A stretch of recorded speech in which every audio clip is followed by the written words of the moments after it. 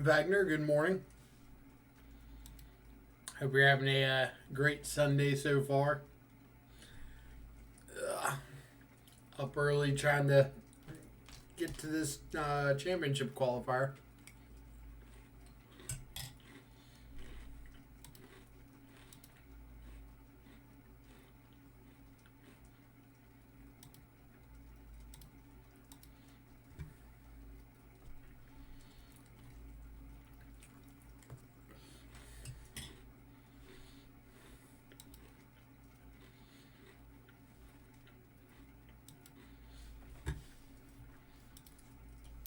Alright.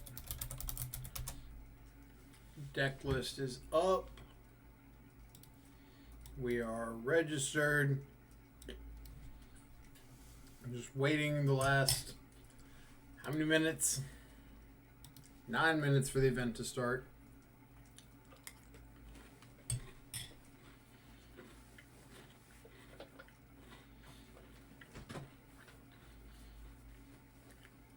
So, decided to register Jun Chatter today. It's been on a really hot streak the last few days. I think something like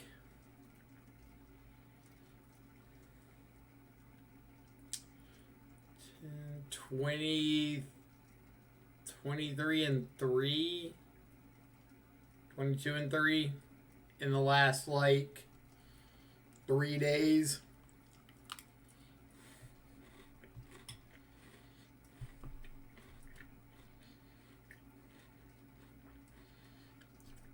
You mean, is it the Mox final list from last night? No. It is not.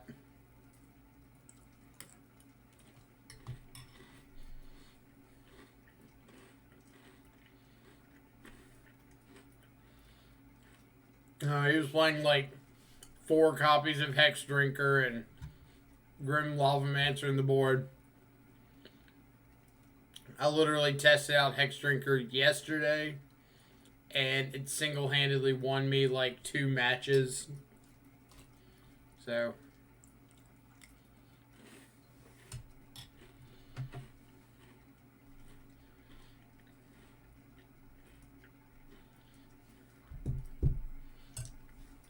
let's see if I can explain some of the card choices.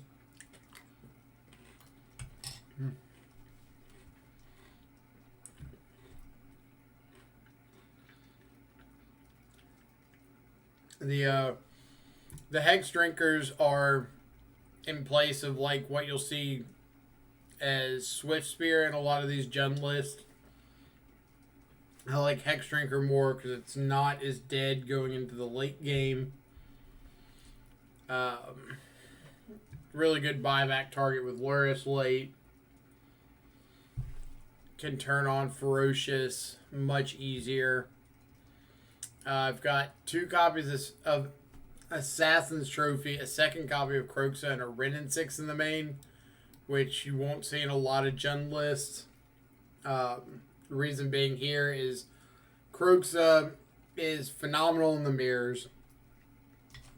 Like one of the best ways to win those matchups.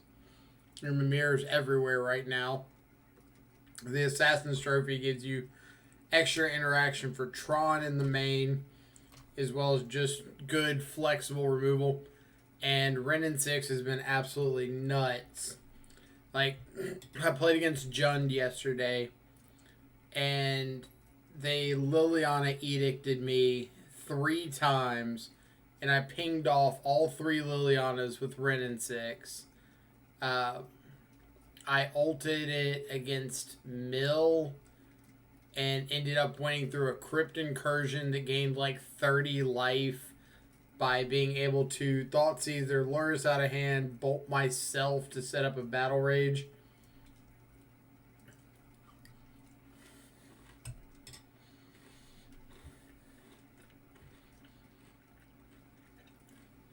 As well as just keep myself from losing to Field of Ruin.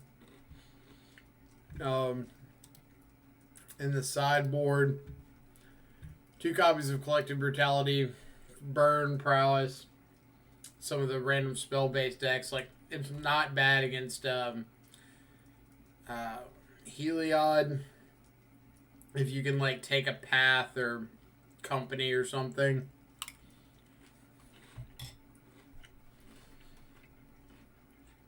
Ashiok for the Titan decks, Tron. Some of these greedy control decks with Snapcaster. K-Return for like the go wide creature decks, Orioth Champions, Cleansing Wildfires, Amulet, Tron, 5-color Niv, Veil of Summer for the mid-range mirrors, K-Command for the mid-range mirrors for Hammer Time. Can be used against the control decks. A little less exciting if they have exile-based removal.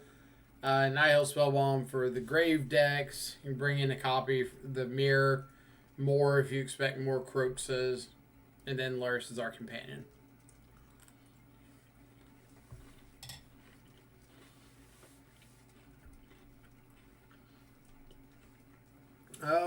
What's your consideration about Cleansing versus Alpine Moon?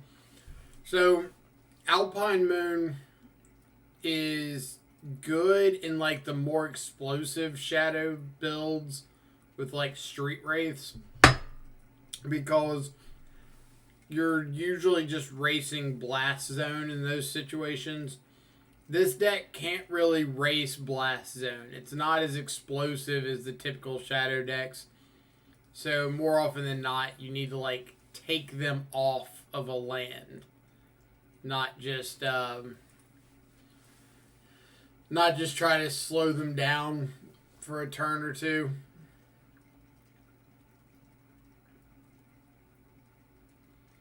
Fulminator Mage would also be a consideration, but I don't like having a 3-mana answer when, if you're on the draw, they could just have Tron by turn 3.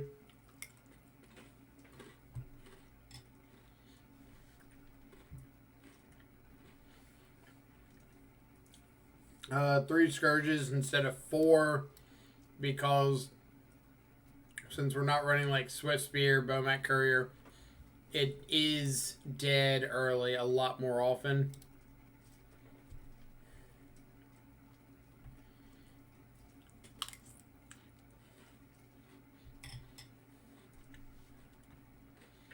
I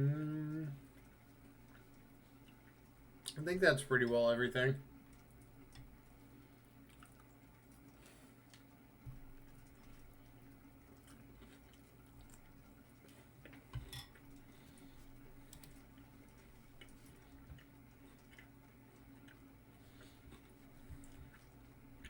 Well, 2 minutes to go. 328 players. Means 9 rounds. Assuming we don't have a surge of, 56 players join in the last minute and a half.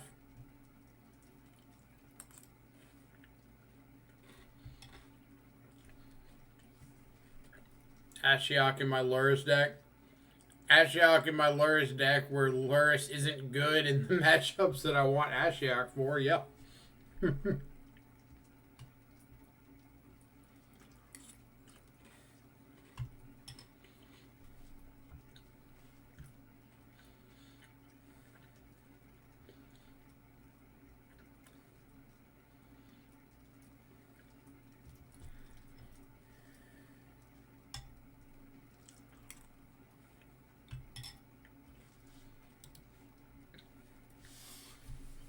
I tried Pithing Needle last night and it was okay.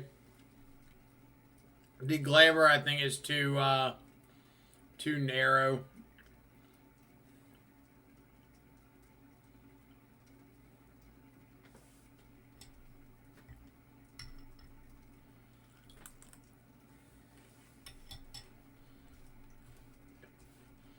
Like Deglamour and Unravel the Aether are pretty much just, this is only good against Heliod. Like, sure, there's other random enchantments, but, like, you don't want to bring in Deglamour against Dredge for Leyline of Sanctity, or against ad nauseum for a 2-mana mana rock. You can bring it in against Tron, but like there's very few times that it's gonna really matter for you. Alright. First round is up.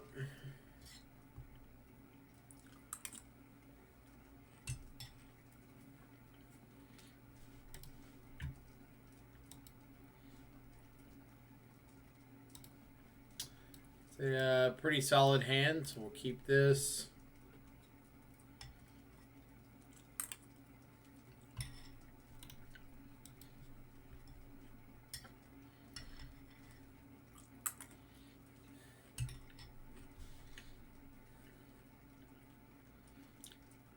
Arid Mesa pass, no companion revealed.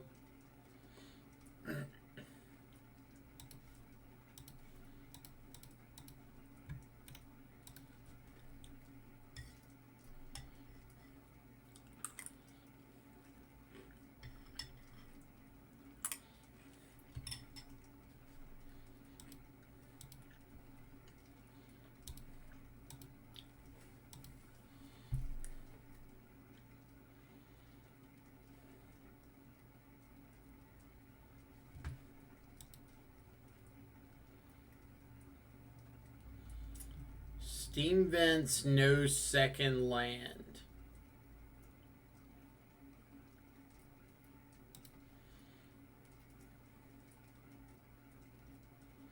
So what does this scream to me? Storm, maybe?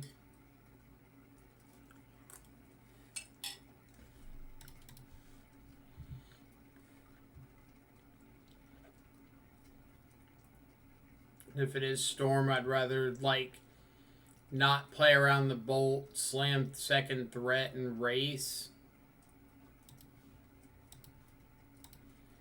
I guess Prowess is a consideration.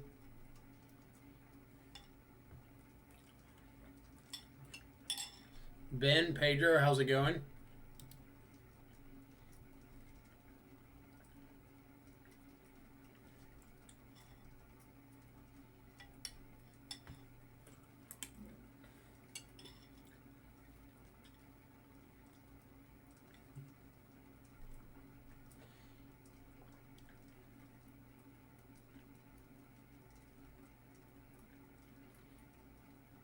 Jeskai Polymorph.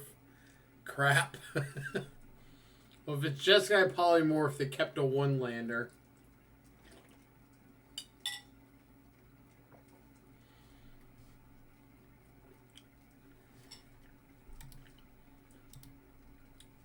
My initial loose read.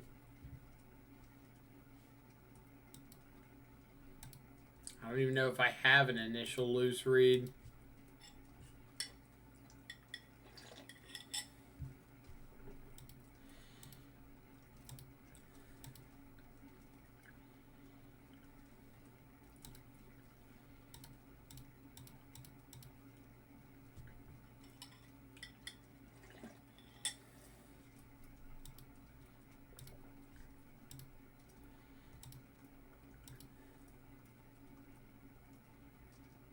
Storm.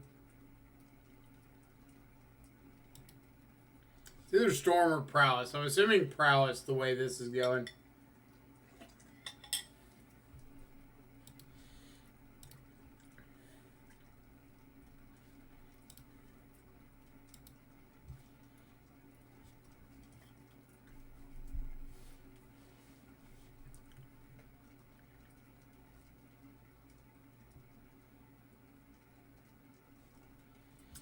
Scries to the bottom. So pretty heavily looking for lands, I'm assuming.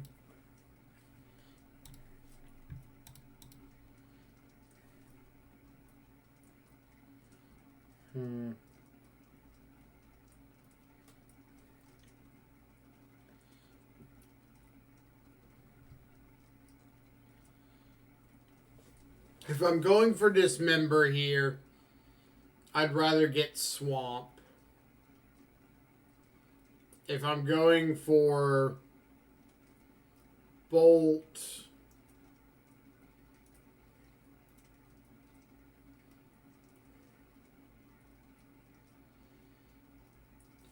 think this member is fine.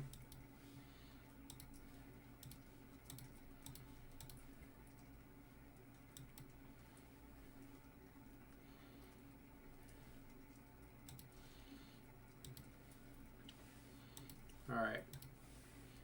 Here, I'm just trying to hit my opponent for a big chunk of damage, get Scourge down, and present lethal for next turn.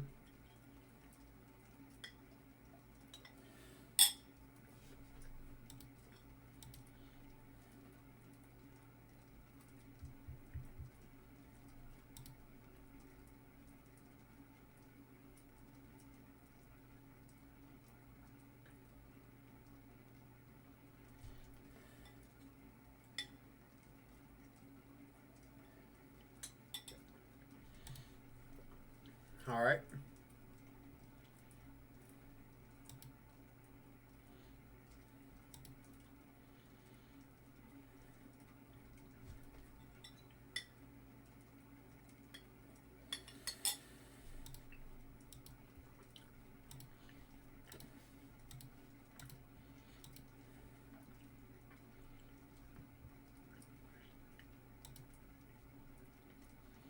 So we'll bolt them, untap.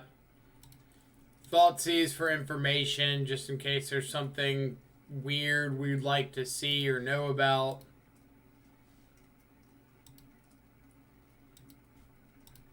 Trophy the Stormwing.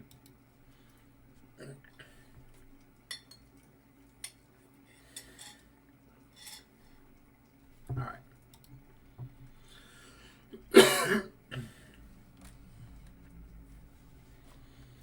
Alright, game 2. Brutality's okay. I keep thinking I want extra removal for Stormwing, then I remember I've got the Assassin's Trophies in the main this event.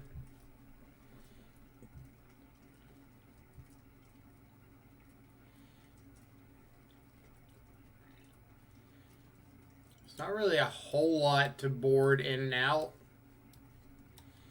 These are like my weaker cards. How much do I want to take these into consideration?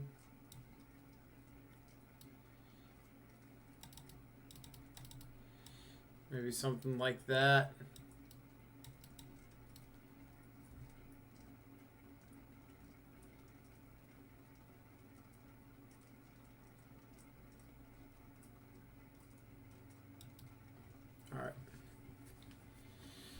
If I see something like Bedlam Reveler game 2, I might swap around like a K command for a Spell Bomb game 3.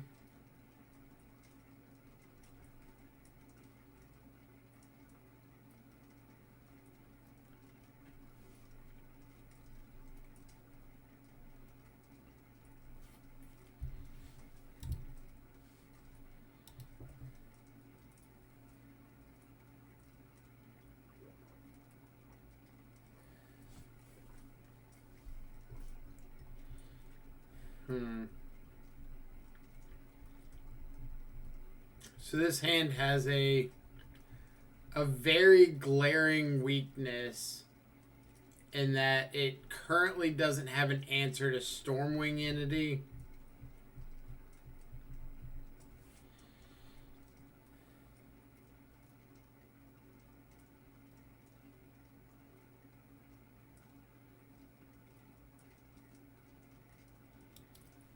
I think I keep it because I answer the small guys so effectively.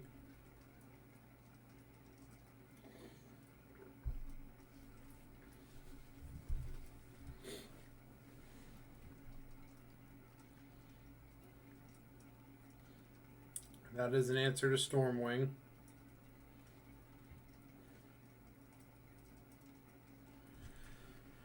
Alright. Let's go Foothills Pass.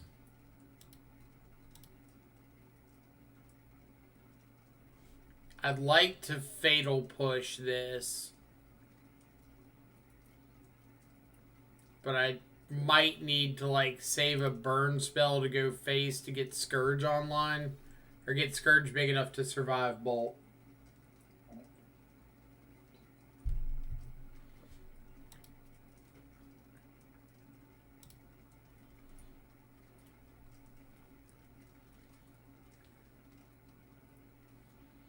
So this is probably light up the stage.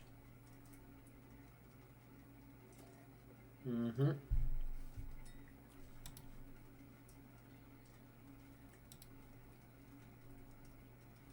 Yep.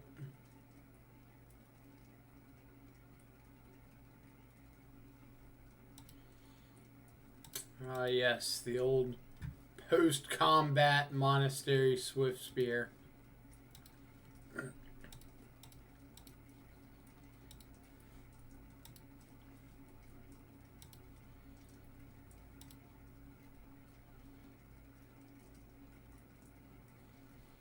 Alright, so that gives me my answer to Stormwing. So let's go...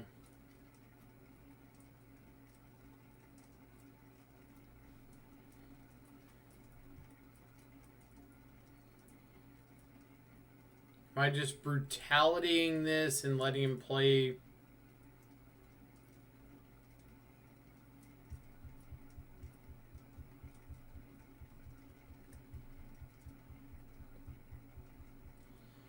I guess if I had thought about it more, I should have gotten a Blood Crypt off of that first fetch.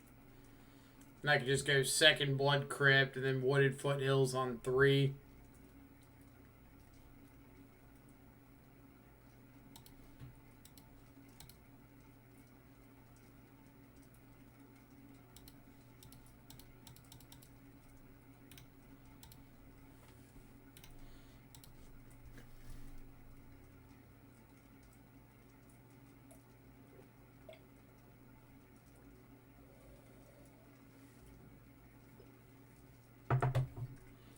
Sprite Dragon, sure. It's a pretty good draw.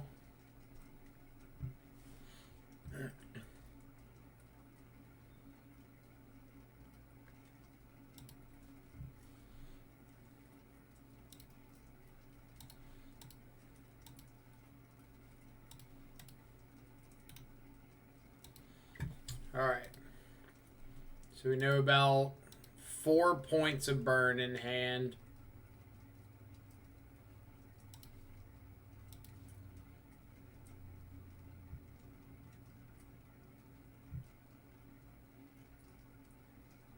Yep.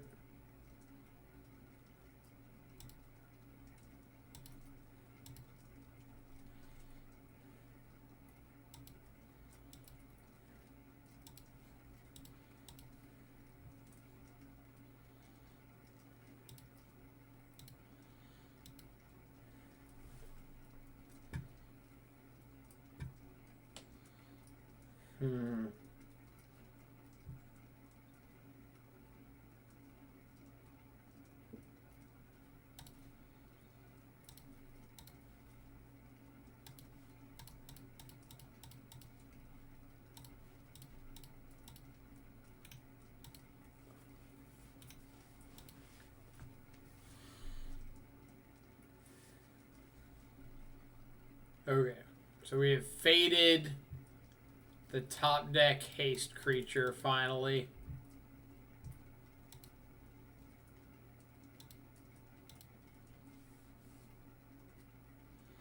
The other hand is Lava Dart, Burst Lightning, Unknown.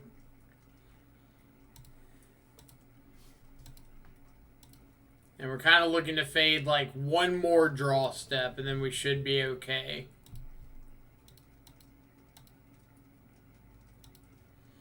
We want to attack with Tarmogoyf to get down Scourge. Hold up Assassin's Trophy. And if they can't answer, they need to have like Threat plus Spell Pierce plus the burn in hand.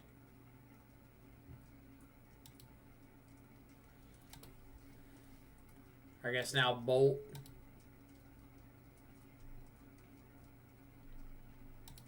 Bolt plus Dart does it.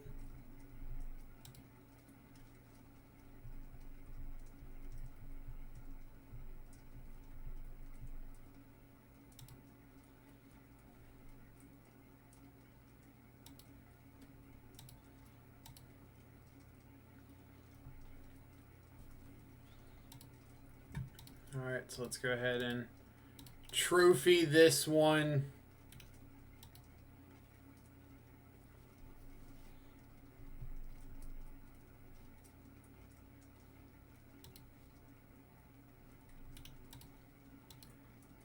Chug in.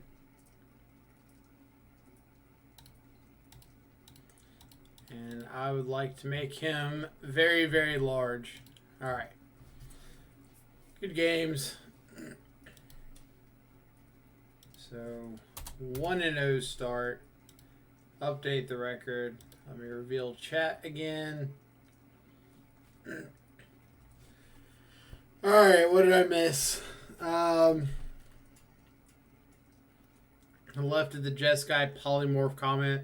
Would be a great stream if we didn't have as much bowl slurring. Well, I'm hungry and it's like 9 in the morning, so just gonna have to deal with it for a round.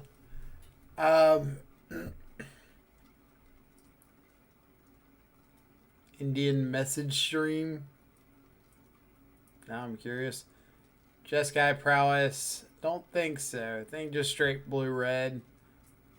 GG, nice. Could draw easy clap so fast win. Oh, things happened to go pretty well for us after those original draws, right? Like hitting that trophy to have an answer to Stormwing was really nice. Joseph 140688. Thank you so much for the follow. Hope you're having a fantastic Sunday morning, evening, or afternoon, wherever you're at in the world. Appreciate you coming by and hanging out with us. Let's get the deck list back up because nobody wants to look at me during... How much time's between the rounds? Oh my god, we still got like 43 minutes. Probably do like some Sporkle or something.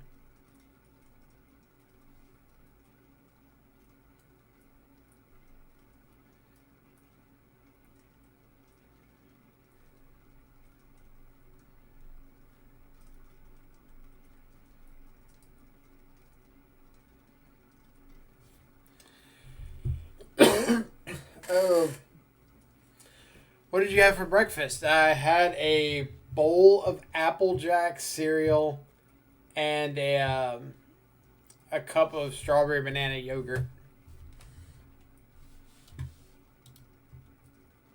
So let's get Sporkle. Ugh.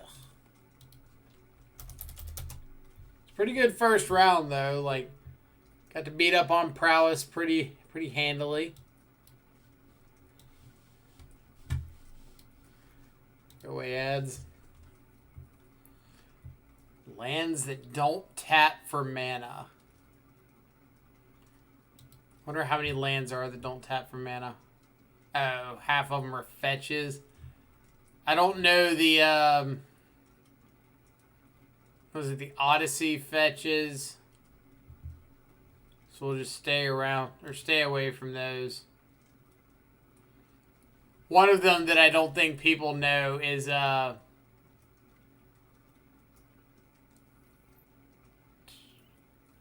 see, Urborg doesn't tap for mana.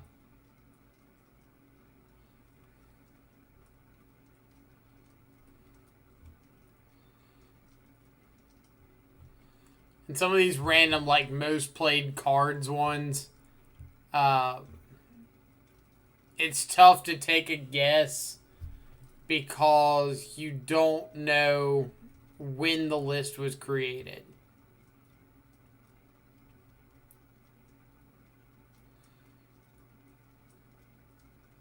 The MTG cards so broken that as of February 15th, 2021, are banned or restricted in multiple formats.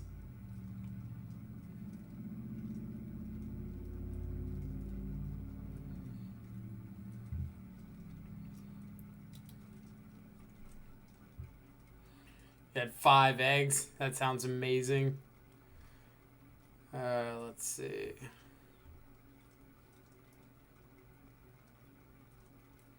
Like, I like these 100 most played cards in Modern or Legacy ones, but you just don't know when the list was made.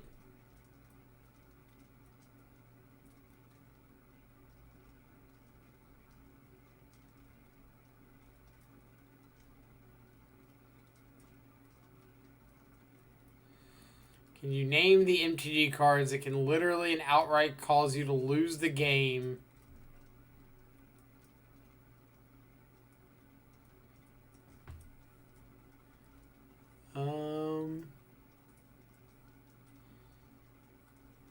I could probably name a few of these.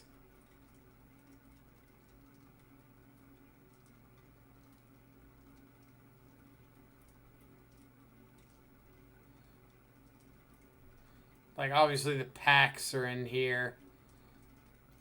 Phage the Untouchables in here. But some of, like, the random enchantments.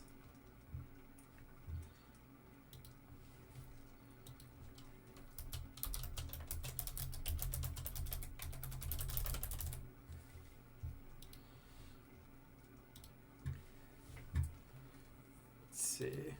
Top 50 Magic creature types. I can do this one. See how to play. Is there something special we need to know?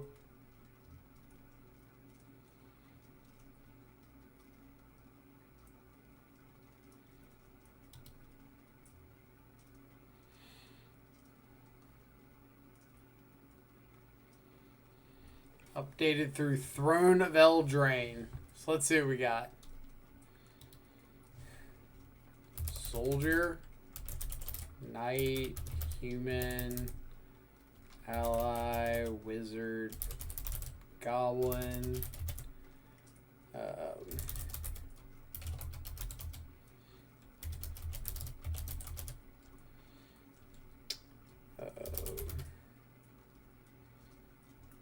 did I say? I did say Knight.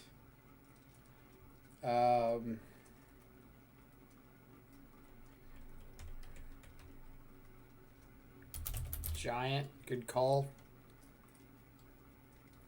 Some random ones that might be in here. Kithkin. Nope. Elf. Drazi. Is this like most played, or is this... I wonder what the criteria is for this.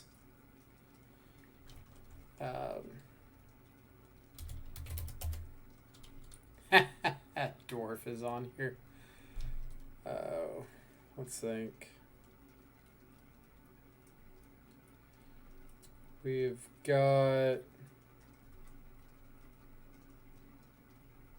what? Merfolk. You have like random tribal decks over the years.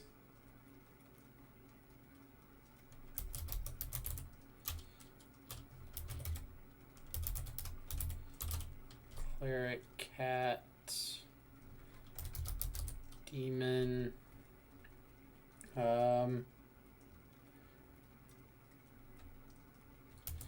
Druid, Sliver, good call. Dang,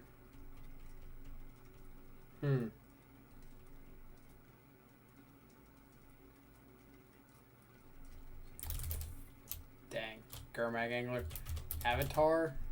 Ha ha ha. Tried Kithkin. There were apparently not enough Kithkin on the list. Ooh, Rebel. Rebel was a good guess. Rigger. Nope. Worth a try. Let's see.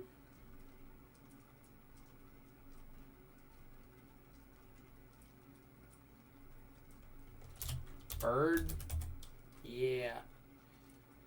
I got Rogue on here. Nightmare. Nope. Changeling. Nope. Mage. We got Wizard on here. It was like number 2.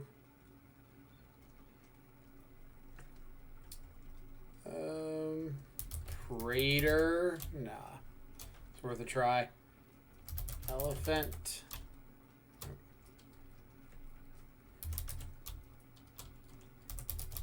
Don. I'm pretty sure they're all like elephant clerics or something weird. Lurgoyf.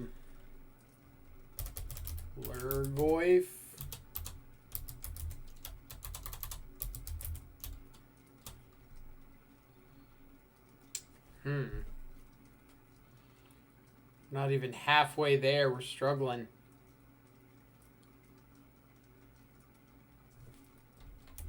Vehicle.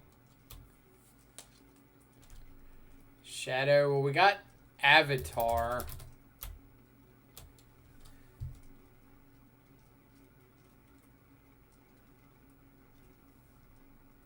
That was big a long time ago. I don't know if they were... I guess they were creature type Shadow. Dinosaur. Dinosaur is on here.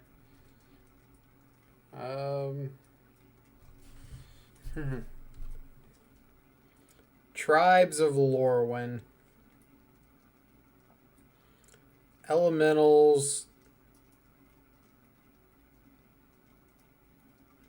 Kithkin, merfolk, soldiers, knights, elves. Ooh, beast is a good one. Warrior is a good one.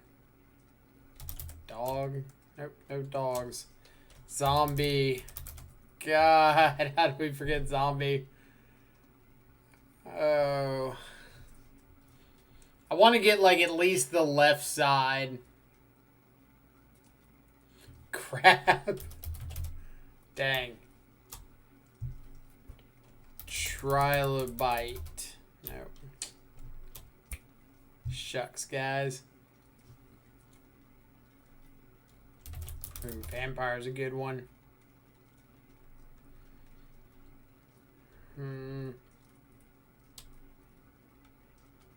We got Rogue. It's 14 over here. What creature type is young Peasy besides human? He's a wizard. Tried Lurgoyf. Unfortunately, it wasn't on the list. Peasy's a shaman?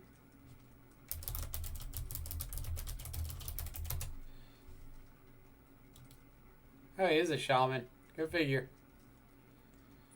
I could have sworn he was a wizard.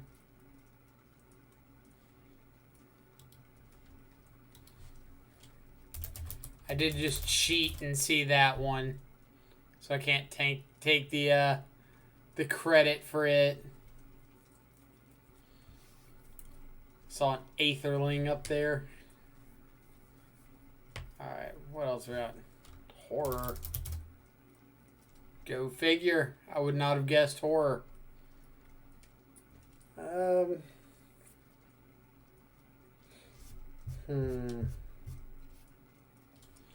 Kraken. Nope. Leviathan. Nope. Got giant. We got beast. Hound is on there? Oh my god. I've got elemental. Spider. Oh, I thought for sure Spider would have been on there. Yeah, elemental was up here at number 7. Get them CG boys. Insect.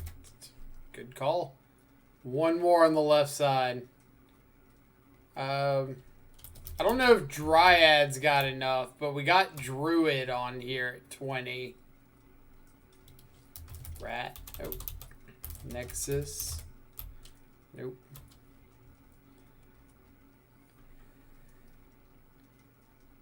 Tree folk. Yes! Construct. Alright, we got the left side. No centaur. Sapperling. No sapperling. Ballad. I like that core guess. Dang. I was excited for core. I thought for sure.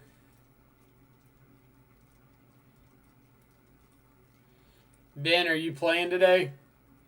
I hadn't gone through the list of everyone and seen who was signed up or not.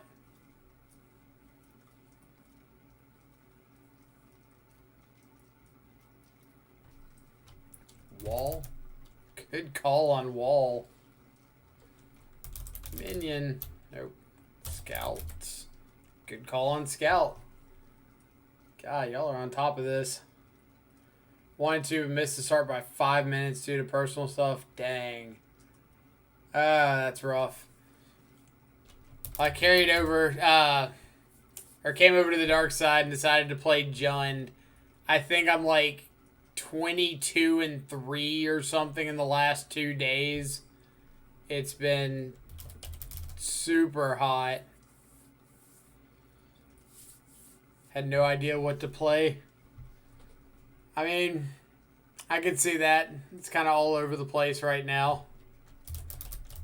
No Sphinx. Germ. If Germ had been on there, I'd have been shocked and impressed by that guess.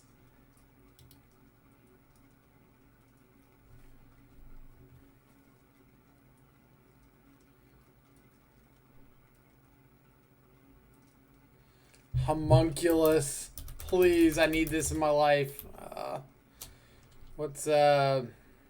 Delver's a human wizard. Flips into an insect.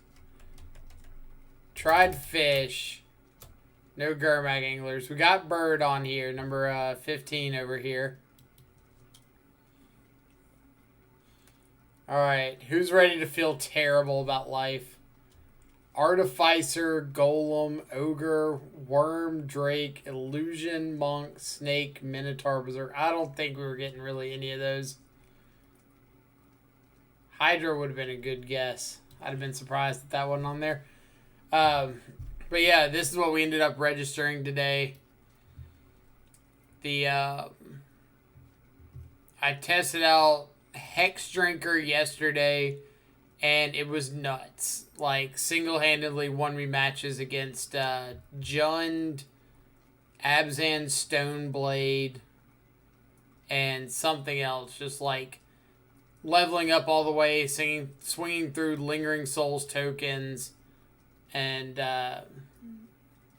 beating Jund through whatever they put out that I didn't care about.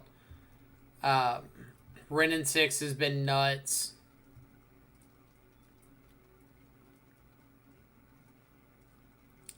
Yeah, this is what we got. Dogfish, good luck today, Mike. Jumped in last minute with Rakdos mid. Unfortunately, I slayed one of your kind in the first round 2-0 on Jund Shadow. What did I play? I played this. I played against Blue-Red Prowess. 2-0'd that one pretty quickly. Do you remember who you played against? Might recognize the name.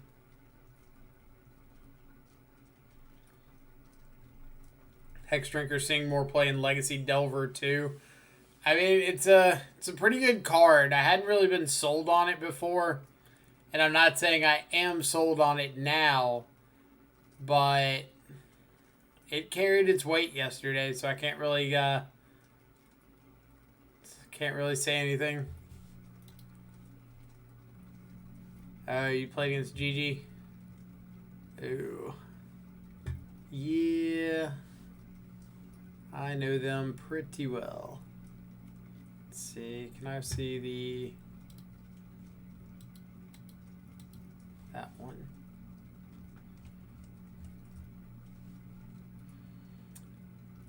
Gotcha. Yeah.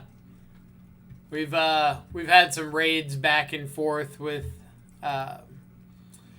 Gigi. Oh.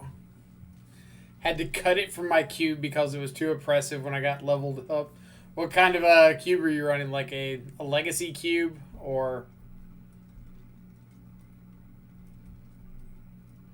I don't cube too terribly much, so you'll have to forgive my cube ignorance. Maybe we could do that between rounds. Maybe we could legacy cube or vintage cube. Probably not enough time to start a draft now, but...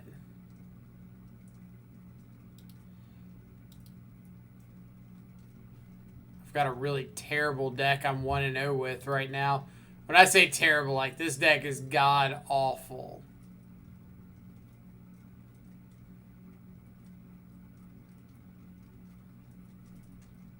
Like, literally a value Kiki-Jiki on the top end.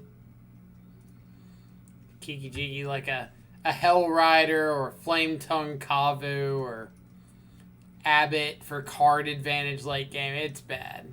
We're not even going to look at it. Like, I'm embarrassed to have that deck associated with my name and yet still won the first match somehow.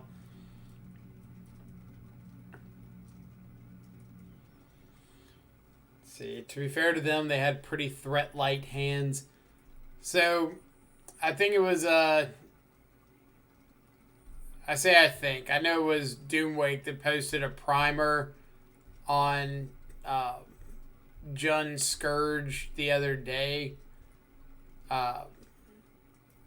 And apparently part of it recommended like keeping hands that didn't necessarily had a threat but had decent interaction, and I'm not a huge fan of that philosophy, but I know it's player and matchup dependent. Unpowered Vintage technically, but it plays more like Legacy. Doesn't have much fast mana in it, so the games don't usually leap out of control turn 1 or 2. So what would be in an unpowered Vintage cube that wouldn't be in a Legacy cube? Like, are we talking unpowered, like just not having power, but having like Workshop and Bazaar and stuff like that? Or are we talking about unpowered, like dialed back Deathrite Shaman, Survival of the Fittest, no Workshop, no Bazaar? Alright, so like dialed back, but cards does have some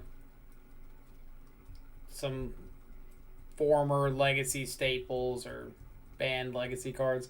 I gotcha. That does sound like a pretty sweet cube.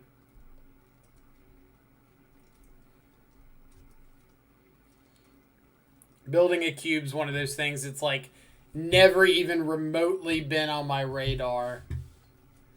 So I'm always really impressed when other people like go through cube projects, especially when they're able to come up with like what sort of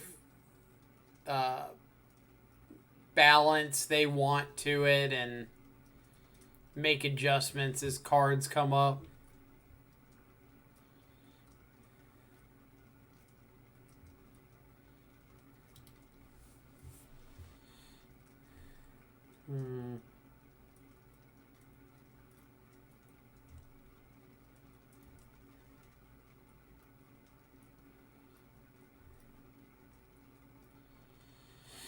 It's usually very interactive, but some games end in combo turns, so it's a lot like Legacy and CEDH. Blowouts are fairly rare.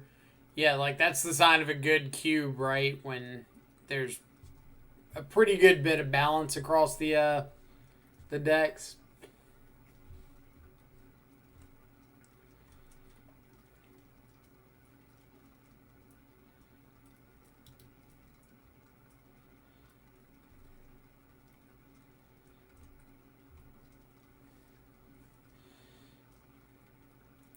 Three-letter card names. I feel like I'd be terrible at that one.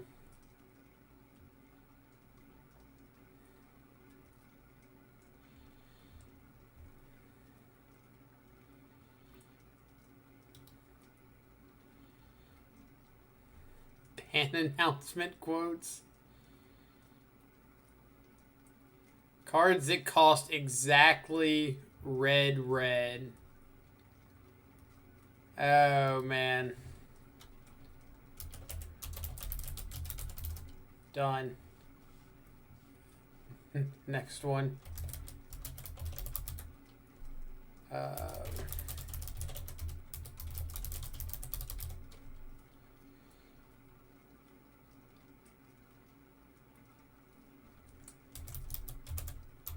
No, it's,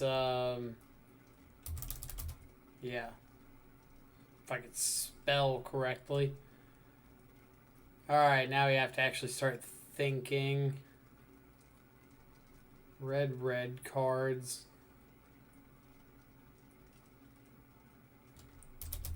Fork. The copy spell. What is it? Not Twin Cast.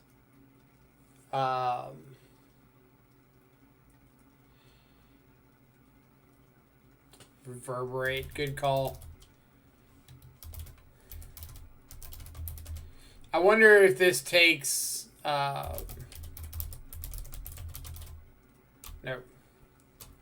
No X spells.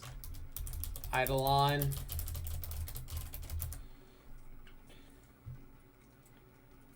Two red from dragons. Is that a legendary...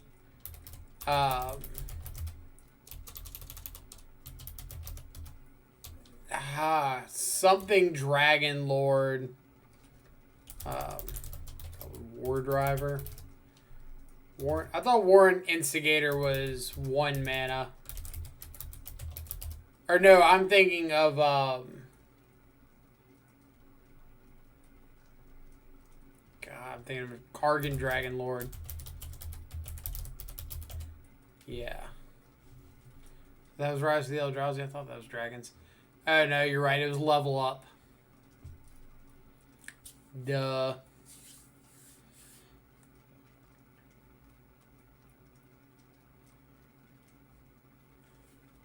Wily Goblin. Nice. These core set ones are going to be a pain. 2 red from Dragons of Tarkir and Fate Reforged.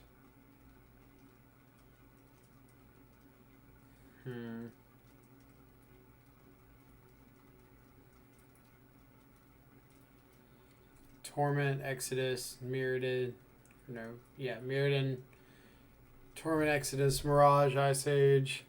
Those I'm not going to have a clue on. Ooh, good call on Conspicuous Snoop.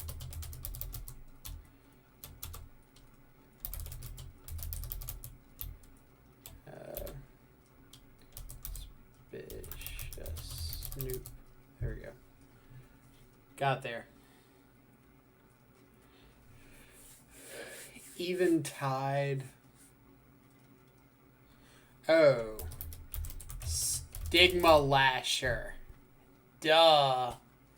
Modern staple. Stigma Lasher. How do we skip that one over? I'm guessing this includes hybrid cards with Shadowmoor on here. I think that one's like 2 red, 2...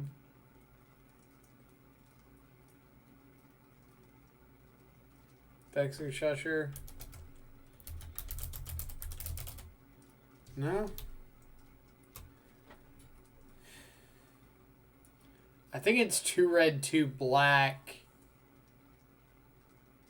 An enchantment. Or no, that's 3 mana. It's like opponents can't gain life. Dual Strike. Could call on Dual Strike.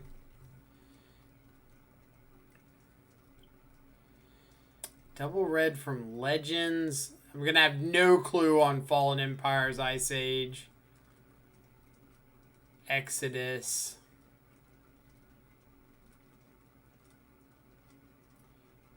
Mirrodin, I feel like I should know.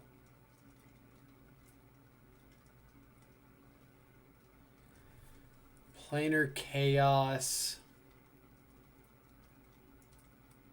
Probably not going to know that one.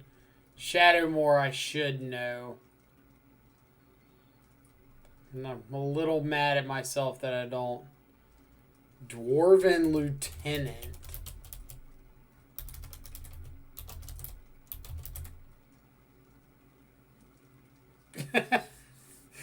You got me on that one.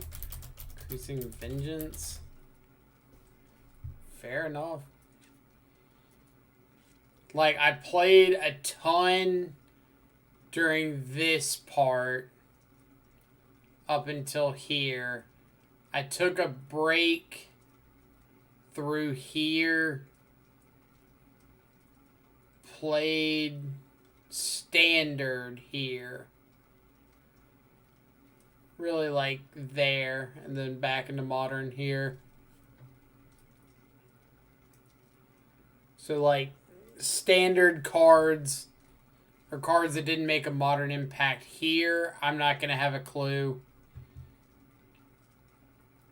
And then no idea here, wasn't playing here.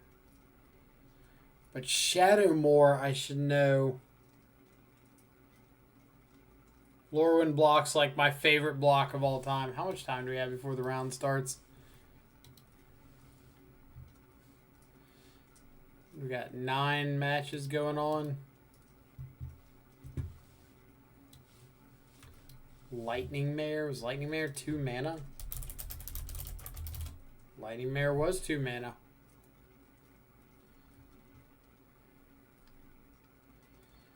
We hit the halfway point, so like I'm pretty happy there.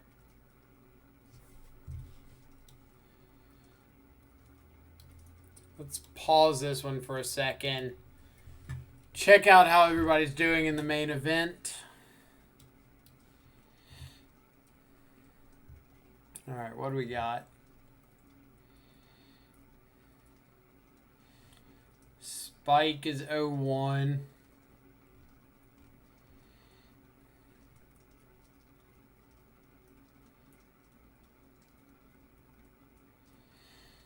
Tom Ross is 1-0. Dito's 0-1.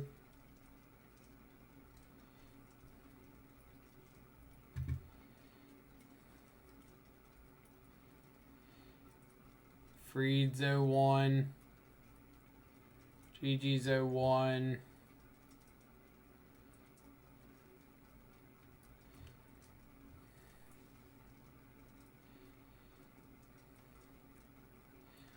Logan Nettles is 1-0. Juju Beans 0-1 drop.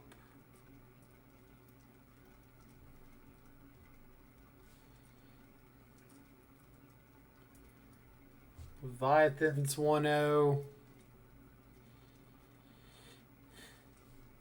Cardo's 0-1.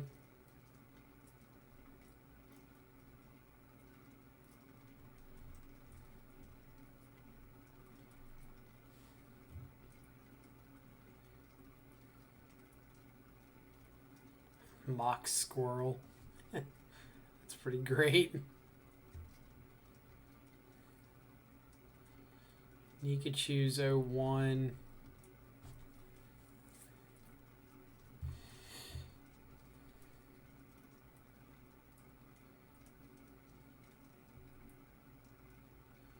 Pygonti's 0-1.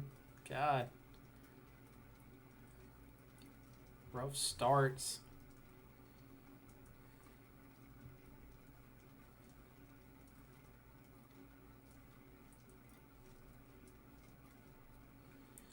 Dogfish coming in at the 1-0. Tunneling Cat 1-0. Jendrick, yesterday's challenge winner, starting off strong at 1-0.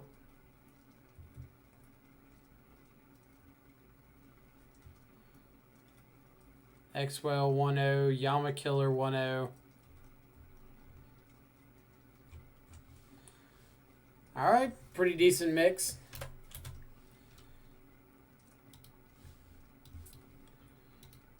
Rolling Thunder. I don't think X spells count because I tried Electro Dominance and it didn't. There's going to be just like some stupid obvious ones on here. We're going to feel terrible.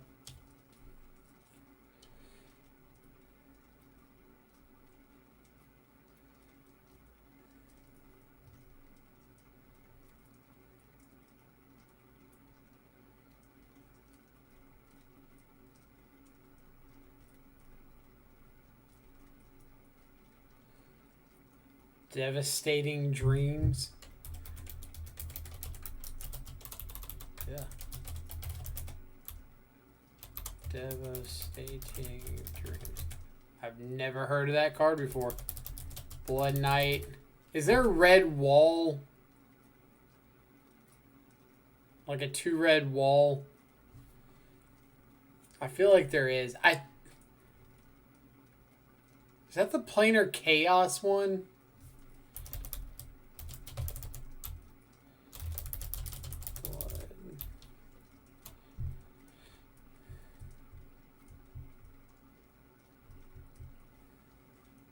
I feel like there's a...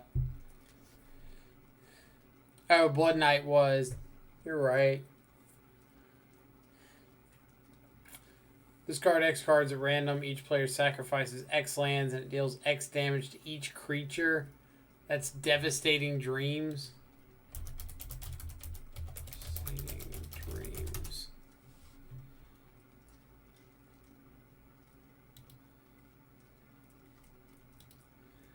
Additional cost to play Devastating Dreams. Discard X cards at random from your hand. Each player sacks X lands. Deals X damage to each creature. Fair enough. All right, 4 matches left. Can we get any more before this 38 seconds is up?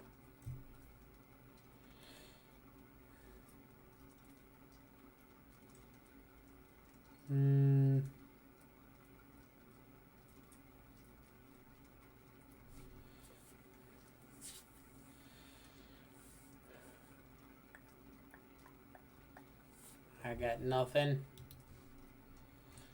Ember Hall. Yeah, come back. Ember Hauler, Tybalt. How do we not get Tybalt?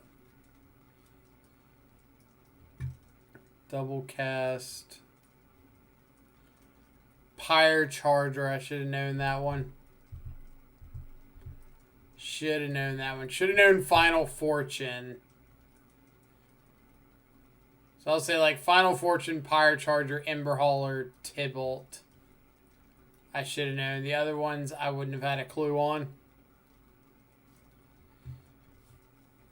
Yeah, I've got a Final Fortune in a box right over here. Like, it's one of those random cards you see and you're like, oh, this is really sweet.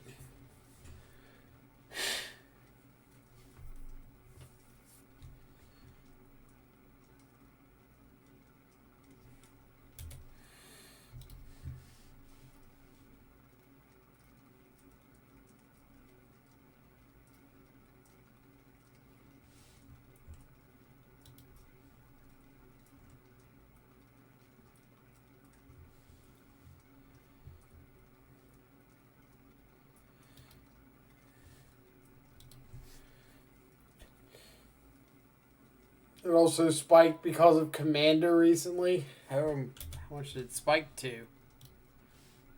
Not saying that I'm not playing a Final Fortune in anything, but...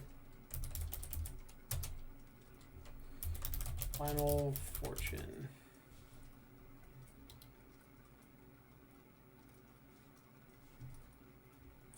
$30? Holy crap.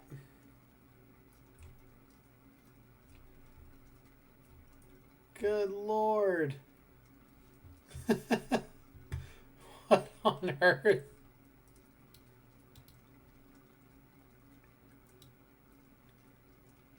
That card was like $2. Like, if that, might have been less. My God. Let's go find that and sell it to somebody.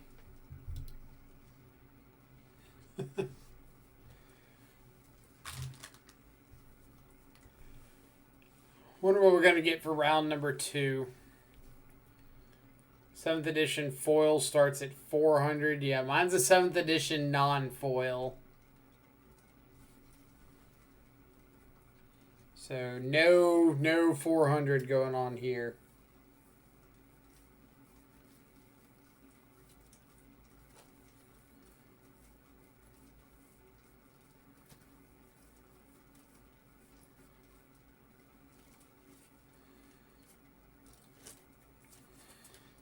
All right, come on. Last game of the round. All right. Round's over. 2-minute break, and then we got round number 2.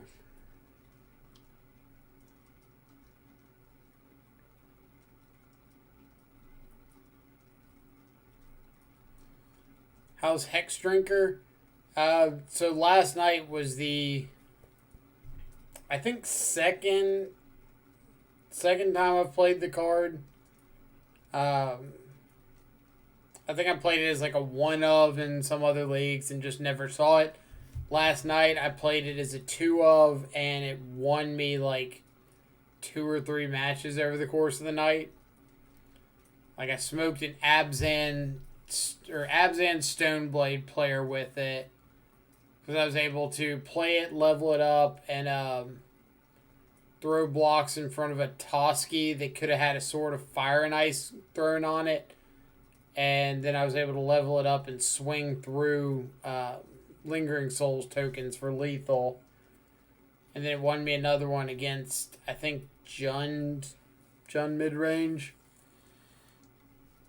Did you win the first match? Yes. We 2-0'd Blue-Red Prowess.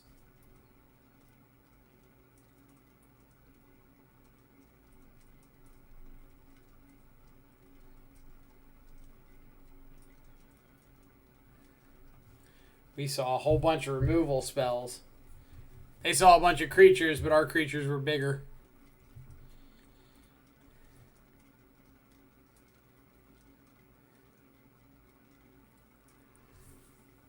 Ooh. God, I'm yawning. Had like a whopping 3 hours of sleep last night.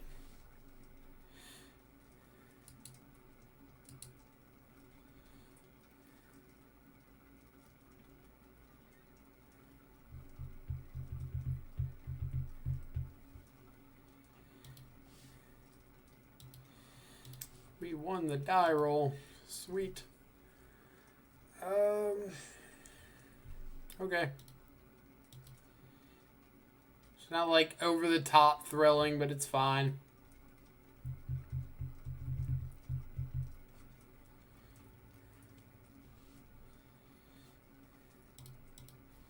Opponent mulligans to 6.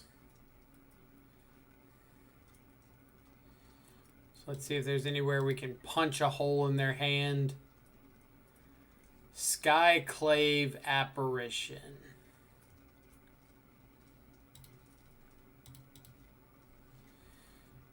So what does that mean for me? I think it means I'm just passing with Inquisition or with Fatal Push. And I'll Inquisition next turn. Just spirits. Yep.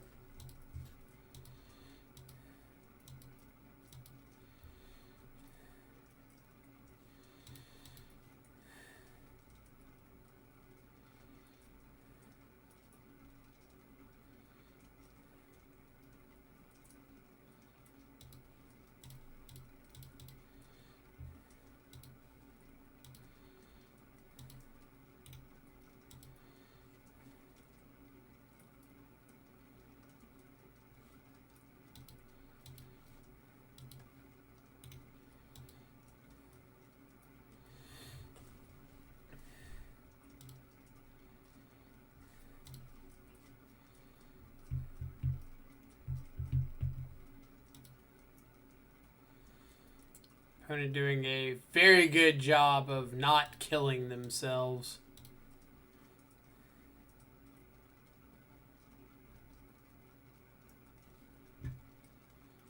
So they did have a Rattle Chains.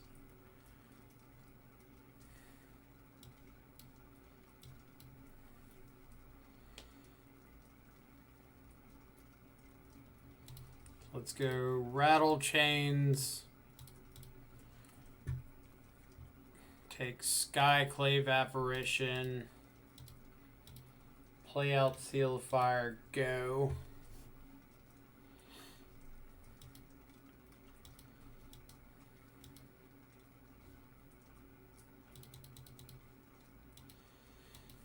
I I don't want to throw this Seal of Fire at my opponent just to turn on Skyclave.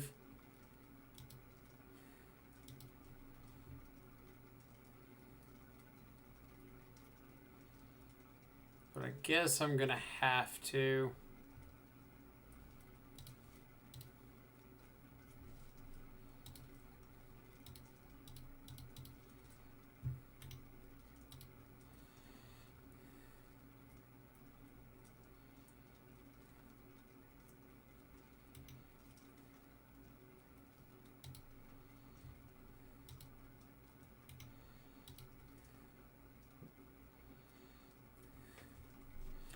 I think best draw this next turn would be a fetch land. I was going to say so I could hit with Scourge, add Luris to the hand, and hold up Revolted Fatal Push.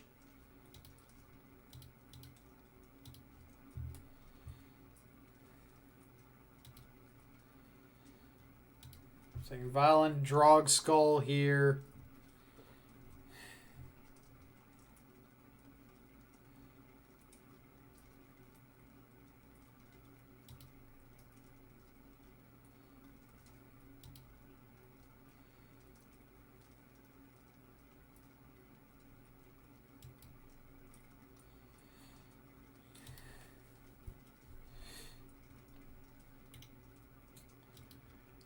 All right.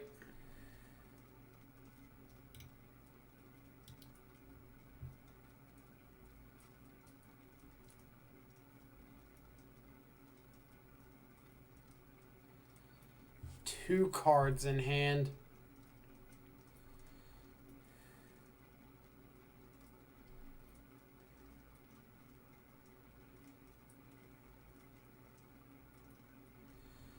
Good sequencing by our opponent to not flash in the Spectral Sailor first and give us a priority opportunity to push it.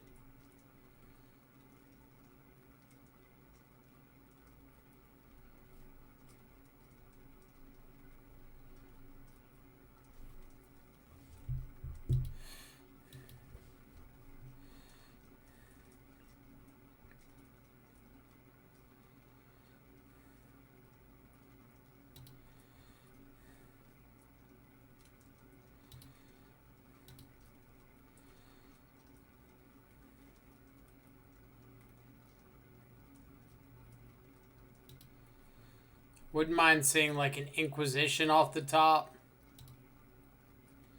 Oh man, Magic Online's being laggy here. Holy crap.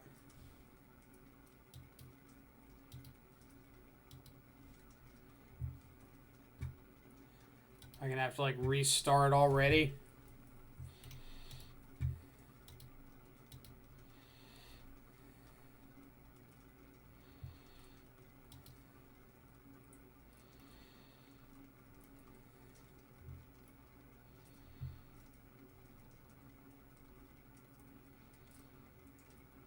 Would I rather just double threat here?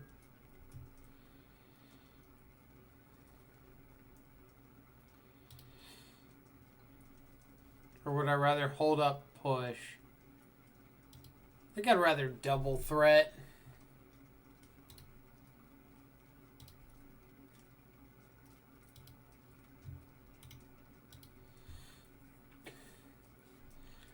That way I'm just like pushing maximum damage next turn.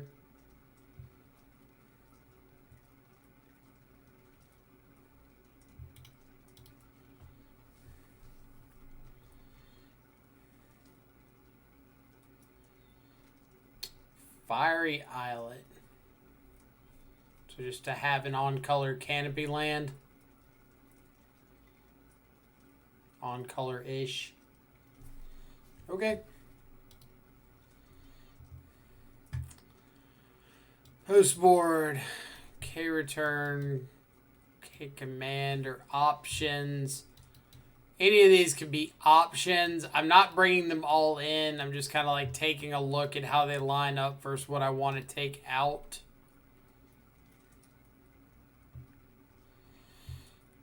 And what do I want to take out?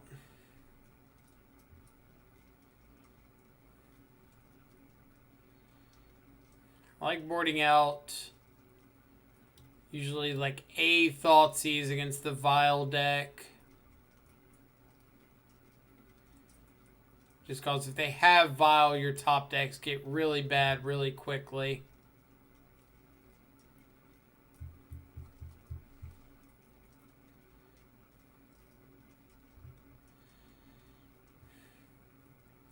Hex Drinker is a little subpar, but it is just a threat. Battle Rage, the second one I think can come out. Kroxa, if I'm expecting like Rest in Peace. What do I think of Ren? So they showed Selfless Spirit, Rattle Chains, Spectral Sailor that all die to Ren pings. That might be enough in my mind to keep Ren in. It's iffy.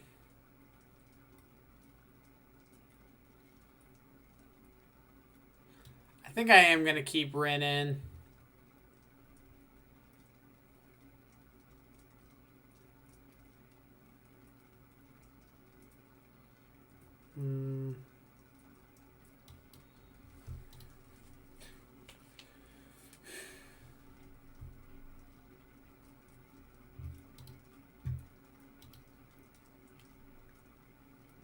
All right. Let's see. Trying to make a Jund list too for next week's showcase, and this list looks almost what I'm looking for. I've been pretty happy with this list. Between yesterday and the day before, I was a combined like 22-3 with it. There were some small changes here and there, like I wasn't initially playing Hex Drinker, but the list has performed very well. Alright, let's take the one that stops me from killing my opponent.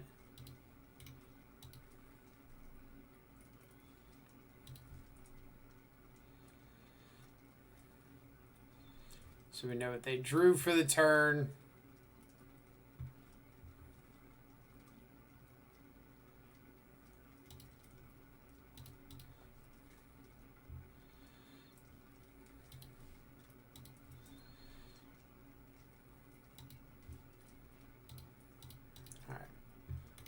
Go ahead and kill this. So I've got perfect information on their hand.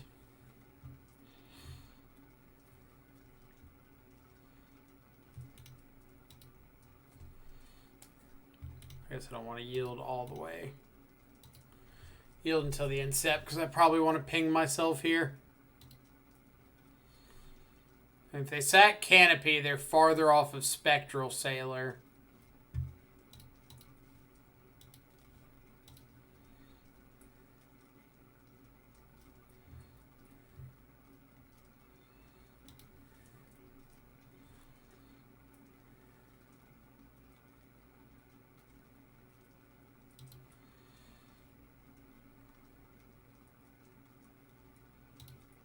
Let's go Shadow. Fetch Shock Shadow. Am I going for Thoughtseize? I guess if I don't fire it off now, like I'm just never firing it off. And if they've got something like Skyclave Apparition, I'd really like to hit it right here.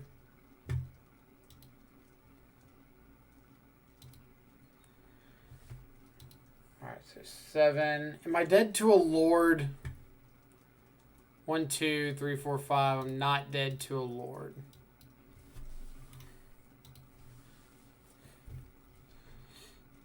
I'm dead to draw into exactly like Drogskull Captain Supreme Phantom.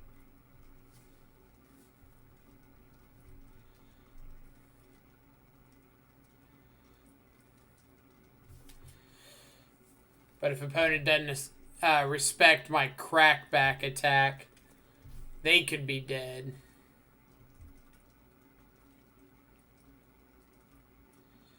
So they have to tread lightly.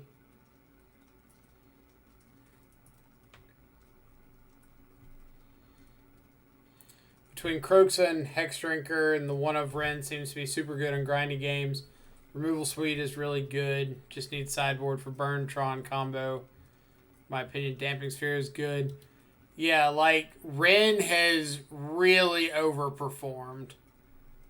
And I would absolutely highly recommend it. I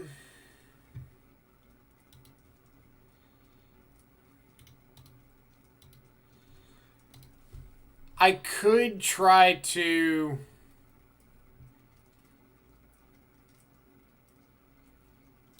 force through damage.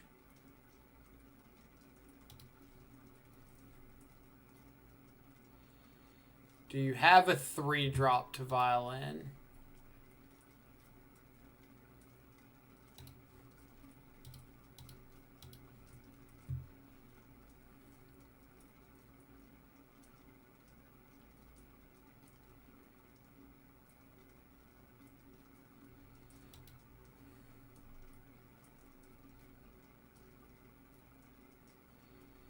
Okay. Okay.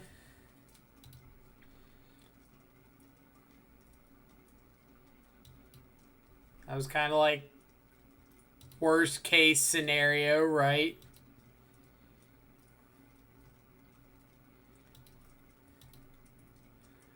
But I'm not dead to Lord here, which is nice.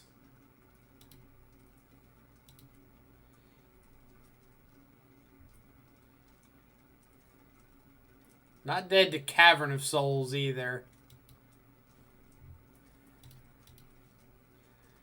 Steven, how's it going? We're currently 1-0. We beat Red Blue Prowess round 1.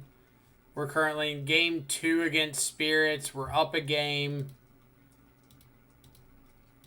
And I believe that's going to seal the deal. So let's Fatal Push here.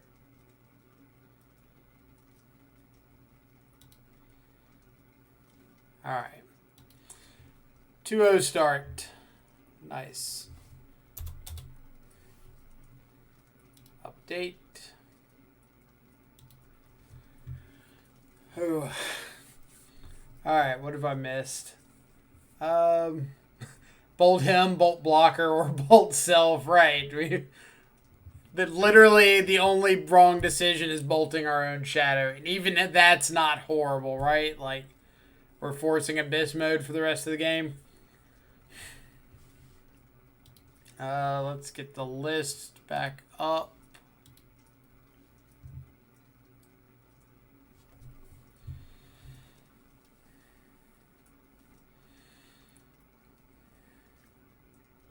Let's see. What have I missed? Hexdrinker list got hyped from yesterday's mocks, but has been tested before and feels bad when you face bounce effects. Rather have Swift Spears in the matchup. Yeah, I think that Hexdrinker is not like a 4 of, but I've liked it is a little bit of the layover. Like, instead of running 4 bolt, 4 Swift Spear, we're running 4 bolt and like 3 of these other flex spots. Kind of like that. Instead of 4 bolt, 4 Swift Spear. But Ren and 6, oh my god. Alright, 2 matches that stand out with Ren and 6 yesterday. They were absolutely hilarious. One was against Jun mid-range. Ren and 6 pinged off 3 separate Liliana of the Veils. Killed each of them. As well as, like, fixing my mana. And then against Mill, I ulted Ren and 6. They Crypt Incursion to gain, like, 30 life. And I was able to set up lethal with a Retrace, Thoughtseize to take their Luris, a Retrace Bolt on my hand, and then a Battle Rage on a 12/12 Shadow to get through lethal with the Tarmogoyf. It was...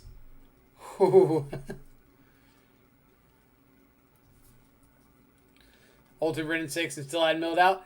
They kept a slow hand. They kept Field of Ruining me, and I was like, cool, get back my Stomping Ground with Wrenn. Get back my Blood Crypt with Wrenn. Get back my Overgrown Tomb with Wrenn. Like, all I'm saying is it showed out. Alright, what have I missed? Is this Lurrus or the Traverse version? This is Lurrus. I assume Lurrus, right? On the last turn cycle, could you have fetched Shocked and used Peatland twice to make both Shadows 10/10 to force a double chump?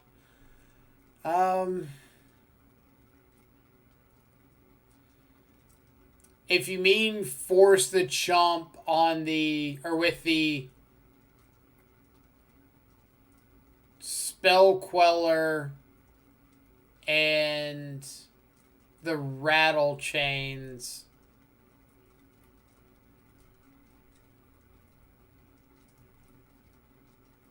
yes. They had 3 blockers, right? They had Spell Queller, or they flashed in, they had Rattle Chains untapped. They flashed in Mausoleum Wanderer, and then they Spell Quellered our Bolt. So if we bolted one, they Spell Quellered the Bolt, and we made our Shadows a 10/10, forced the block, bolted face. Yeah, that would have worked. If they had played everything out, yes. But if they hadn't played everything out, I don't want to fetch and shock, because if they just had Vile in a Skyclave Apparition, the whole plan goes completely out the window.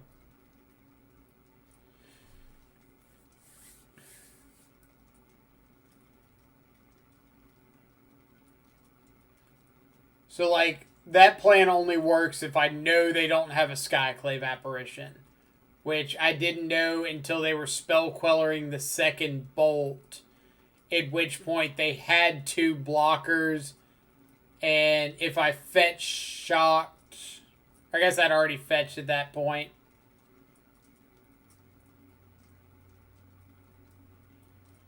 From their last instep, not the turn before. So they had Queller with the Bolt, Mausoleum Wanderer, the tapped Spectral Sailor. I was untapping. I was at 5 left. So my reason for not fetch shocking was I could force the double chump.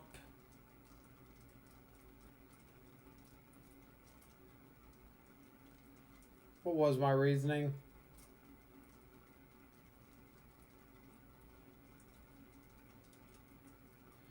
I'll have to go back through and look at it.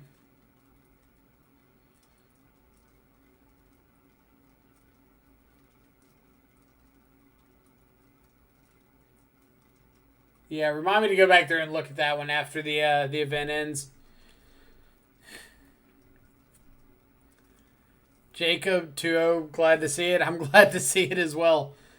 All right, I had a question about the numbers. Def Jad, how'd you arrive at some of the card choices, like 2 Croaks and 3 Scourge, 3 Inquisition, 3 Push? Good question. So, let's go a line at a time. The 3 pushes. I really like the 8 removal spell between the 4 bolt, 4 push split of a lot of builds. But push being a card that can't pivot when we need it to was a bit of a downside. Like, Seal can go face when push can't. So it helps not only to turn on Scourge of the Skyclave, it synergizes with Lurrus. We can invest the mana into it earlier and get the effect later. And those were all reasons that I kind of wanted to give it a shot. And since then, it's been solid. Like, it's never been spectacular, but it's been okay. It's got synergy with Tarmogoyf. The 3 Inquisition. 6, I felt like I wasn't seeing a turn 1 hand disruption enough. And since this isn't a Swiftspear deck, like, I want to have that turn 1 play more often than not. So I decided to go up to the 7th discard spell. The 2 Kroxa, or because the card I was losing to in the most in the mirror and in like the mid-range matchups was opposing Kroxas.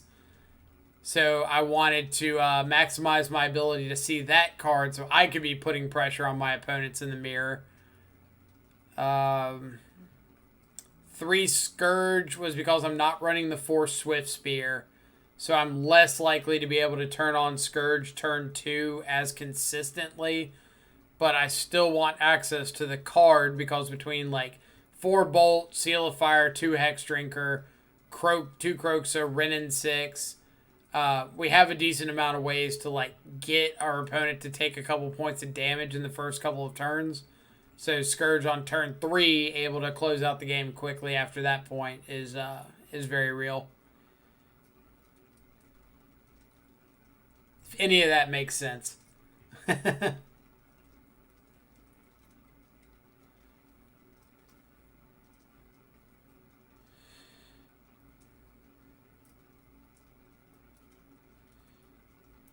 Let's see.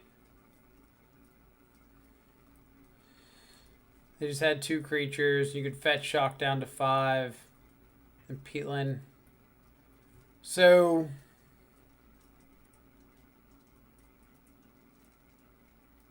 I guess I would have to, like I said, go back, check out the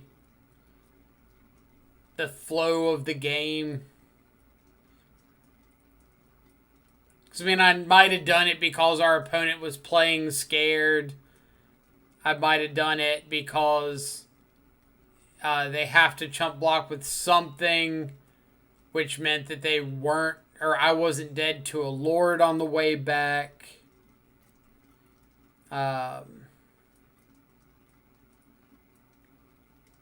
Yeah. I'll go back through and look. Why 3 Inquisition over something like 2 Inquisition for a second Renin 6? Mostly because I have wanted the turn 1 discard spell more than I've wanted the Renin 6. But it's not like an absurd leaning one way or the other. I just felt like having the Inquisition, getting the information, getting the disruption has been more beneficial. Renin 6 does come out in like a decent number of matchups. But this is way more a hand disruption into Tarmogoyf version of Shadow than it is like a Bolt into Scourge version.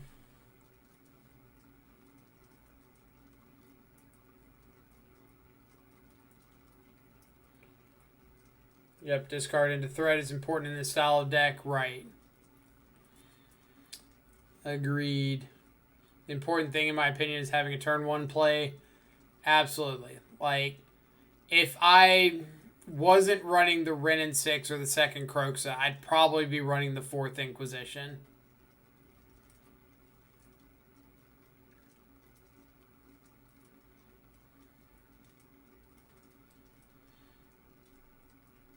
Makes sense. Pretty cool list. I like to think it's okay. Gabriel, I already like your list more for not playing Monastery. Yeah, I've been saying it for a while. I'm not a big Monastery Swiftspears fan because, like, you're only playing the card to turn on Scourge of the Skyclaves. You don't have the spell density or double spell capabilities to be, like, a good prowess deck. So that Swiftspear slot's, like, never going to be a legitimate threat unless you see multiples of them. And then it's like, all right, if you see multiples, you have to combine those multiples with a critical mass of like bolts and seal of fires, inquisition, stuff like that, which reduces your ability to see like actual threats. Fourth Inquisition could be better than the second Kroxa or Ren. I think Ren and Kroxa have both like performed pretty heavily for me. Kroxa especially in like the Shadow Mirrors, Jund, the Rock, anything mid-range, combo decks, and Ren kind of in that same circle. So like the main deck just gives you a lot more play in the mirror, any kind of grindy matchup.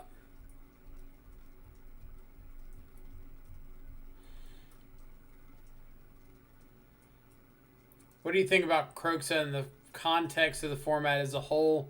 I think it's very, very good. It's been overshadowed by Uro for most of its life. Definitely been overshadowed by Uro. Like, no argument there whatsoever. I think Kroxa's good. I think it's certainly more restrictive than Uro, because it's not really a card that you just splash into like your red X deck or your black X deck like Uro was. But it's solid. It does its job. It's really difficult to deal with once it starts recurring. I like it. I don't think I would ever run more than 2 in the 75, but it's sweet. Did you watch the Jund Shadow versus Bogles match on the Magic Channel yesterday? I did not. If you want to give me a recap, I'm all ears.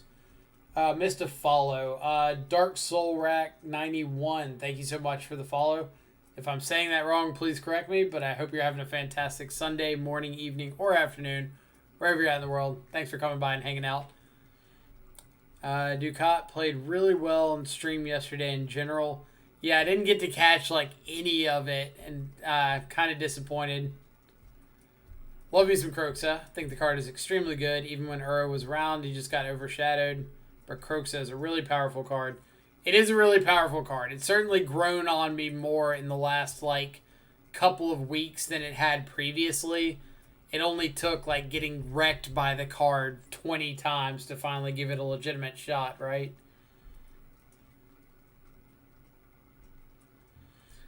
See, it's used before, the same as it's used now. It's just better because decks where it is good at or good against are a lot more at the moment.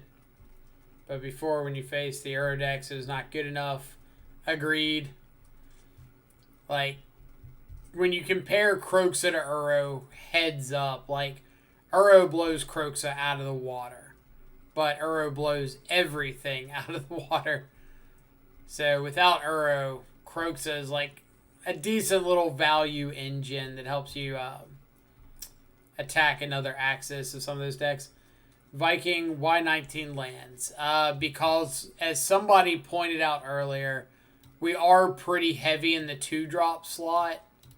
So, like, we want to get that second land, that third land for Luris, third land to level up Hex Drinker, double spell, things like that. So, you've got functionally like 21 lands here with Bauble. We just have the advantage of Bauble synergizing with other parts of our deck. But that's the big thing, is just we want to hit this spot on curve every game. This version has like a tough time functioning on one land.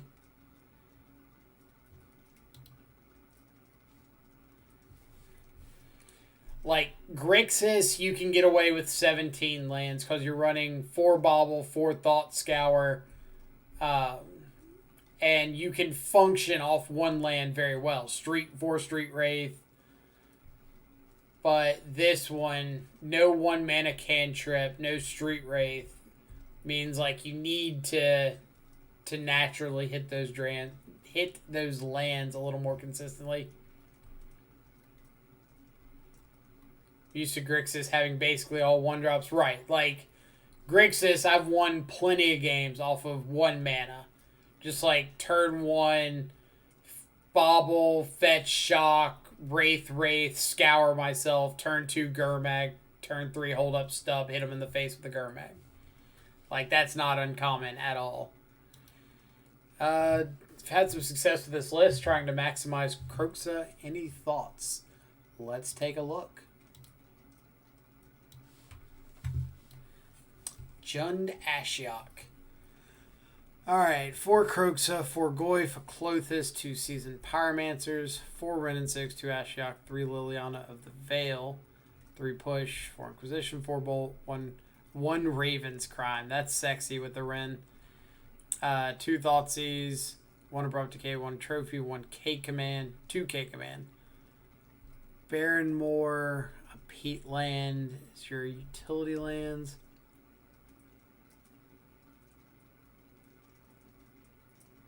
This deck needs a Raging Ravine. Just one. Just give me that. 2 EE, 2 Soul Guide, 2 Cleansing Wildfire, 2 Collective Brutality, 2 Collector Roof, 1 Damning Sphere, 2 Declamor, 2 Anger of the Gods. So let's see. You said you're having some success with it. Like, what kind of problems are you running into? Anytime there hasn't been success, what's kind of the story there?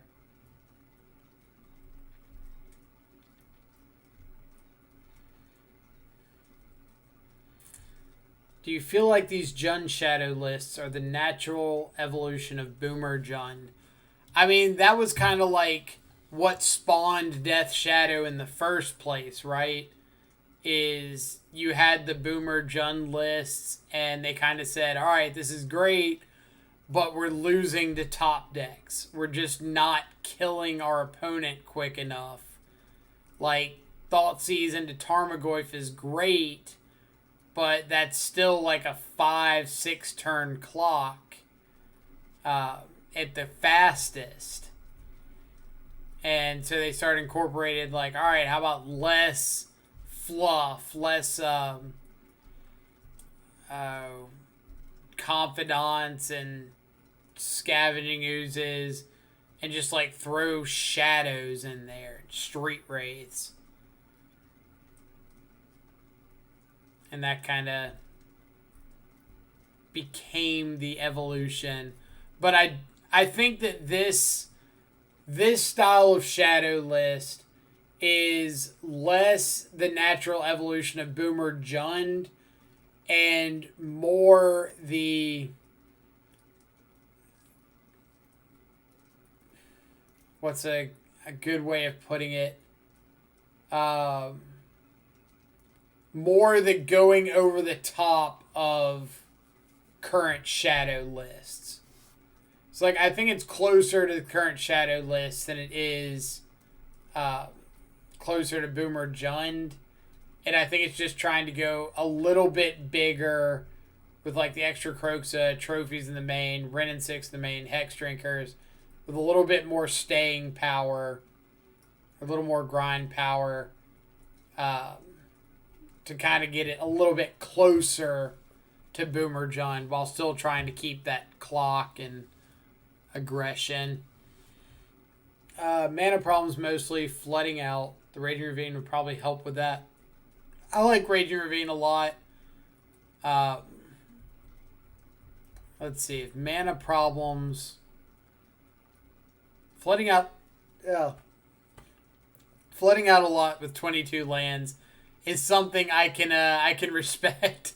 Because, I mean, on Grixis, we run 17 lands, and flooding's a real issue.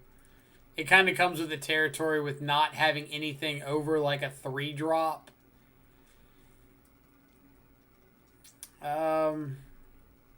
Maybe finding room for an extra Seasoned Pyromancer would be okay.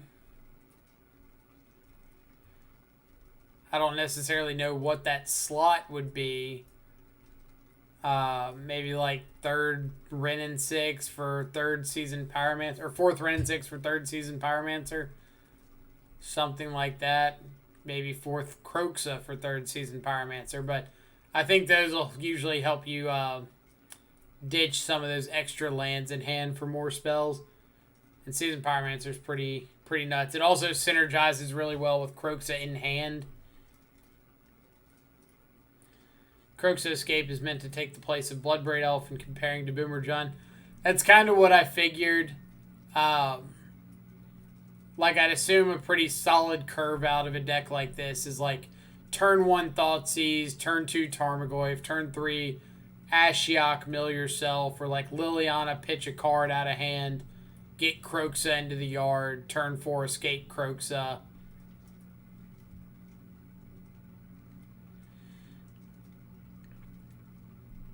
Lurrus made the deck go over Boomer Jun for me. I mean, I like the Boomer Jun lists that are running like Lurrus in the main, right? Those are pretty sweet. It was the banning of Gitaxian Probe that gave birth to Traverse. It was just Suicide before the Probe got banned. Then Traverse was tested, and there's Jun Splash White was created. Right.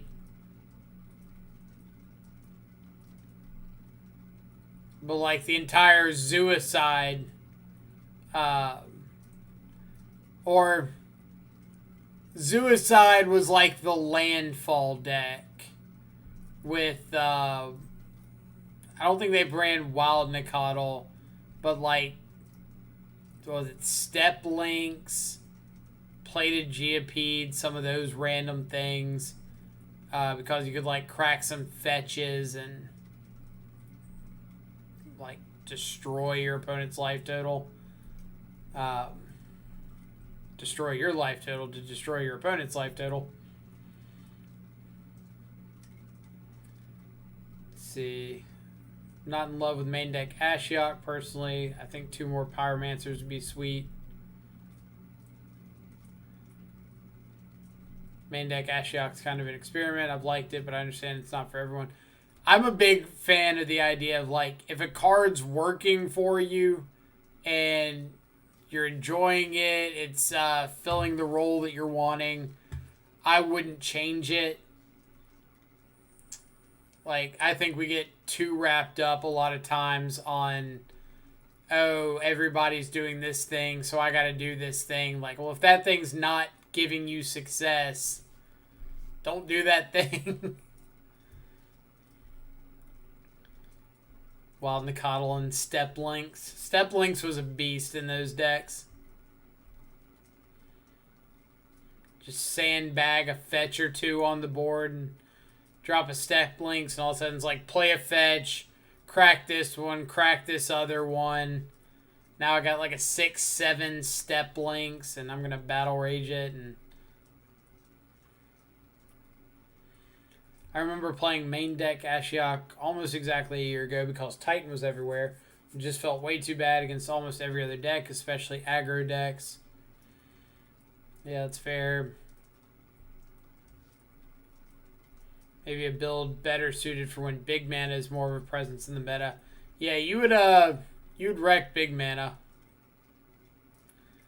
Let's see, would you replace 1 Veil for 1 Blessing? I think that is the only change I'll do when I play the list, and replace Ashiok with something else.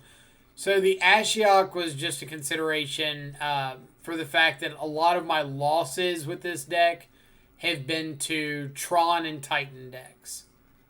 And so I just wanted like an extra hedge for those. Whether or not it comes up, no idea. Replacing a Veil for a Blessing, I think would be fine. Like, I really like the 3rd Veil because it does so much work in the Lurrus mirrors.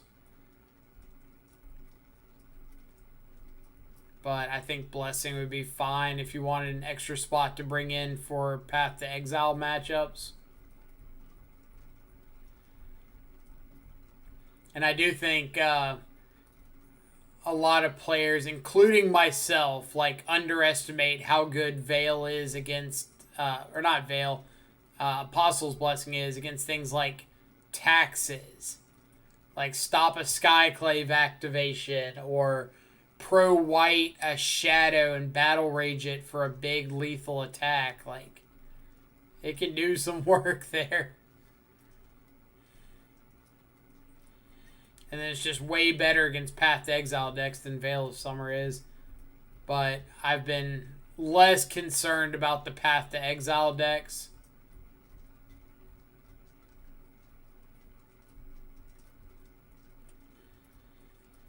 See, but I like that the list is very geared to beat big mana. Sometimes hedging against a certain group of decks makes your deck a better bet than trying to spread it too thin against a wide variety of decks. Guilty. Guilty right here. I try to beat everything and lose to like 90% of it. Croaks in basically every game is just an insane clock. Agreed. Yeah, he's a closer. He gets the coffee. That's a great way of putting it. Gabriel, how hard is playing a shadow deck against an aggro deck? It depends on the aggro deck. Because, I mean, our first two matches this event were against Spirits, Blue-White Spirits, and Red-Blue Prowess, which for the most part are both aggressive decks in their respective sense. Like, obviously, Spirits is a lot more tempo-oriented than a lot of the other aggressive decks, but both are trying to win through combat damage. And yeah, like, we don't have too rough of a time against decks like that. Non-interactive aggro deck is easier. Agreed. Like, Taxes is a horrendous matchup because they just sit there and like play Paths and Path, Thalia, Skyclave Apparition, Leonin Arbiter plus Land Destruction. Like, they just have so much weird interaction, but they're not killing you quickly, so it's hard to consider them like an aggro deck. But it really does depend on the what aggro deck we're talking about. Yeah, like Steven said, variation of Shadow changes that a lot as well. Like, if you're up against an aggro deck that's relying on like bolts and helixes or something, Grixis is a much better option. If you're up against an aggro deck that can't sandbag, Shadow gets a lot better.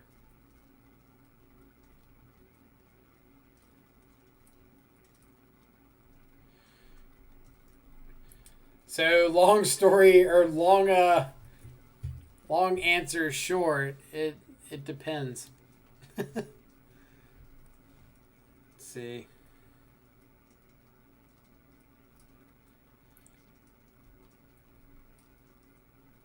Did I face Heliod in my testing with the deck? Yes. I don't think I have lost to a Heliod deck. I don't have my matchup or my matches guide updated at the moment, but I don't think I've lost to Heliod with Jund. I'm like 95% sure of that. And I have seen it multiple times.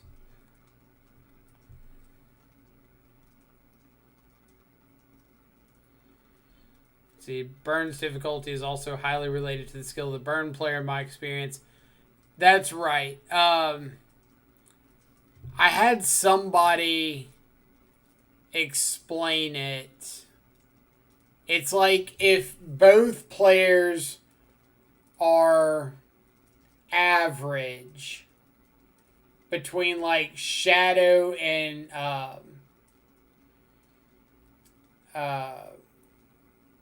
Burn, the Burn player will win more often than not. A good Shadow player will beat an average Burn player more often than not. And a good Burn player will beat a good Shadow player more often than not. So it's kind of like this reverse tiered, like, all right, average burn over average shadow, good shadow over average burn, good burn over good shadow.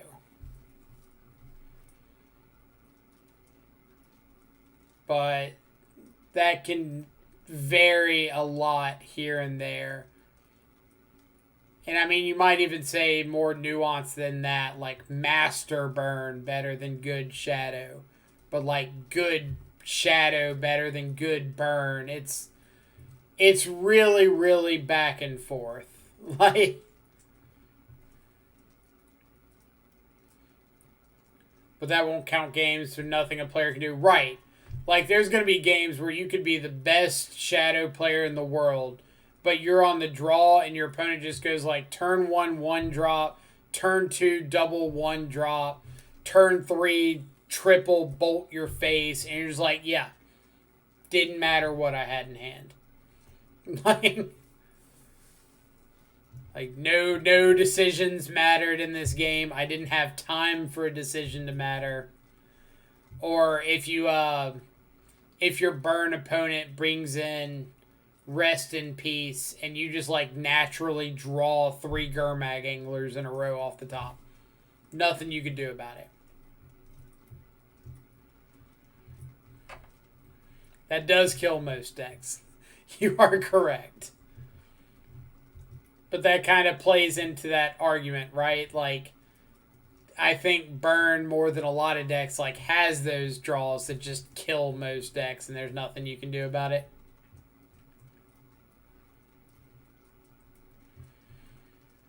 But there's also a reason that like when you keep up with match results and things like that, nobody ever puts an asterisk and says like, oh yeah, I'm 17-10 lifetime in this matchup. Asterisk, I lost 5 more games to their nut draw. Like, nobody's ever said that. It's always included in that 10 losses or whatever it is.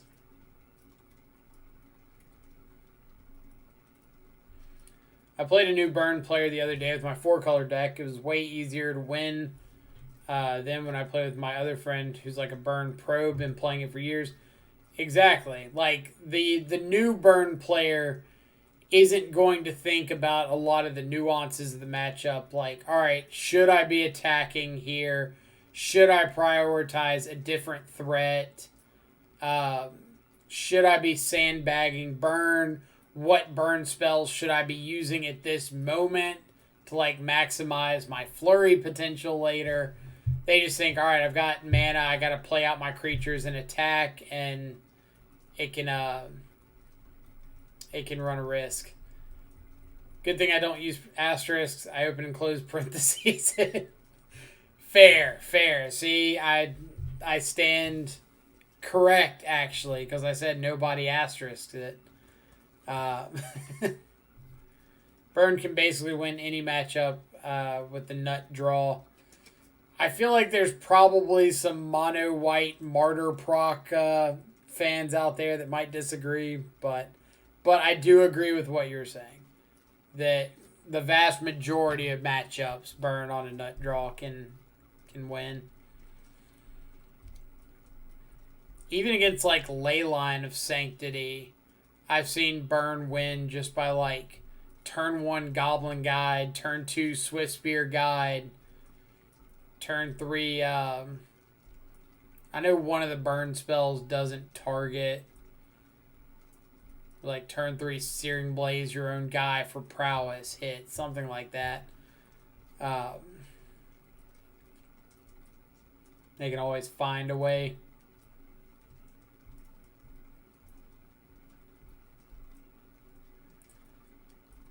Deflecting Palm.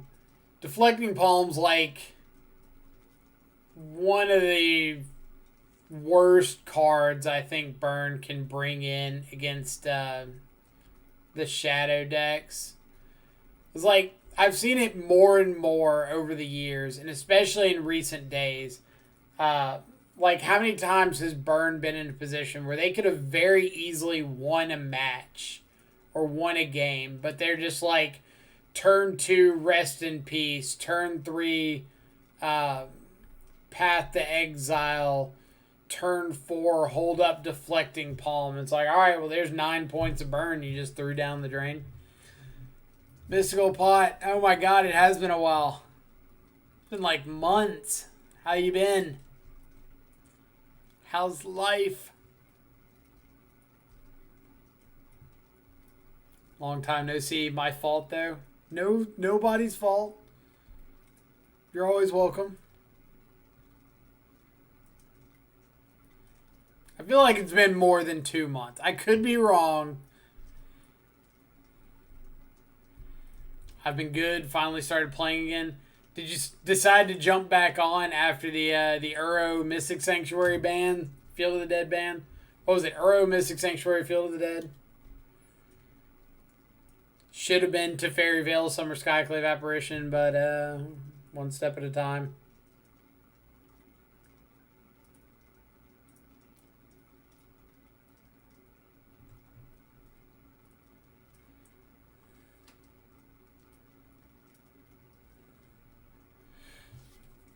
Bannings maybe want to come back. I think Modern's in a really good position right now since the bannings. I've been enjoying it a lot. I feel like there's a lot of players that were really put off because Wizards wasn't doing anything. And now that a lot of the degenerate stuff is gone, they're back on.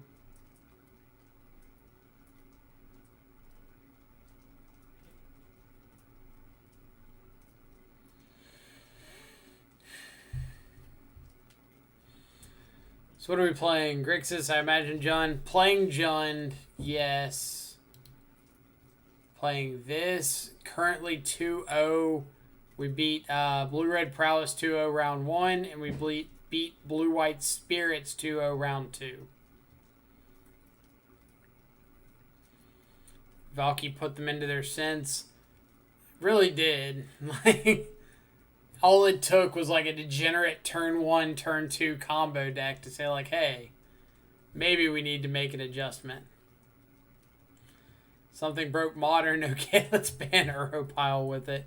They're just looking for an excuse, right?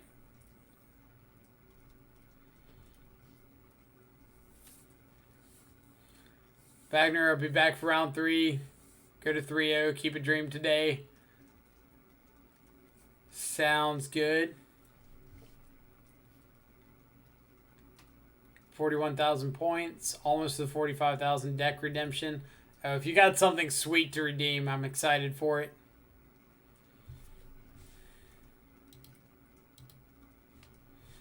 A minute before round number 3. Just so glad they banned Field and Sanctuary. Aren't we all? Those cards were problematic.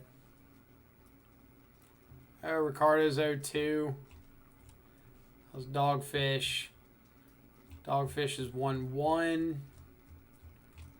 What about Freed? I think Freed lost round 1.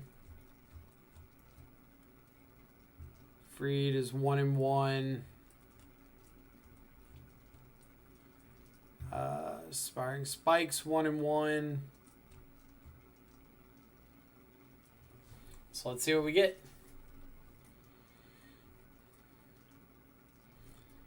Let's see. I'm just so glad they banned Field and Sanctuary. Most common comparison is Eldrazi or Valky, which is more broken. I'd probably say Field is like more broken than Eldrazi, but Uro is less. Mystic Sanctuary is less. Not saying either of them are healthy. What's the deck redemption? You play a league with the deck? Play like a whole day with the deck. It's 45,000 points. You gotta get somebody's money's worth. Alright, what do I think of this?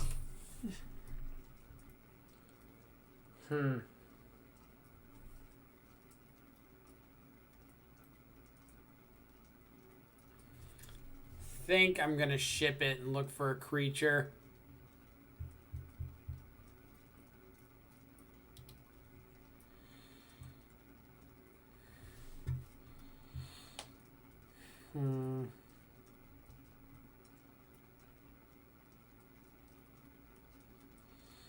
I don't really want to go lower.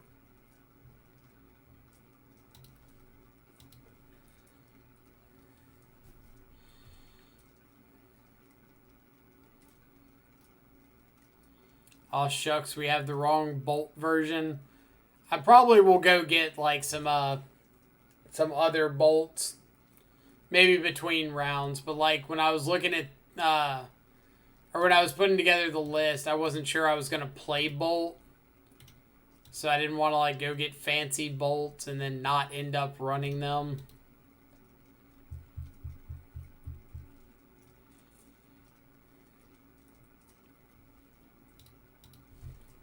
Alright, Soul Scar is pretty good.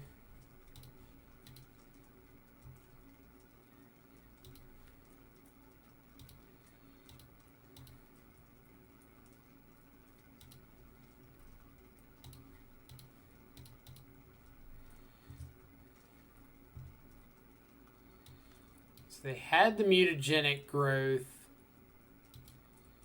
and chose not to cast it. Drawing the second land is nice.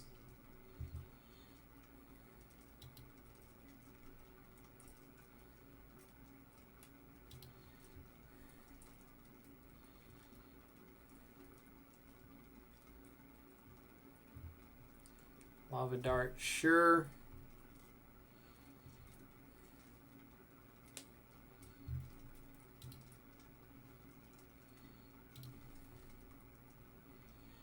Go ahead and fire off that mutagenic opponent.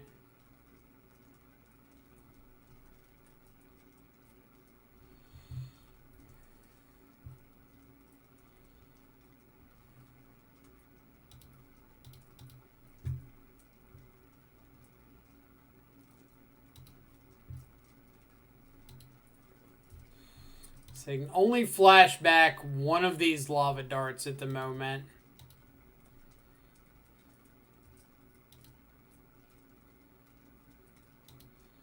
Their hand is mutagenic.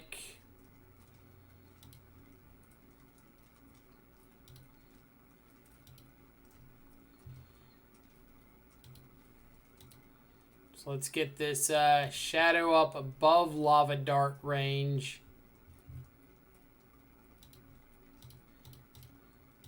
Get the lava dart out of hand. Or not the lava dart, the mutagenic growth. This thing. This card right here.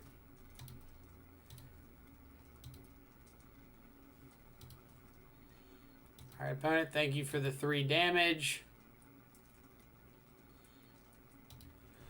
Alright. So if I fetch shock, play Hex Drinker.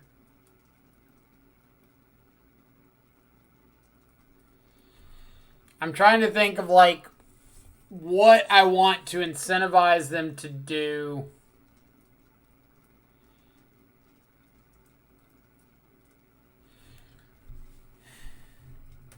What I'm dead to.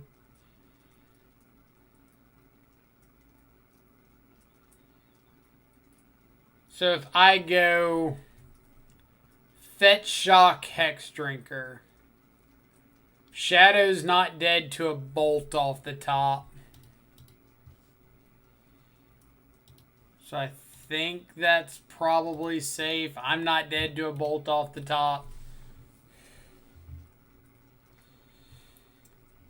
Not attacking here.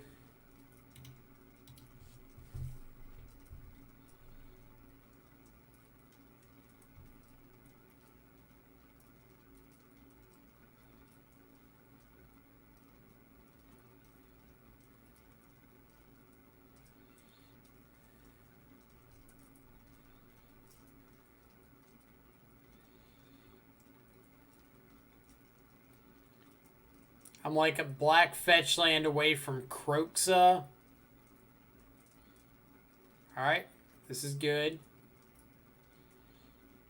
They can flash back both lava darts. So I've got to be weary of that.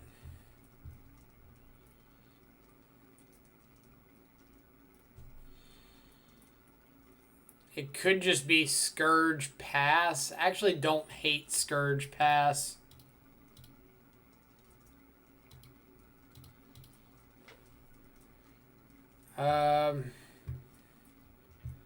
Maybe I'm attacking with the Hex Drinker because they're either giving up a Soul Scar or they're using one of these lava darts in the yard. And like if they choose to kill the Hex Drinker is going to die regardless.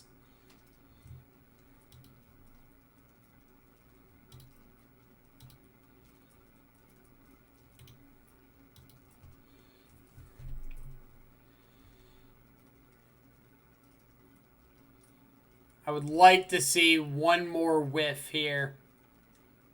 And I'll feel pretty good.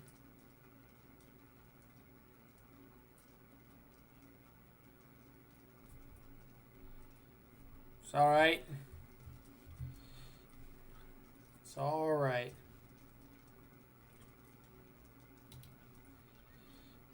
Just jamming with everything.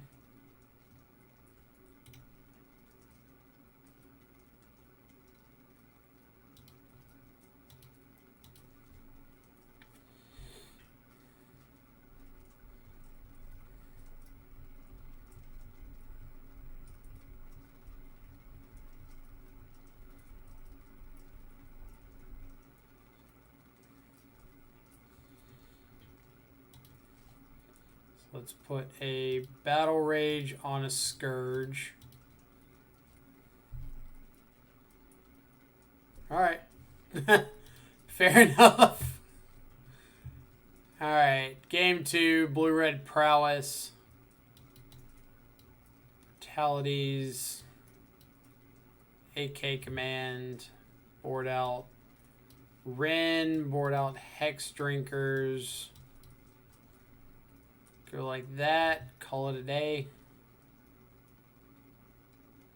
Alright. Let's see what we got. So I think to me the biggest key to the Prowess matchup is like getting their creatures off the board, just not letting them snowball dudes. Like you're less concerned about. I think Swift Spear is the worst threat against you. Unless it's just like top deck late and you're tapped down. Obviously, Stormwing's the best. Soul Scar, I'd probably say, is a little bit better than Sprite Dragon. But they're both pretty annoying.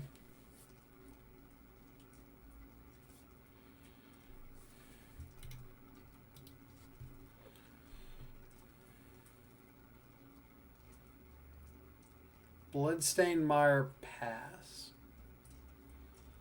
So am I expecting Spell Pierce / do I care about Spell Pierce? They do have Manamorphose Stormwing, so let's take the Stormwing. Threads of Disloyalty is a pretty funny one.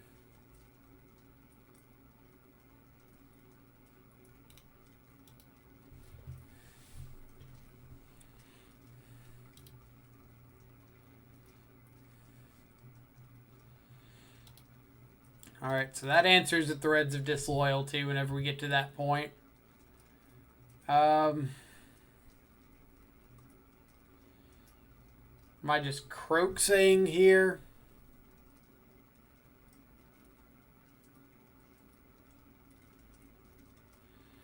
No, if I Croaksa, they just play or ditch Dart, right?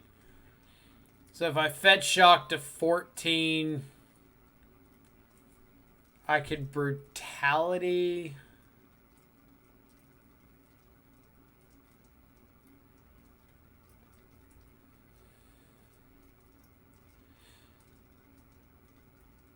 I could get a tapped Shock Land and Thoughtseize.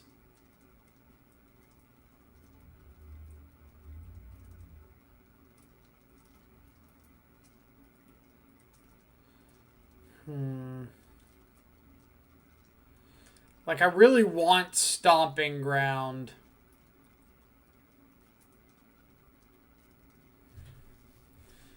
So I think I'm just going to get a tapped Stomping Ground and Thoughtseize.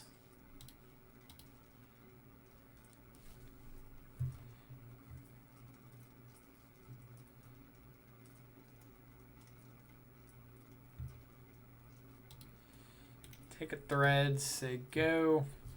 The next turn we can play Tarmogoyf. If we get in an attack with Tarmogoyf, we can get Scourge down.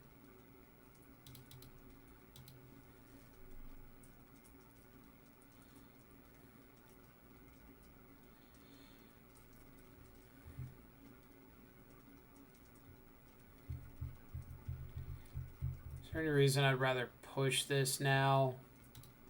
Don't think so. I can always block with Tarmogoyf if I think they're just going to go haywire.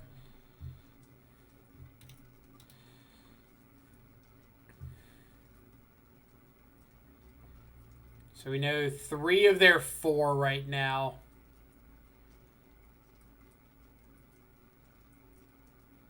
Manamorphose pre-combat is really good for us. That means, like, they need to spend their mana pre-combat. And we kind of know what we're dealing with.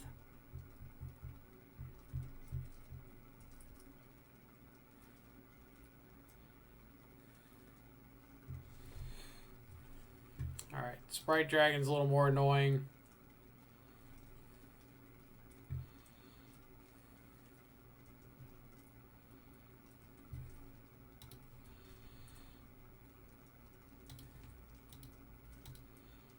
Thinking this is just going to be place Scourge. What's the damage output?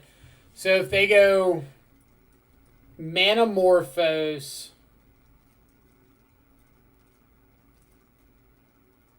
two, mutagenic 4/4/5/5, Lava Dart 6, flashback Lava Dart 7, 8, 9. I'm dead to a lot of stuff off the top with that, I guess. I could escalate a Brutality. I don't mind that, actually. Like, kill this or target this. They're going to mutagenic growth to save it. But it gets mutagenic and Morphos out of hand.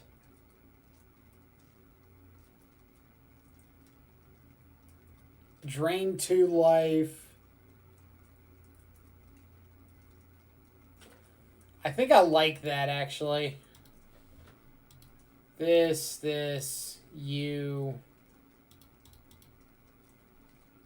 Ditch. Am I ditching Croxa? Yeah. Croxa Inquisition.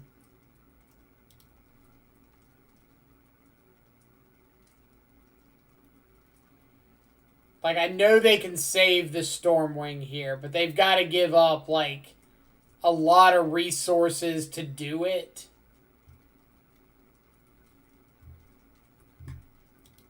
Yeah. They give up resources, they pay life. And I still get to keep this push around. And now, like, they can't Stormwing this turn.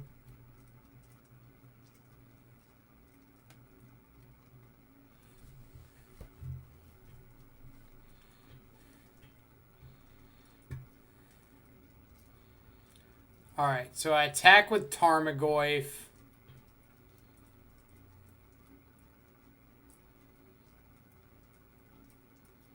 What happens?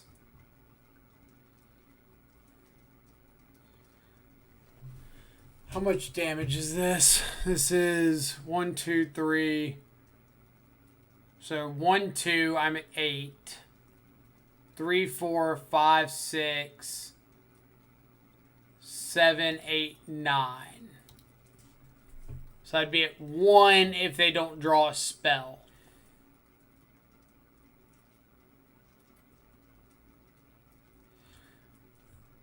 Yeah, we know they have dart, which is what I'm factoring in here. Like, 2 damage off the dart puts me at 8. 2 damage grows both of these by 2. So it's 2, 3, 4, 5, 6, 7, 8, 9. If I just, like, attack with Tarmogoyf, play Scourge.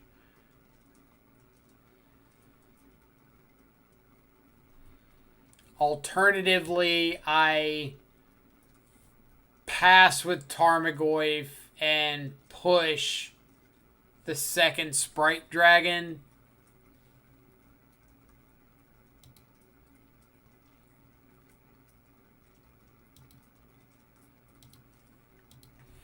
Which I'm not in love with this line.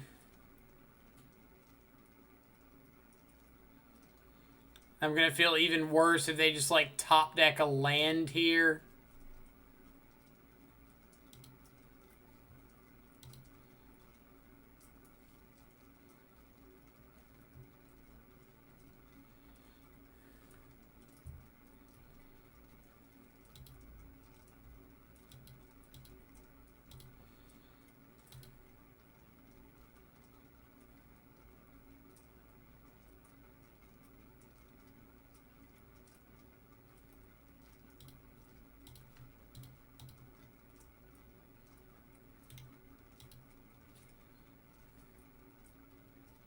They did end up top decking the land. Alright, so now I can just attack with Tarmogoyf, play Shadow, bolt the Sprite Dragon.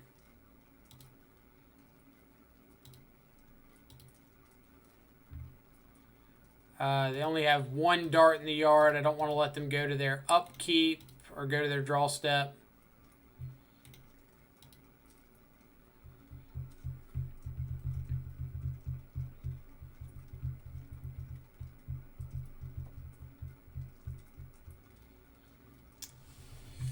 Oh.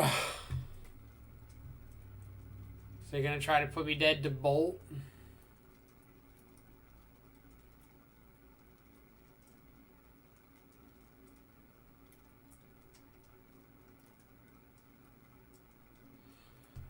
So if they're going to... I think they're supposed to Lava Dart there.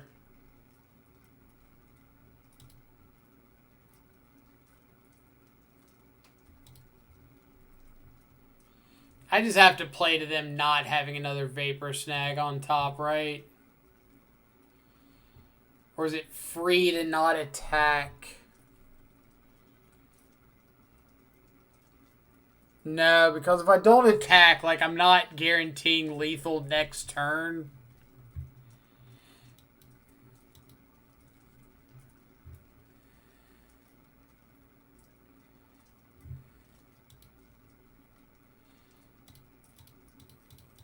I'm dead to Bolt, and I'm dead to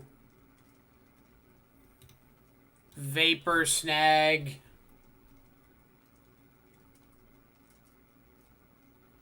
I'm not dead to another dart. Sweet. Alright, I was going to say, like, I'm not dead to Mutagenic, another dart, Swift Spear, Soul Scar. I'm not dead to Sprite Dragon. Not dead to Stormwing.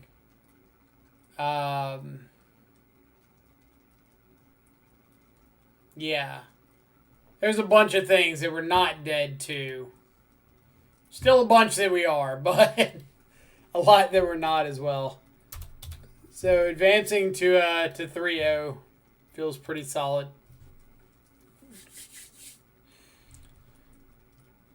Whew. Brazen Bolt or Snag, they were fairly likely. Brazen Borrower wasn't even on my radar. If they had hit that one, I wouldn't have thought about it in a million years. But yeah, Bolt or Snag were the big things. I think that they should have gone for the flashback Lava Dart the turn before. I get that it cuts out light up the stage, but it gives you like Burst Lightning and another Lava Dart is out. And I think to me that's worth it. But I don't play enough Prowess. Don't take my opinion as the go-to there. All right, miss some follows. Got to catch up. Stefan84, Kroopy, Kithkin Lord. Thank all y'all so much for the follows. Hope you're having fantastic Sunday morning, evening, or afternoons, wherever you're at in the world. Appreciate you coming by and hanging out. Gabriel, thank you as well for the follow. Hope you also are having a fantastic Sunday morning, evening, or afternoon, wherever you're at in the world. Appreciate you coming by and hanging out. Gotta get that like whole one breath out there. Man, I love Jund way too much. Jund has been pretty solid lately. I cannot lie. For anybody who is curious about the list, if you have questions, comments, Michael, why the hell are you playing these terrible Magic cards? I'd be sure to give some sort of a response. Geek Media, is this really stronger than 4-color? It's less about it being stronger and more about wanting to be more consistent. Like, this is absolutely more consistent than 4-color. I wouldn't say that the ceiling is as high. Dunbar coming in with the Twitch Prime sub. Thank you so much.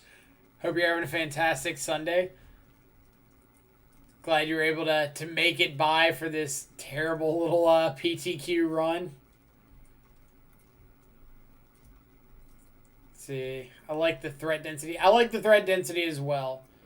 And having like the lightning bolts and seal of fire to be a little more proactive has been nice. And you can definitely play Scourge a lot more reliably when you've got like a lot more one mana proactive things to do. Had to check it out. Yeah, we've been on a pretty sweet run. We're 3-0 in the PTQ today. Got 9 rounds of Swiss. And then if things go well, maybe even a top 8. Who knows? But we're off to a hot start. That's all we can do. But if we're comparing this to like the 4-color versions we typically run, these are definitely a lot more reactive with like the 4 Stubborn Denial. I've mentioned before how much I love Drown in the Lock. Traverse is a little bit difficult to play proactively. But you get to play some more Silver Bullets. You get to have more explosive shadow draws with Street Wraith. But you're also going to have like a little bit more of a threat consistency issue. You're a little bit worse against the small creature decks because where this is running like traverses and stubs and things like that, we're just running bolts, Seal of Fire, Wrenn and 6. I was messing around with this the other day. It was like a combination. We get a lot of our list, but include the 4 stubs. The mana base is horrendous. Like, it is the most difficult thing to figure out your fetch shock order.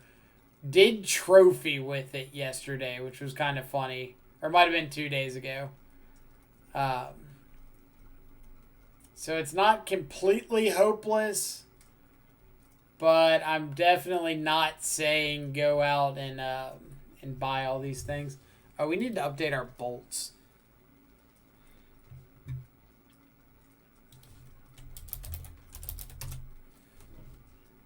Gonna have to have chat help me out with what lightning bolt I'm supposed to be getting. I think I know the one I want. Every Death Shadow deck is stronger than the other. It's just like a continual wheel, right? Like, oh yeah, Jund's better than Grixis. 4-color is better than Jund. Grixis is obviously better than 4-color.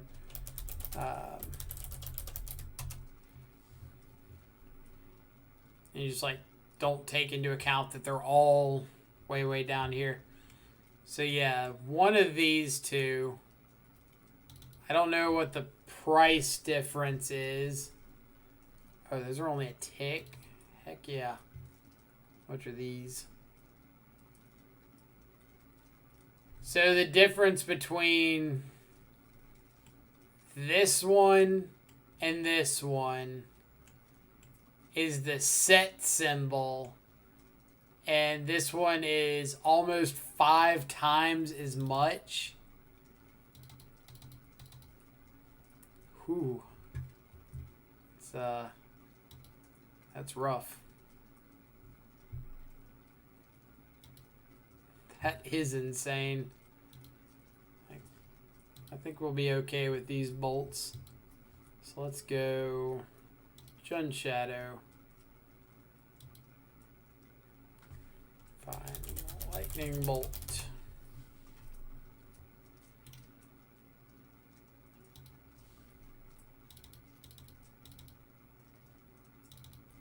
Voila. Bolts are swapped out. I don't think it applies to the tournament. I don't think it changes until the next time we register for an event. So we're just gonna have to deal. Oh, maybe it does. I don't know. We'll find out.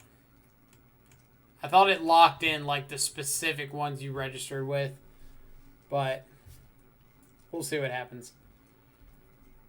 OG Bolt, best Bolt, yes. What about Mardu Shadow? Do I still have the list? I think this was the most fun Mardu Shadow list that I played because of Fervent Champion.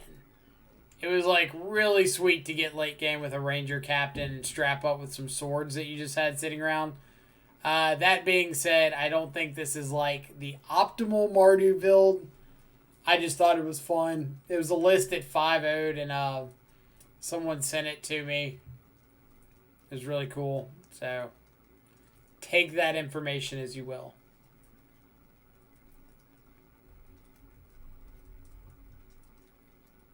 I'm playing Magic Fest promos and paper. I do like the promo ones, the full art ones. The last set of bolts I had were French foreign black border signed. And then I stopped playing Bolt in all my shadow decks, so I sold those off because they'd gone up a good bit from when I got them. And now I'm gonna have to go find another set of signed foreign black border lightning bolts. Let's see. What's the new art from? Yeah, this is the Secret Lair one. They made 4 different bolts. Let me see if I can pull them up real quick.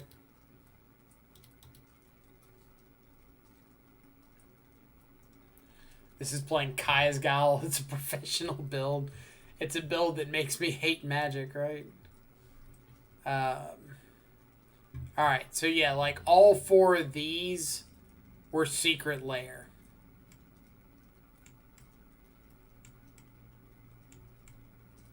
Why they made 4 different Secret Lair bolts, I have no idea. But I think that one's the coolest out of the 4. This one kind of looks like the most original. This one is the Urza's Mine of Lightning Bolts, to where it says one card name on it, but it doesn't look like what that card should be. I say that because of that stupid Urza's Mine that looks like a tower that I guarantee has gotten everybody at least once.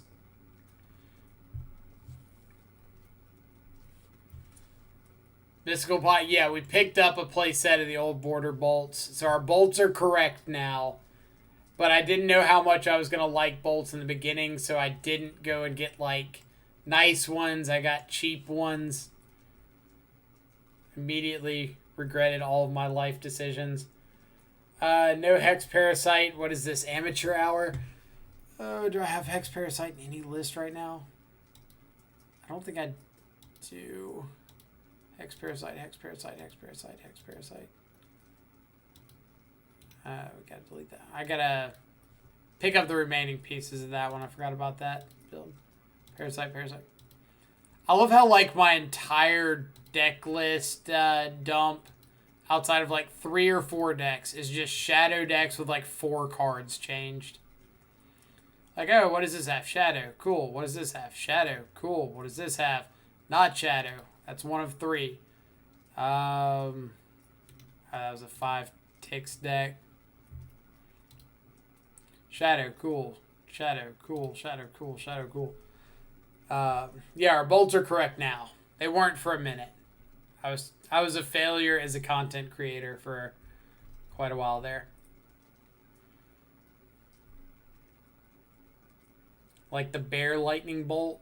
That one is pretty dope. Not as good as Bear Punch, but... why'd they have 4 bolts to sell 4 times the boxes? Obviously. Touche. Touche. Capitalizing on the community's OCD.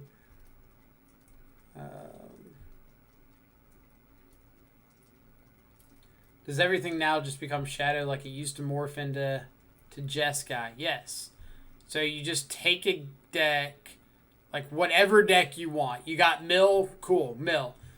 Add in 4 Street Wraith and 4 Death Shadow and call it a day. You're already running fetches because of your crabs. Like, you've got Drown in the Lock. You've got Hand Disruption if you want it. Easy. Are you running Mono White Martyr proc? Cool.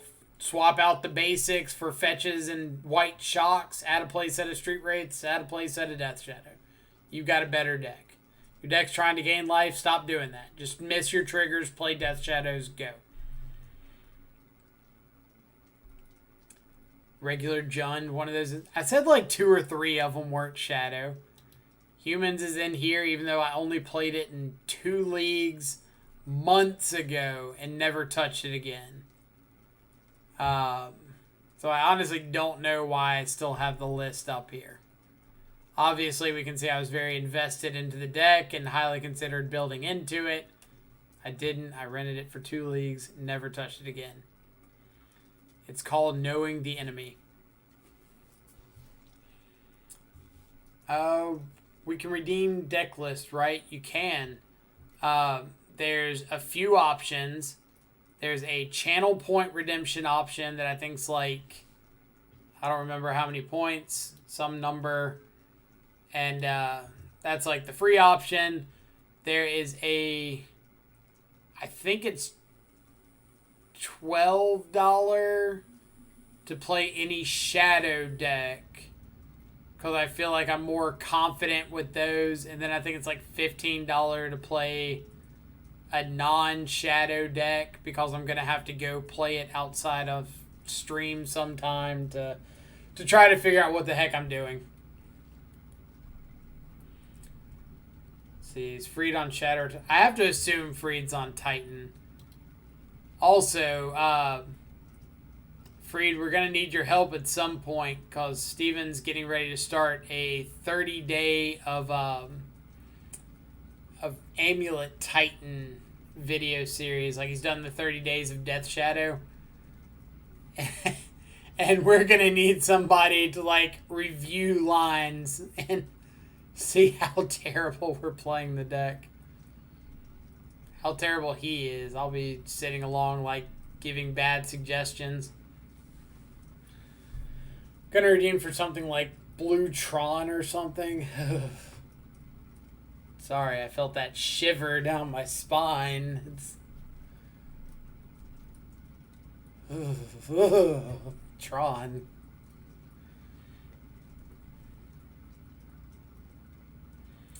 Humans, you're supposed to bring balance to the Shadow community, not to join humans. You sound like I'm the Death Shadow avatar or something. When the world needed him most, he disappeared. But yeah, it was kind of funny. Like, one day I was like, I've been losing to humans a ton. I'm just going to play it through a couple leagues. And I 5-0'd in like 4-1 2 leagues and just immediately put the deck down, never touched it again. So I can say I have gotten a trophy with humans. It was actually the very first league I played with that deck. And I had no fun doing it, and it was miserable. Play Amulet a fair amount. It's a one-sided puzzle deck. I played Amulet for a brief period. Deck's super sweet. It definitely got a lot better with Dryad, like worlds better with Dryad, and worlds easier to navigate.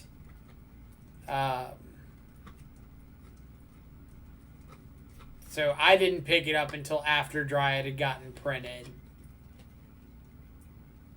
It's definitely taken a hit with Field of the Dead, but it's certainly not bad or unplayable by any means.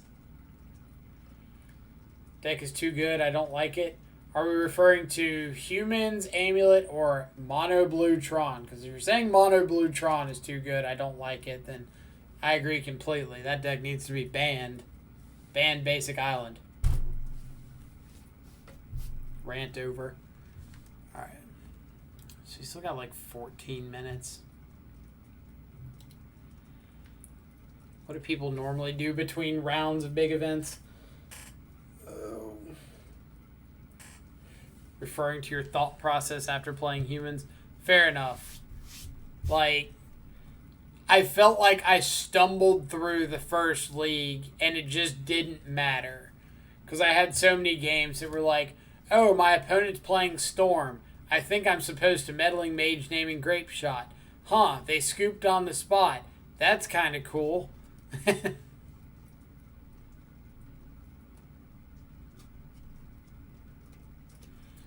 worst thing with Amulet is when your Tron opponent goes turn 3 Baby Karn and Snaring Bridge. I feel like that's the worst thing for a lot of decks. Can't ban Basic Island. How do we play Grixis if they do?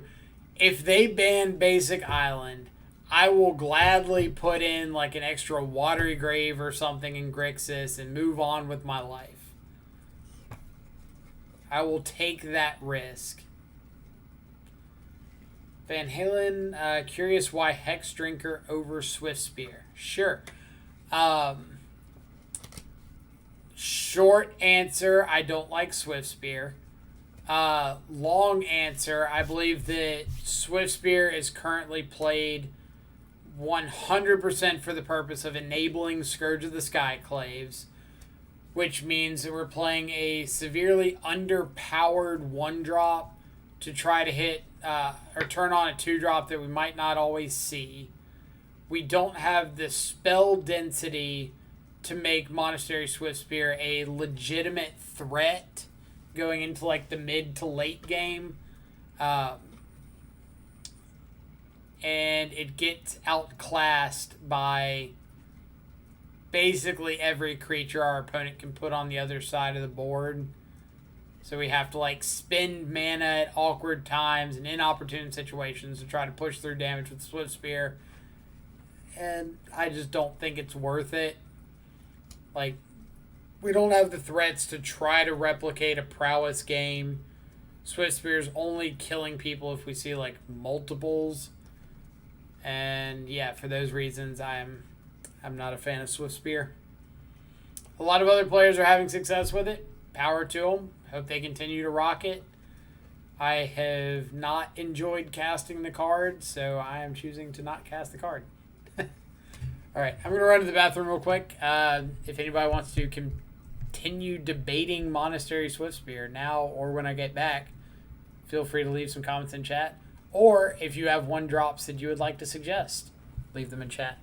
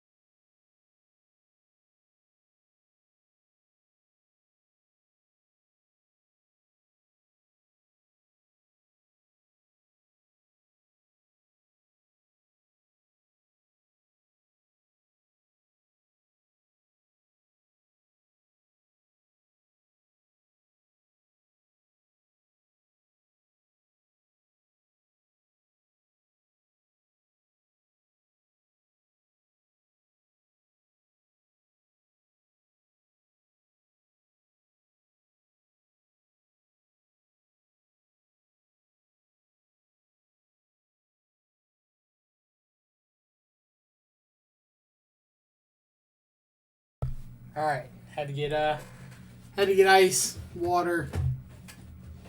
Then decided no water. Decided to go Coke instead. But yeah, those are my 2 cents on Swiftspear. I just think that the card is not really pulling its weight in the deck, and I don't think we can really afford to have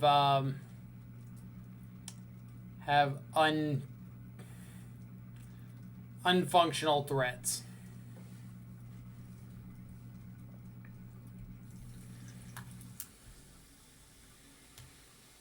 See, I think I'll complete my full Death Shadow this time instead of selling my tickets and then stop traders. I've considered doing the same. The problem is, like, at the moment, the only things I don't own are Wrenn and Six, Scourge, and Croxa. I've sold off enough chests. I could, like, go buy, like, Croxas right now. Something like that. Which probably wouldn't be the worst idea. But I just don't want to buy Scourges at like 45 ticks a piece or whatever they are at the moment. I don't think they're worth that much.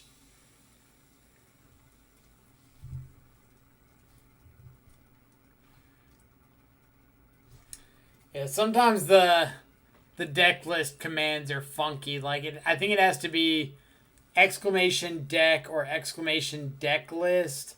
Otherwise, it like won't pull up. And it's really unintuitive. Missed a follow. Exodus814, thank you so much for the follow. Hope you're having a fantastic Sunday morning, evening, or afternoon, wherever you're at in the world. Thank you so much for coming and hanging out.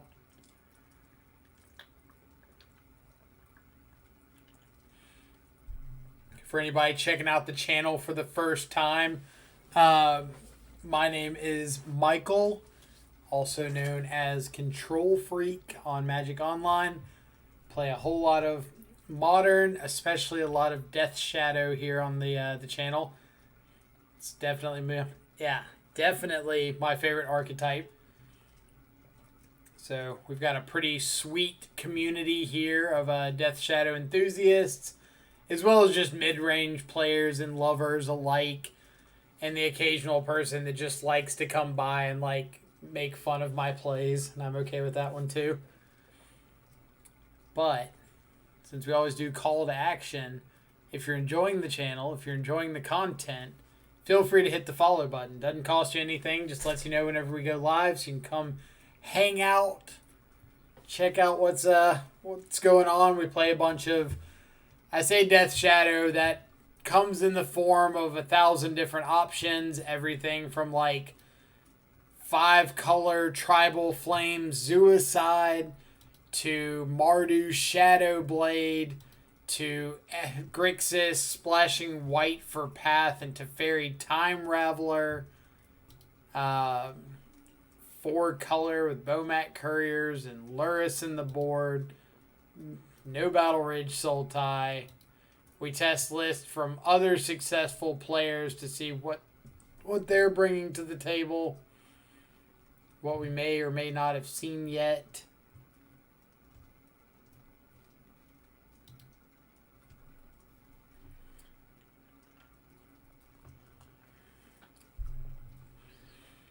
See, hey mate, good luck. What are you playing? 4-color Jun. Playing Jun today.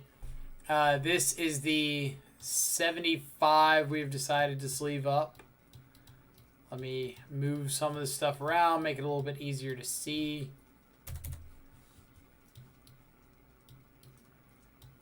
Voila.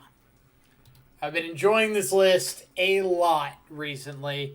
In the last 3 days, I'm now, including today's matches, up to 25-3, I believe, with this configuration. Plus or minus a few cards. Like, I trophied with no Hex Drinker, no Trophy, K Command, 4th Push, 4th Inquisition, no Ren and 6. Something else in here. And then like added Ren and Trophied, added Hex Drinker, and 4-1. And then like lost a 5-0 to E-Tron in a separate league, then like 3-0 today. So it's been pretty sweet run with the list. I think it's very solid. There's still some flex spots here and there, like in the main, the trophies, the Hex Drinker, the Seal. I mean, you could even go like these. I think most anything in this list is pretty flexible, or this 7 is pretty flexible. So you could like mix around, maybe even like the 3rd Inquisition. Like, that's a lot of flex spots for a shadow deck, which is really cool. But you kind of free up these slots since you're running Luris as a companion. So we're not running like a playset of Swiftspear or Bomat Courier, Street Wraith, Traverse the Overwalled, anything like that. So we just get to like add more action spells. Let me move these back. So flex spots in the main. Flex spots in the sideboard, I think, would be like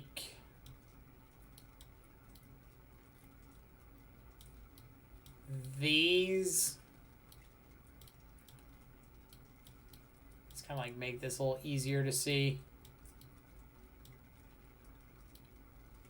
Something like that. So flex spots main, flex spots sideboard, in my opinion. Maybe even the 2nd K Command could be a flex spot.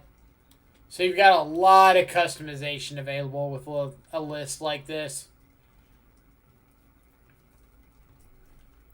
So if you're feeling like you want some adaptations to a local meta, or wanting to prepare for some major event, you've got expected decks you're thinking you're going to run into, these are some options of cards you could swap around. How do you think this deck would perform versus regular Jund mid-range? How much time do we have before the round? Oh, 14 seconds. I've beaten Jund mid-range a couple times with this list. My only losses have been like Eldrazi Tron, Scape Shift. Wasn't even Scape Shift. It was like a Through the Breach Titan deck with Dwarven Mine, Indomitable Creativity, and then Tron. I think have been my only losses with the list.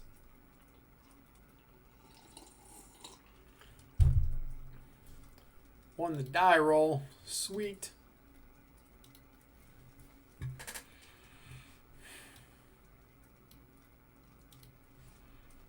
The typical no threat, high interaction hand. We'll see what happens.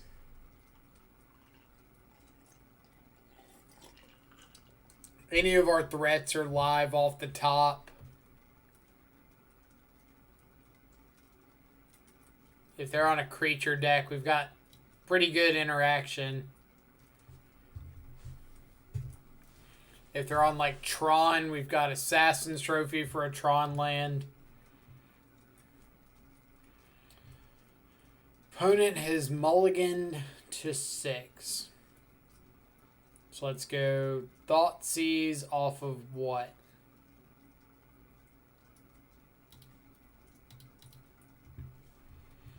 Thoughtseize off Blood Crypt.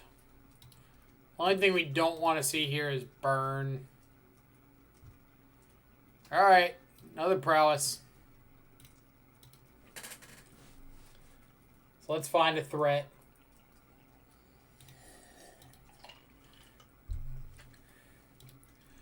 Pretty decent hand against Prowess.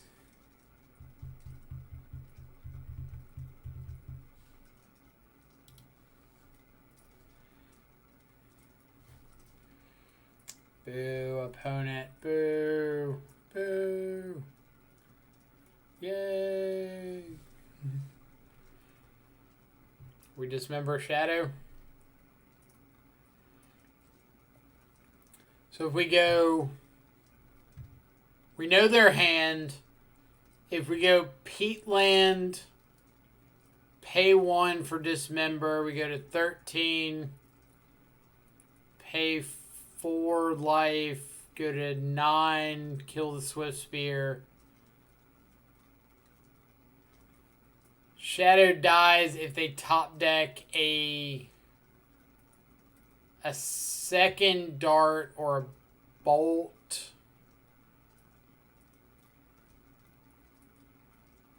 Alternatively, we could fetch Shock to 11, dismember down to 7, and kill this. I think I just like dismember off Peatland.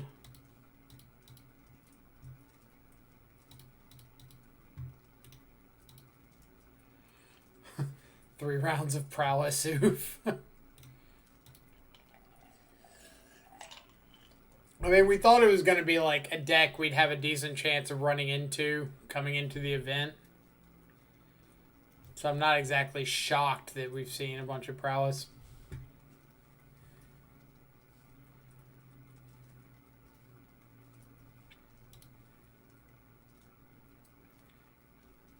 So...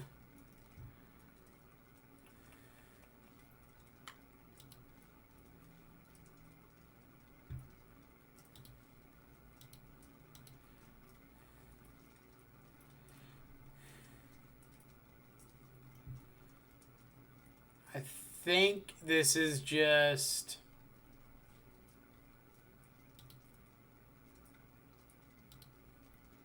fetch up basic swamp. I guess basic swamp because Croxa. Hit for 5. Play Tarmogoyf. Pass.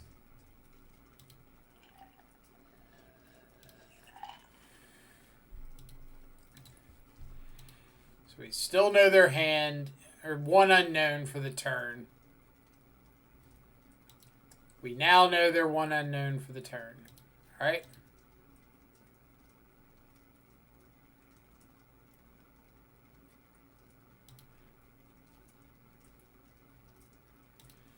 I'll throw a bolt at one of these into turn, because if they want to, like, Lava Dart to save it or Mutagenic to save it, it gets one of those cards out of hand.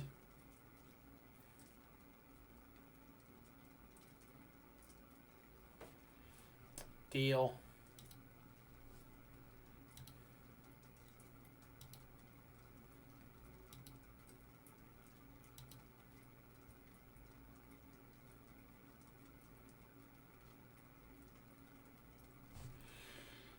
I could add Lurrus to the hand. I can crack Peatland.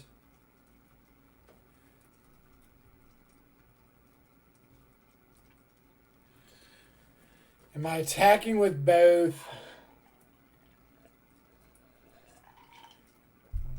So let's say I go Forest Attack. I'm presenting lethal through 1 dart activation.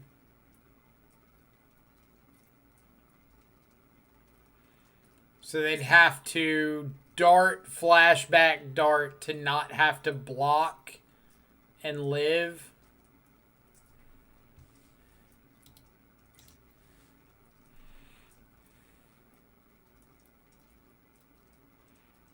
So the problem with sacking Peatland is if I sack Peatland, then I'm not presenting lethal through a dart on one of my creatures. So if opponent wants to call my bluff, they could just go like dart the shadow for 1, take 9. Not saying that that puts them in a great position, but saying that they can do it. If I keep the peatland around, that means that they have to either use the entire dart on a creature or block. And both of those are like fantastic for me.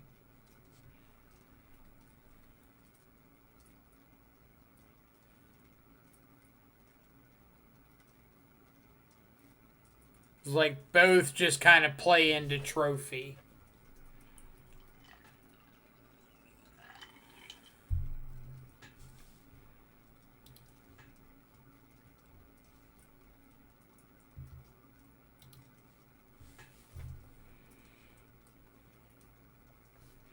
So like what I would expect here is chump block the shadow.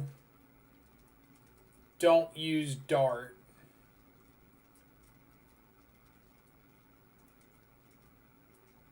That's my expectation.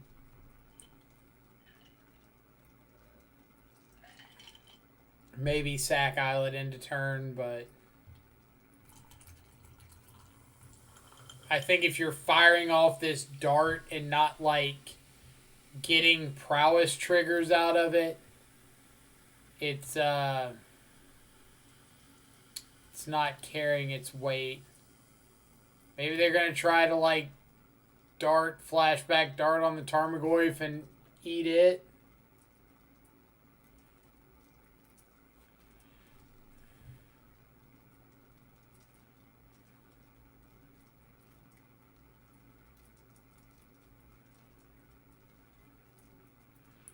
So this is kind of what I was referring to with the dart situation. Is they could try to call my bluff.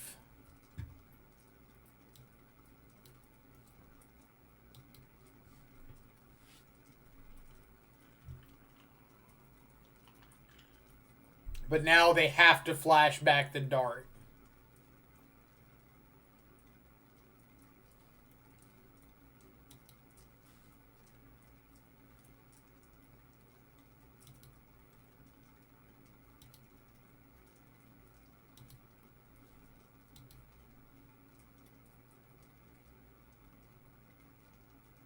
Now they can't tap Islet for mana.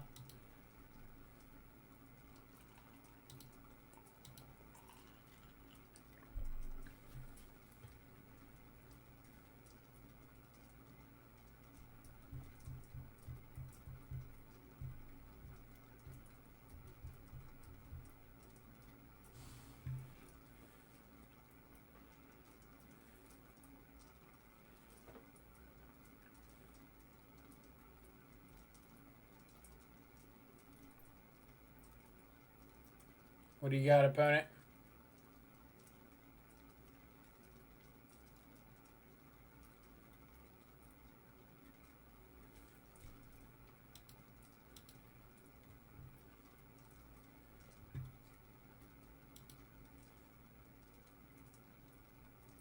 Gotta have something.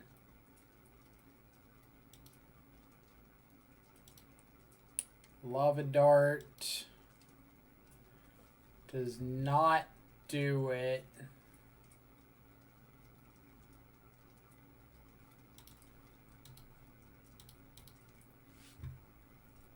I guess they get to pop Islet, and if they hit exactly mutagenic growth, that kills me.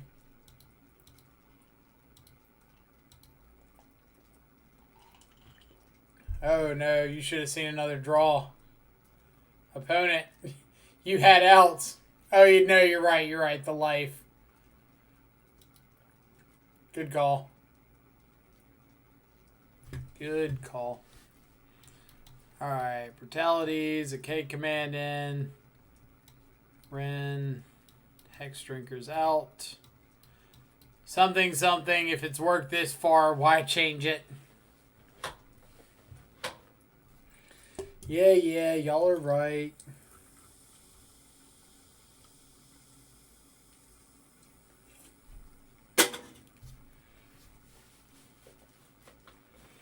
I don't pay attention to my opponent's life total. Psh. Get out of here with that nonsense. What do I look like? I play a deck that cares about life totals?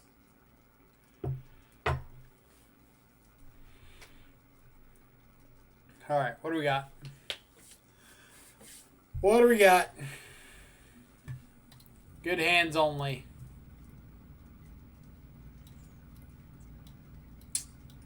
Gonna say no to this hand. Like, not only is there no removal spells here, but Forest with Croxa is a little bit awkward. If you told me they were going to mold a 5 with a Sprite Dragon as their only threat, I might keep it.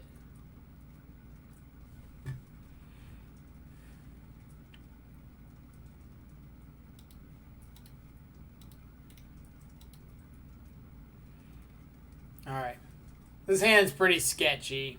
Like, obviously we need second land to start getting Scourges online.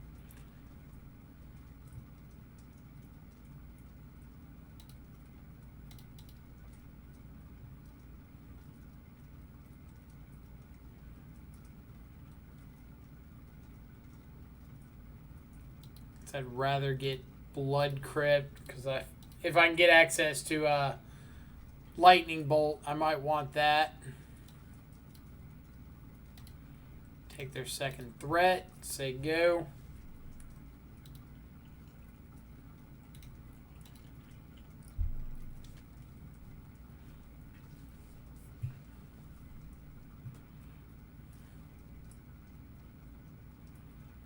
Maybe mulling to 5 was better. Alright, so we didn't know about that.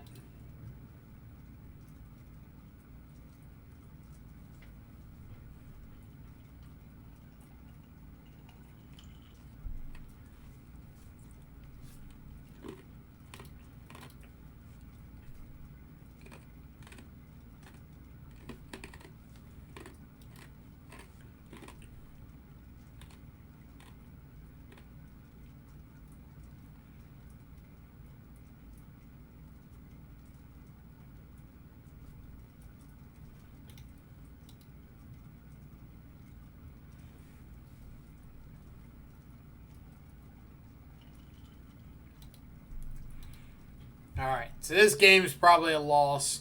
Not seeing the second land on curve.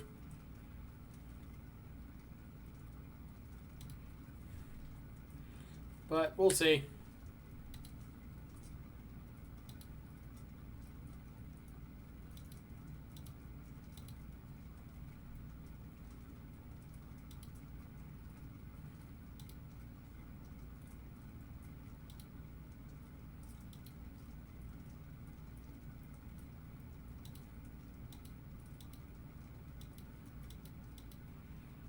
Like, if this light up hits poorly, and then we hit a land, and we can, like, triple escalate this brutality and take Bolt.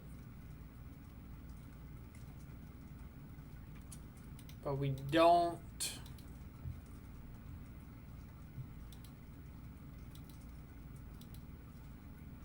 Yeah, we would have needed to, like, triple brutality, pitch, Shadow something, like Shadow Goyf, kill Soul Scar, take Bolt, drain 2 life, and we need them to hit dead off that Manamorphose. Like, it's a lot to add together to make that hand awkward.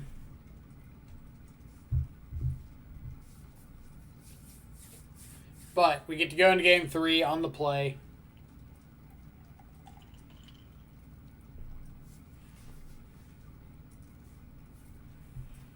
So let's see what we get here.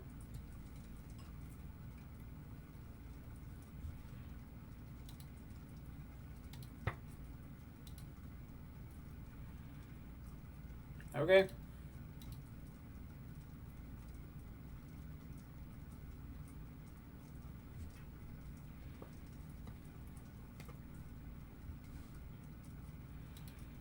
Hopefully opponent sees our snap keep and moles aggressively. They mold to 6. Kept at 6. Alright. Let's bobble you. You've got a Swift Spear coming off the top. Alright. Swift Spear is not the scariest card in the world.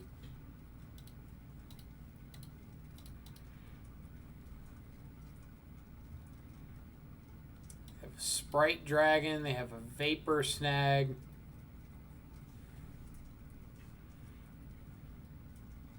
I think I'm just going to take... what? Vapor Snag?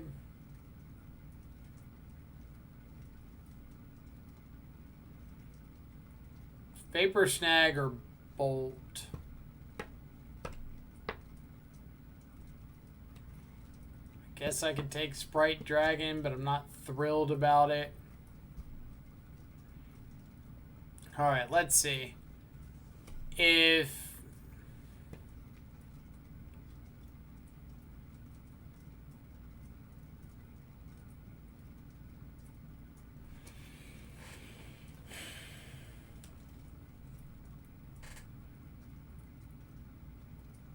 they've got Swift Spear off the top. So their turn 1 is Mountain Swift Spear, attack for 1. I'm at 15, going to 14.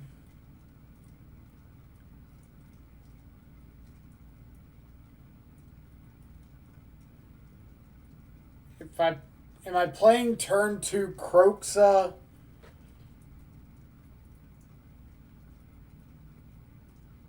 Or am I playing turn 2 Shadow Bolt?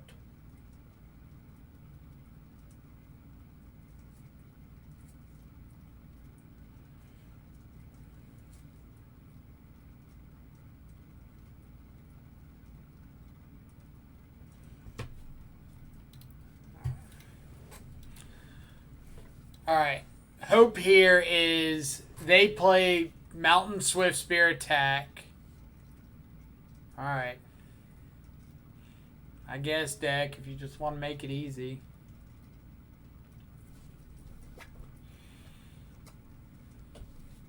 So, Mountain, Swift Spear, attack, yep.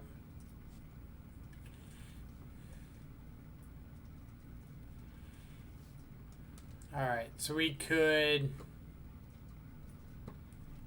Croxa...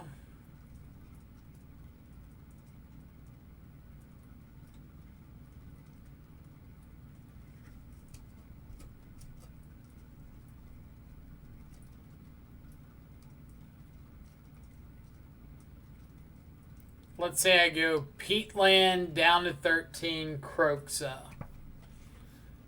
I assume they discard Vapor Snag. Which means their turn is Sprite Dragon, hit me for 2.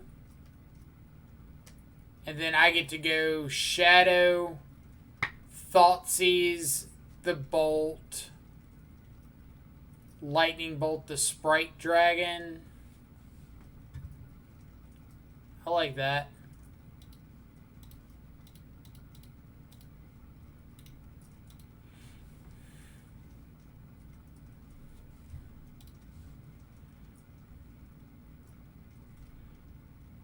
Assuming they pitch the Vapor Snag here. They pitch the Lightning Bolt. Ooh. Don't say, opponent.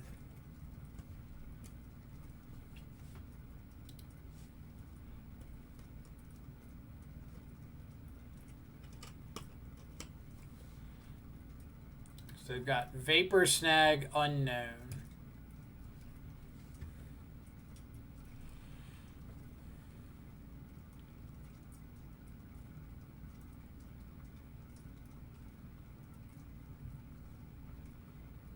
So if I get basic Swamp,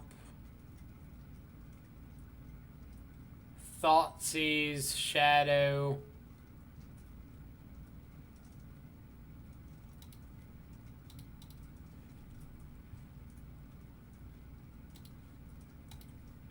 Thoughtseize.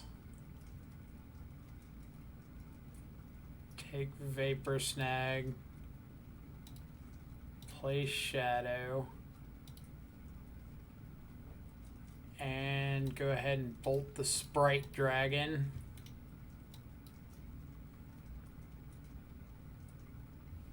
They've got Lava Dart, Unknown.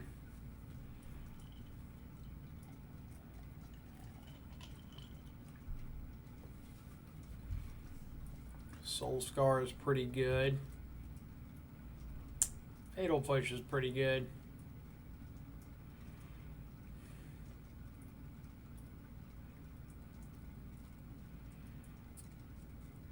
So, how am I supposed to sequence this? Like, I need to get them dead. So if I can attack this turn, I would like to. So does that mean I need to fire off the bolt on the Swift Spear? Or, like, if I fire off the bolt on the Soul Scar, are they trying to save it?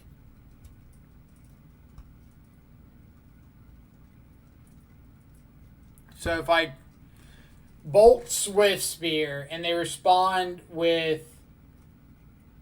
Lava Dart Shadow to try to save the Swift Spear, then I push the Shadow and I save myself a point of damage. If I go to bolt the Soul Scar and they respond with Lava Dart the Shadow, I don't get to save the damage.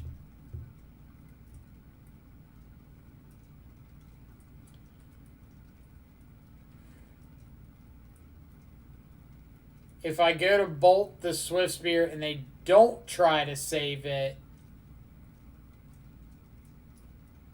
then am I just going straight to Fatal Push the Soul Scar?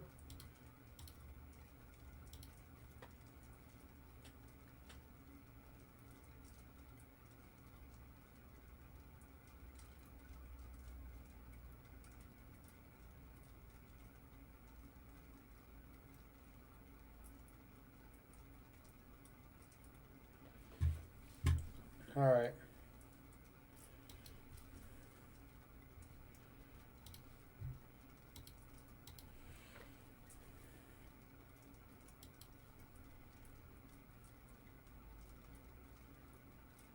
And I don't want to deal with Vapor Snag. So we're going to go ahead and push this. And if they want to, like, dart the Shadow, flashback dart, or anything like that, we're pretty okay with that.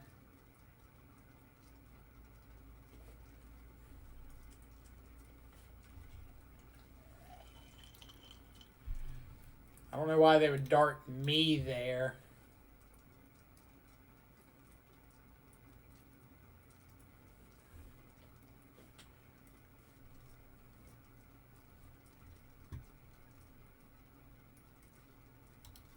So this is lethal if we want to go for it. I don't think we're going for it.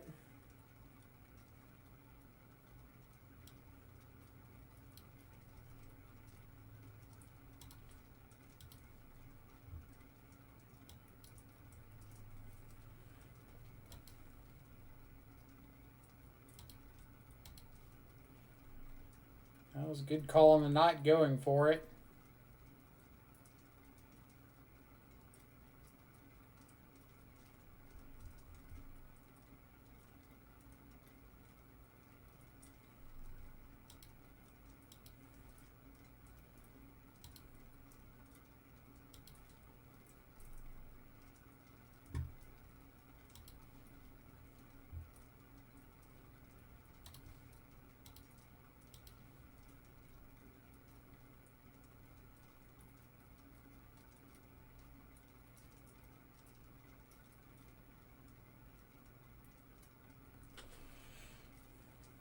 Am I supposed to...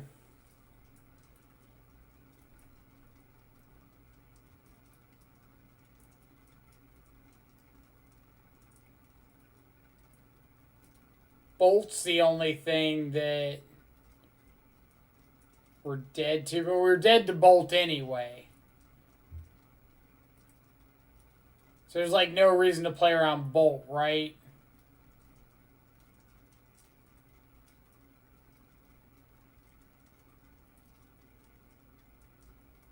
Like how important is putting them down to 1?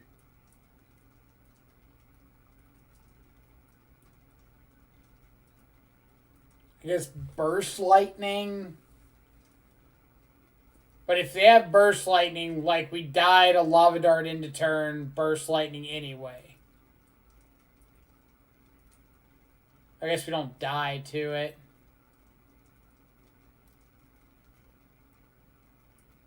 We don't die to another Dart. So they can only flash back once. Alright. If you got it, you got it.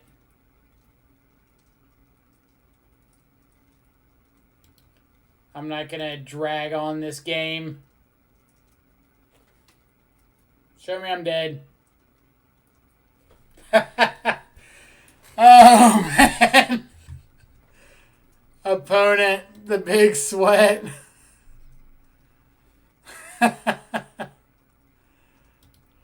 Whew. Oh, GG's, opponent. GG's. Oh, man. I'm going to get gray hairs from these prowess matches. These opponents don't want to give you an easy time, do they? Trophy is land. That could have been bad, right?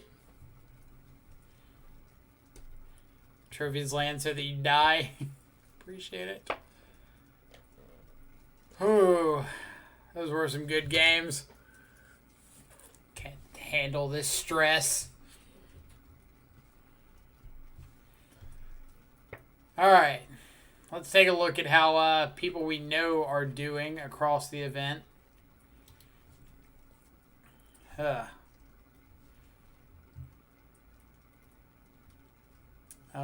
Amplum 1/2 drop. Spike 2/2 drop.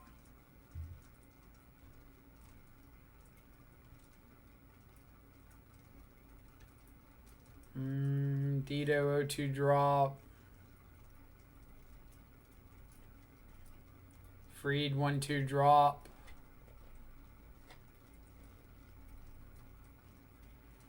GG 0/2 drop. Oh man. Where's everybody? Jabberwocky 2-1 down a game.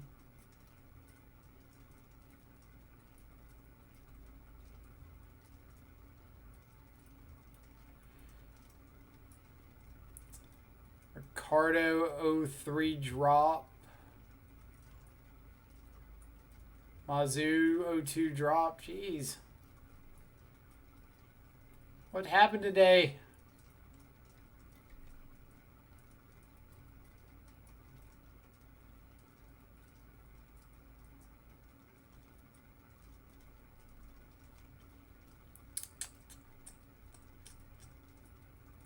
Let's see, where's the dogfish? Tunneling cat 3-1. Dogfish 1/2 drop. X-Wells 4-0. Yama Killer 1/2 drop. Dang. It's a rough event for people.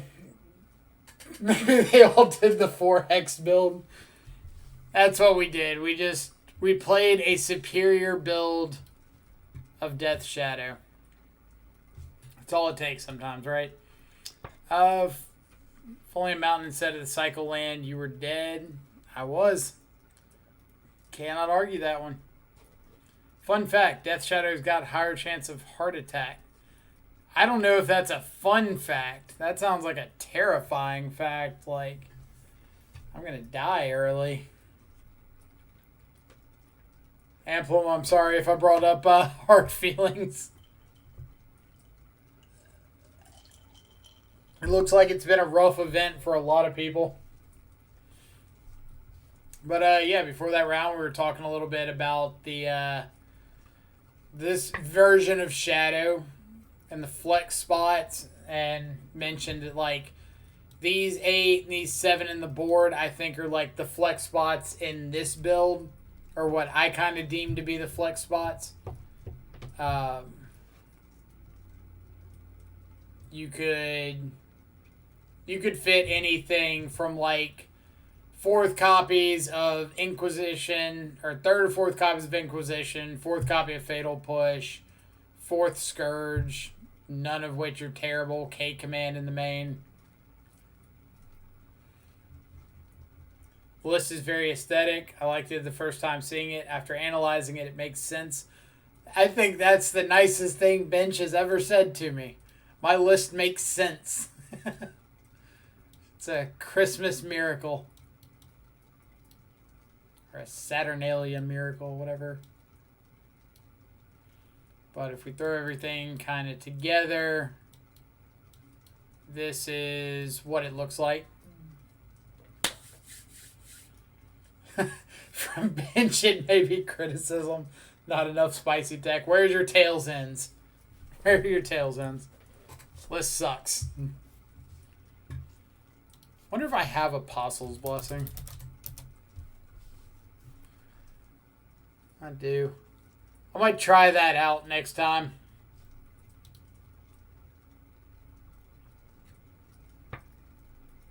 You always say good things.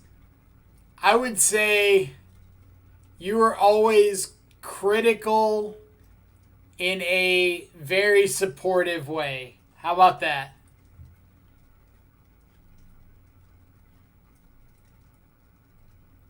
That's why I like having you on the channel hanging out. Like, you tell me my plays were bad, you tell me I made mistakes, and I'm appreciative of that.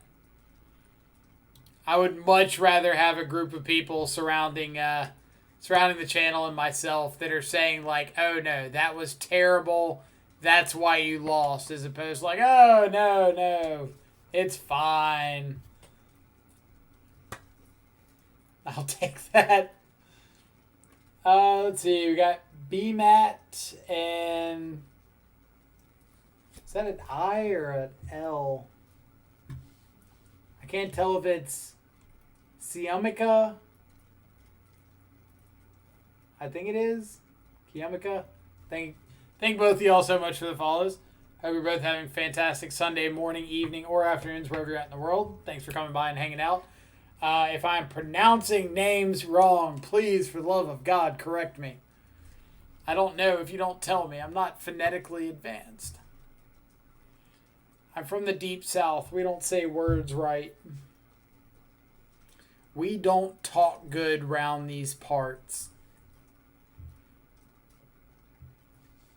I need to pick up Croxas.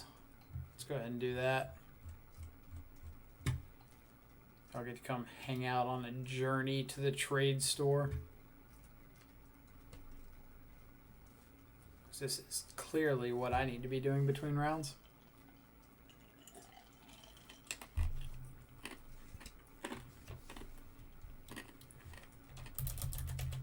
Kind of like Bench said, just slowly drop all of the...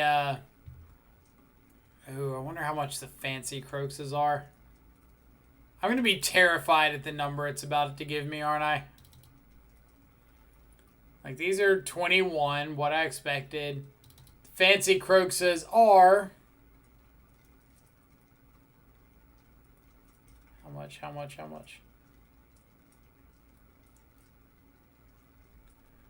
Are they only 9? Oh my god, are these only 9 ticks? Holy crap. What's wrong with you people in the Magic community? These are fantastic. And they're less than half the price. Holy God. Yes. Yes. Take my ticks.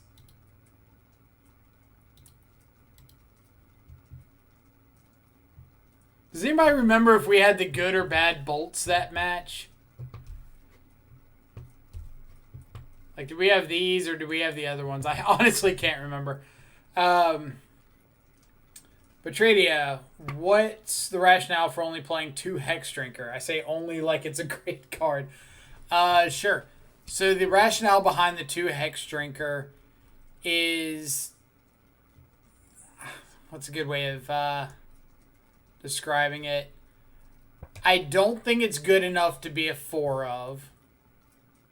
It's not really... It runs into the Swift Spear problem of it gets outclassed really quickly early if you're not like leveling it up and spending all of your early turns doing that, which we don't want to be doing. It's a fantastic top deck when you're in a top deck war and you can like draw it, play it, level it up 3 times. It's got good synergy with Luris, so I don't really feel like I need to be running 4 of them if I could just get one of the ones I see back.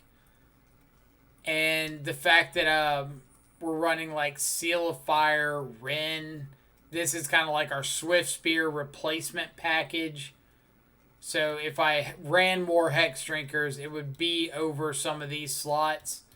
And I think like Ren and 6 especially has kind of pulled its weight for me. And I don't see myself cutting that card in the near future. I think that's all the reason. I don't really want 4 because there's still a lot of prowess running around. A lot of lava darts, as we've seen so far this event. Seeing prowess, 3 times in 4 rounds? It's also a lot of lightning bolts, fatal pushes, things like that. So, like, I really don't want to see multiple Hex Drinkers. How about that?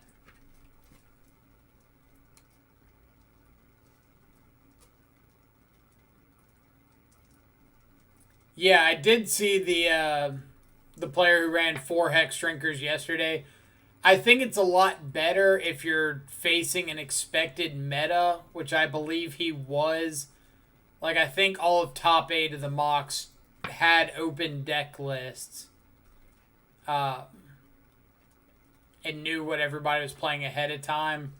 So Hex Drinker gets a lot better when you're able to plan for something like that. But in an open meta, I think Hex Drinker could be a big liability, so I don't want to see multiples of it. What else am I going to need? Let's see, Ben, she'll definitely play the list and might end up playing it next week. Like I said, win percentages have been through the roof with this list. I would absolutely recommend it. I just showed the flex spots. There's a lot of room to make personal adjustments without like destroying the core of the deck. But I think the big thing that's separating this from traditional Jund Scourge builds that are running around right now, like let me see if I can find one real quick. Like this, is instead of running Swift Spears that get outclassed really easily and things like that, we're just running more action. And I think that makes a huge difference. Let's see, do I consider Luris the new and better tireless tracker? I think that's a pretty fair comparison.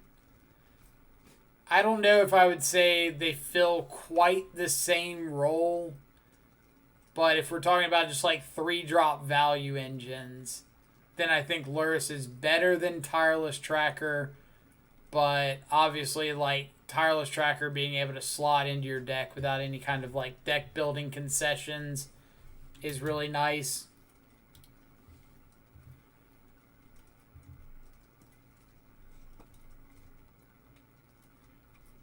Michael's list right off the top. Yeah, Michael Rapp's list.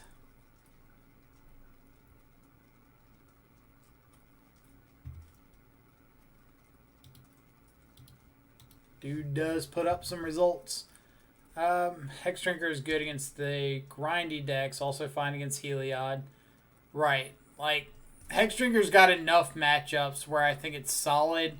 But, like, you're almost always happy to play a Hex Drinker on turn 1 if you don't have discard. And there's not really a lot of things that your opponent's going to trade for a Hex Drinker on turn 1 with, which means you're pretty likely to get in an attack, which gets your Scourge online if you are going that route. And then you don't really mind if they use a removal spell on it because you just have Lurrus to get it back later. Why only 3 Scourge? Great question. So because we're not running the 4 Swift Spear in the main, we have fewer ways of consistently turning on turn 2 Scourge. So I opted to cut down to the 3 instead of the full 4 because it is dead in hand more often than with the Jund list, but it is, or more often than with the Swift Spear list, but it is extremely good at closing out the game once it is online. So you'll see in like the Bolt matchups, like against those Prowess decks, we're often waiting until our opponent's at 16 or lower. So we might have to drop a Tarmogoyf first and then follow it up with the Scourge. We don't really want Scourge to be our first threat a lot of the time, unless it's the mirror. So that's kind of the reason there, just to drop the amount at which we see it, but still keep the numbers up to where we hopefully draw it at some point. I love me some Black Cat Mama. What is Black Cat Mama? I'm curious.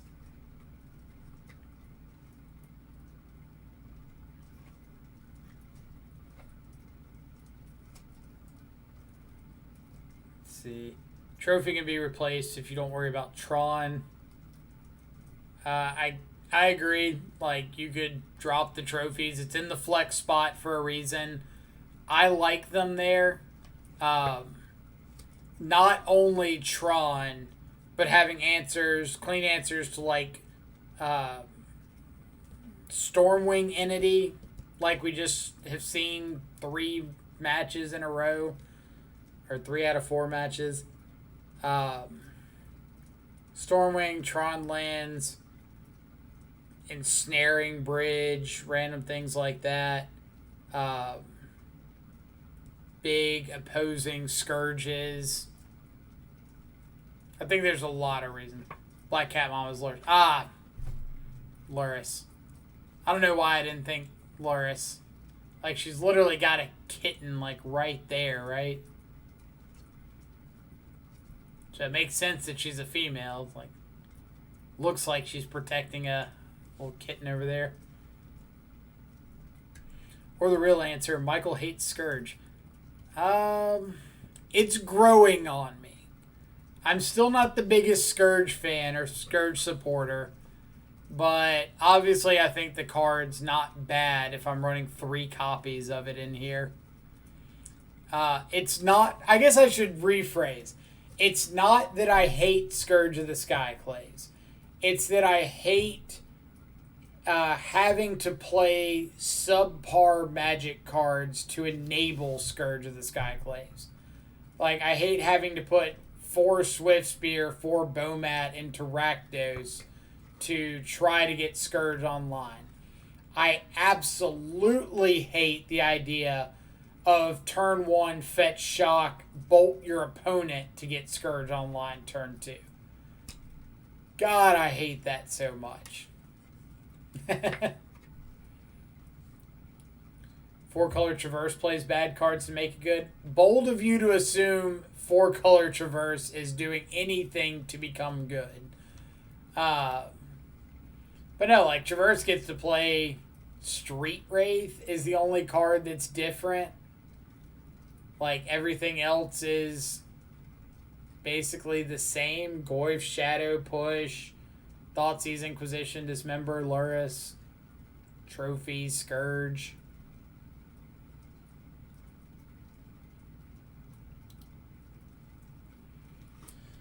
Freed, I'm with you there on Scourge and the play patterns it creates. Right, like, Scourge, you just have to set up all these terrible lines, like turn 1, Swift Spear, hit you for 1, turn 2, hit you for 1, Scourge, that's a 2/2. And you're like, that's pretty bad.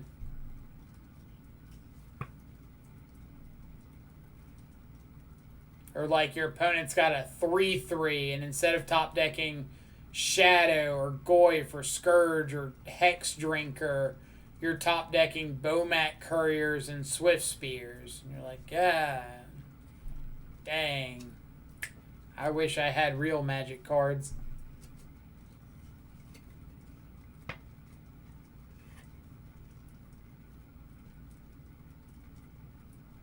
You already explained before, and I understood your points. Totally agreed.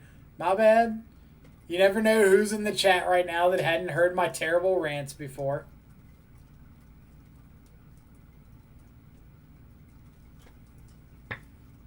Yeah, a bit of a stretch. I think at this point I feel like Traverse is just not strong enough. So I feel like it feels like a bad card to me. I'd probably agree. Like, I think you could very easily replace the Traverses with like an actual threat and be fine. I don't think you're like losing any percentage points over it. I think for me, the reason I like Traverse is it gives you a lot of flexibility with some of these one-ofs and just like lets you play additional copies of them without having to play additional copies of them. But realistically, you could go weeks without ever having a turn where you like Traverse for a Luris, play a Shadow from the yard. Like, it doesn't come up nearly that often.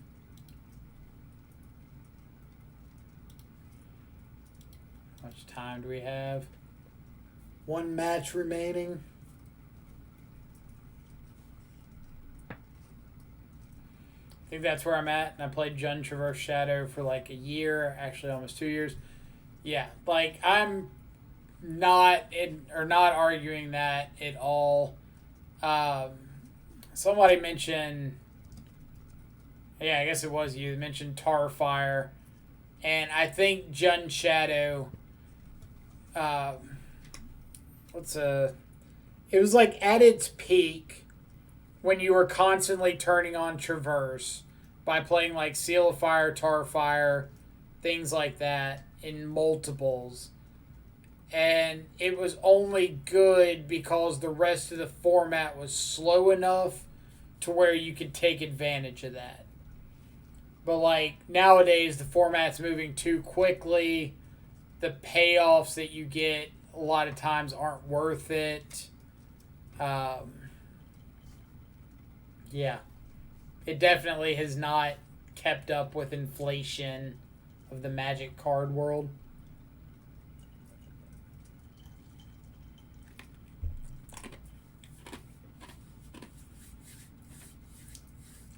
Call to action. If you're hanging out and you enjoy the channel and you're liking the content and my rants, feel free to hit the follow button. Doesn't cost you anything, just lets you know whenever we go live. So you can check out some sweet Death Shadow action. There, done. Call to action done. One round to go. Or one match to go. Who's in the last match? D. Frank and Lorenz playing for the 3-1 in Game 3. I don't know either of these players. So I'm going to say Lorenz takes it. Bolt to you. Let's go Freak 4-0. 4-0 indeed. Hoping to continue on. See how far we can make it. As always with these big premiere events, we play until we either win it all or pick up our third loss, whichever comes first. If we pick up our second loss in top 8, then that's just too bad. We got to keep playing. They can't make us leave.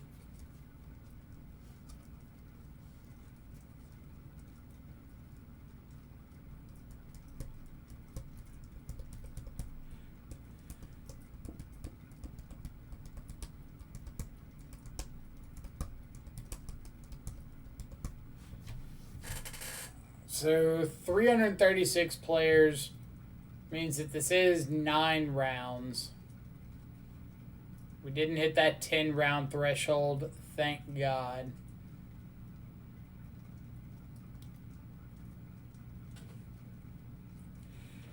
I think top 32 is usually like worth it in terms of prize payout. Anything past 32nd, like 9 hours plus of Magic for 150 play points and 5 treasure chests, not really worth it. It's positive since the event's free to enter if you got the qualifier points or whatever, but all in all, not really the best use of your time.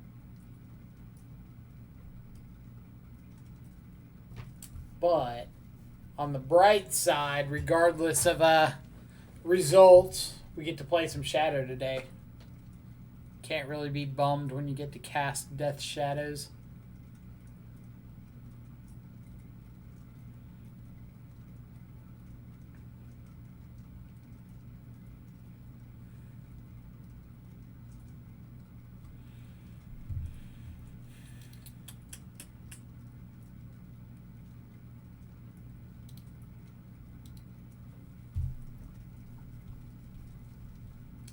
Alright, what do we got? Who ended up winning? D. Frank. So D. Frank took it over Lorenz in 3. My guess was wrong. I'm bad. I should feel bad.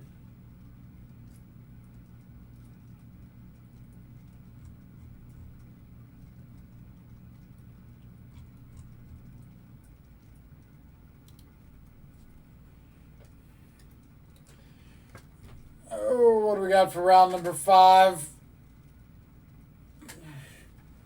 What do you think the odds are we see a 4th Prowess deck?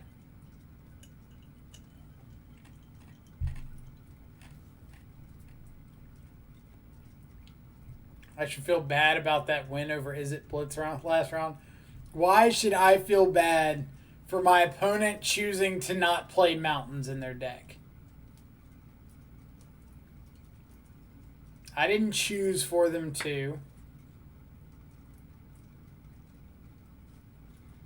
Because it was you. Was it you? Oh, man. I honestly, don't even pay attention to who I'm playing against whenever I'm playing. I have chat closed. I don't pay attention to the name. But it was GG's, and I'm not going to feel bad about you not having mountains in your deck. But I spent 2 minutes trying to contemplate why or what would kill me on that last turn if I just went for it. And finally decided anything kills me just about, and I can't play around it.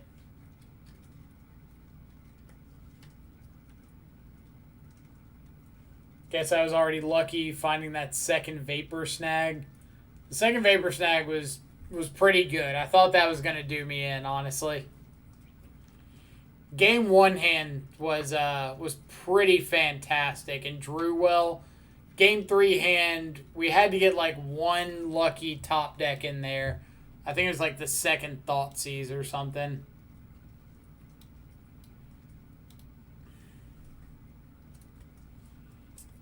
Opponent doesn't reveal a companion. I think I'm going to ship this. Double Scourge, and I'm not guaranteed to get it online quickly.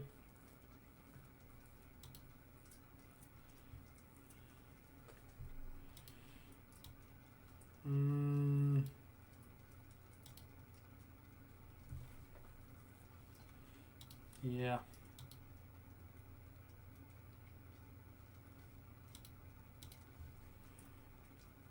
Opponents mold to 5. Maybe they're on Tron. His hand's definitely not beating Tron. That's a really weird Tron land.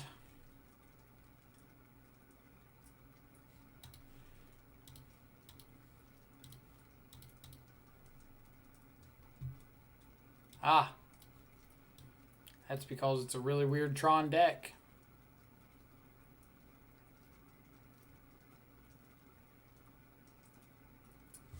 Temple Garden, Marsh Flats, push to Fairy.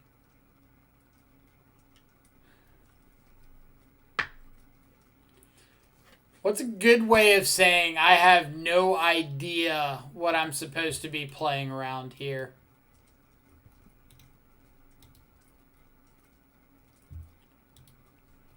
Temple Garden, Marsh Flats, push to Fairy.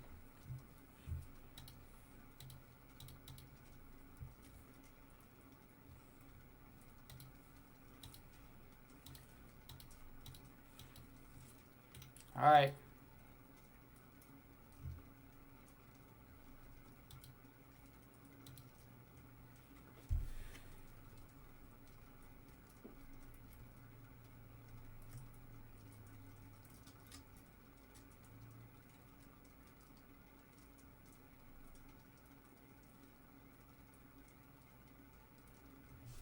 You gonna kill my Hex Drinker?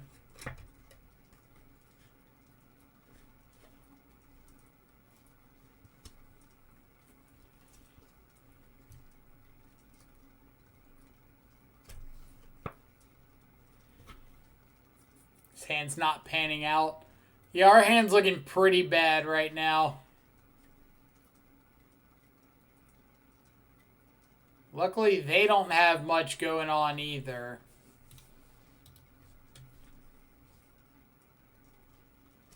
And we're like a land away from adding Luris to the hand.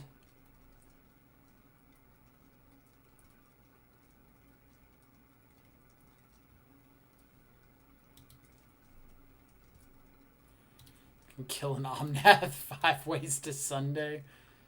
That's a great way of breaking down that one.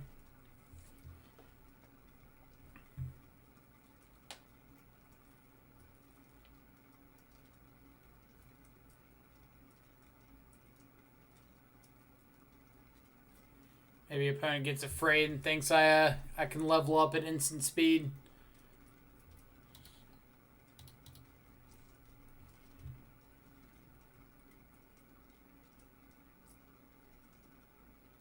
I guess we'll just play.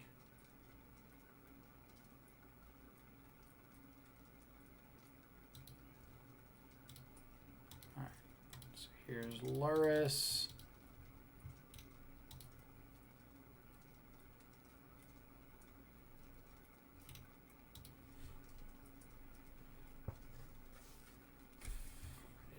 Forest. That's pretty good. So now I can like Hex Drinker, level it up once, play Tarmogoyf.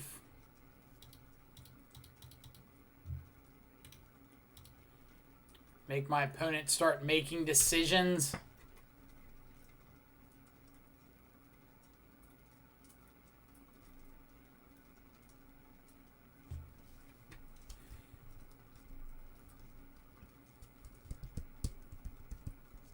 Still need like a Shadow or a Scourge here.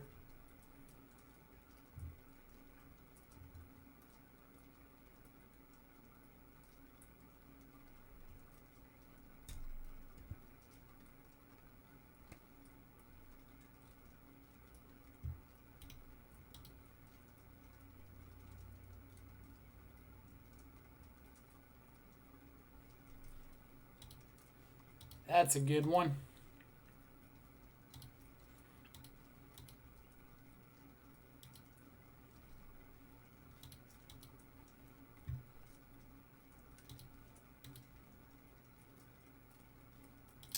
Assassin's Trophy, you say?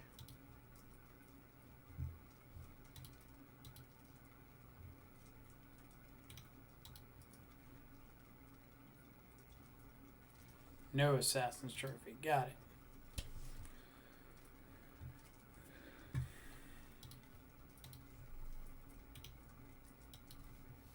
Ren and 6.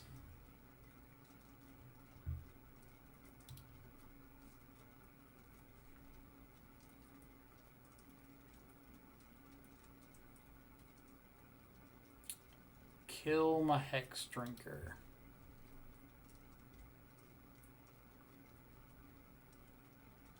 Alright.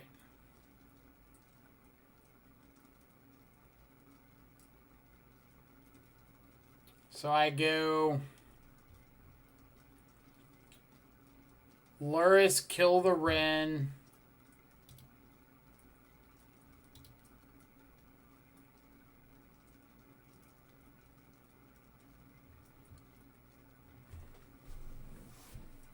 Do I go Luris, kill the Ren? Yes. I guess Bobble's free. Free-ish.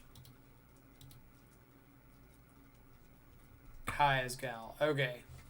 How am I playing around Kaya's Guile best?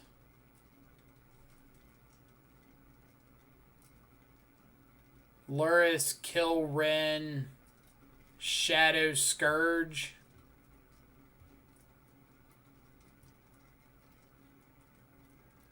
Is that...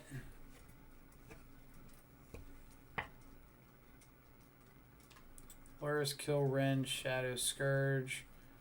Or do I just say I don't care about the Ren, hit you, Shadow Scourge? No, because they could Ren ping the Luris. Or Ren ping the Shadow.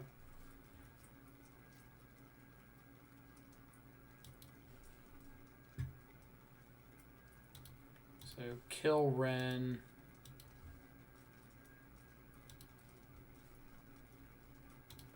Shadow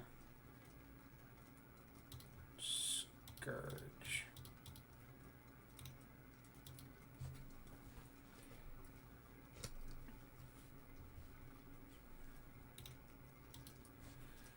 They draw Kaya's Guile.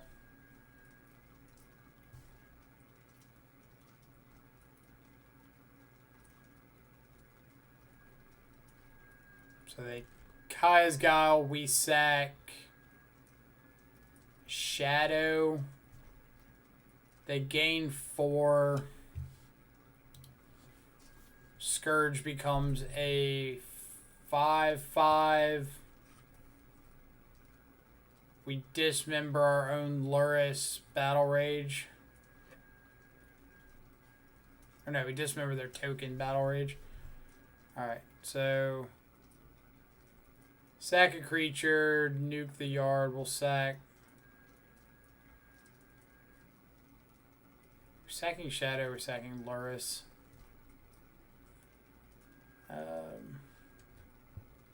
So they're going to 15, they're making a 1/1. I think just sacking the Luris is fine here.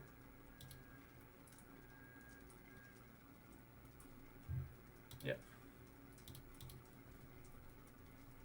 Let's go Blood Crypt, Dismember, Battle Rage, whatever. Hiya. Alright. 5-color Niv, eh? Veil's great. Ashiok's great.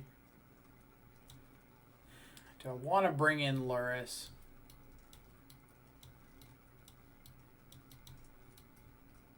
Probably not, because like Kaya's Guile just kind of wrecks it. Hate Command's a possibility. Wildfire's pretty good. So these are all options. Push is bad. Dismember is bad. Battle Rage is pretty bad.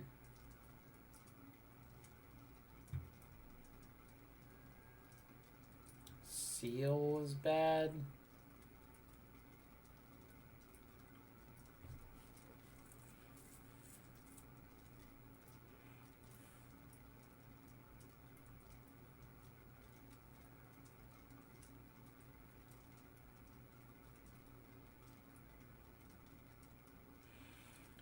TBR is pretty bad against the push, abrupt decay, Teferi, Assassin's Trophy, Kaya's Guile deck.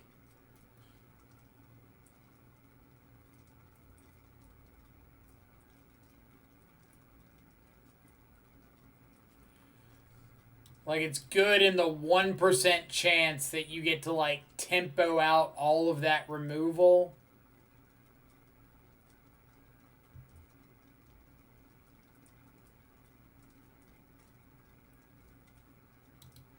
But I think the likelihood of doing that is pretty low.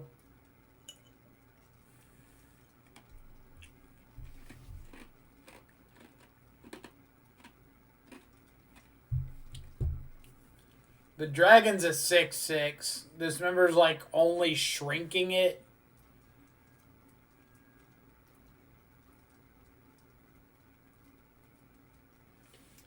I'll give Dismember is good against Omnath. So maybe I'd like rather have Dismember over a couple bolts.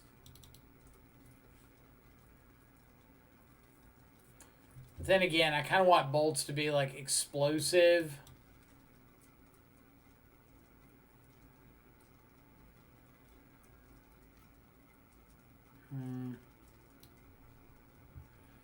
We'll see how game 2 plays out.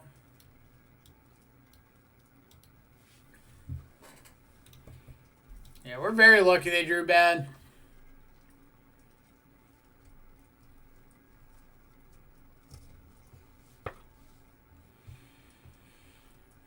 That's a good draw.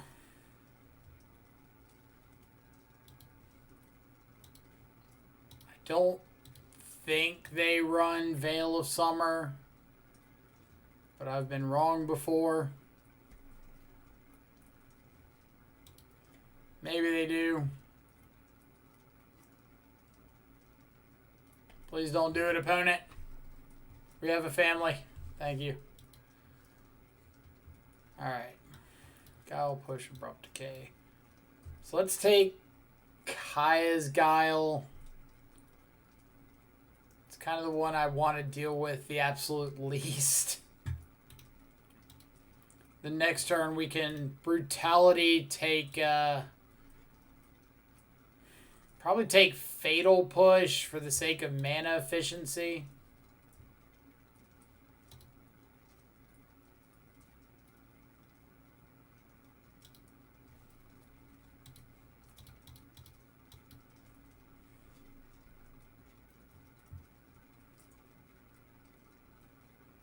Yeah, we'll take push. Alright. We really need to see this fourth or third land this upcoming turn. If we draw that and we can get like Goyf plus Veil, that would be huge.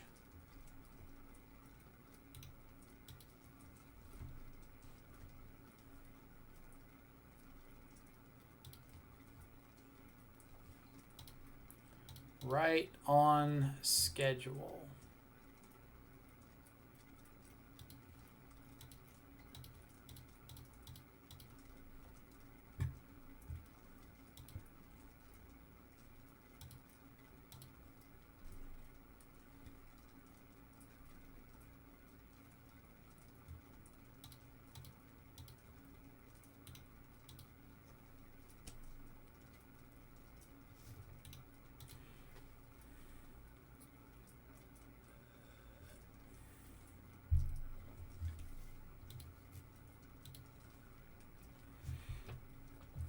All right. Now we've got a bit of a weird spot.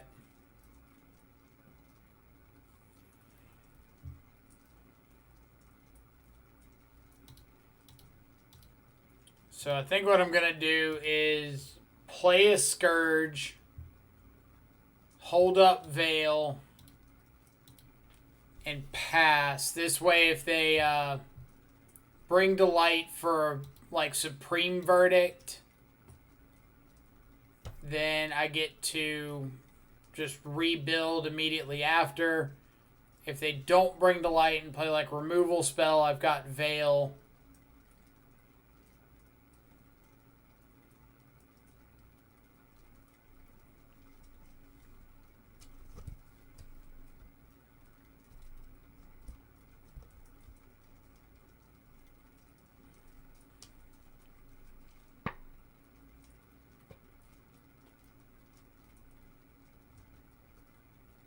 So I know that they have Niv or whatever mana right now. Niv or Bring to Light.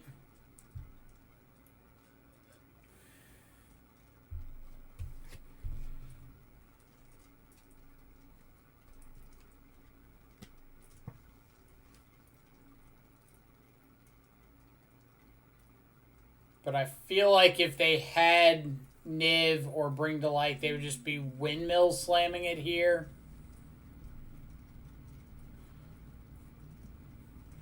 Like, I don't think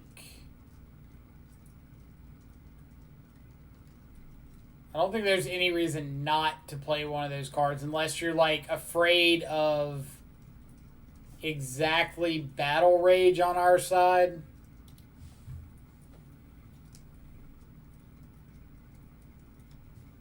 I guess I'm kind of hoping this is just Bring to Light for Wrath.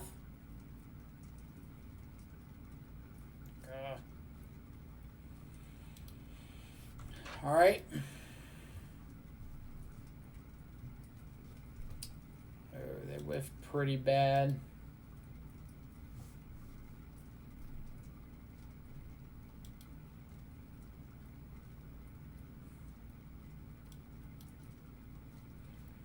Alright, so they got a Wrenn and 6, an Abrupt Decay, and a Teferi.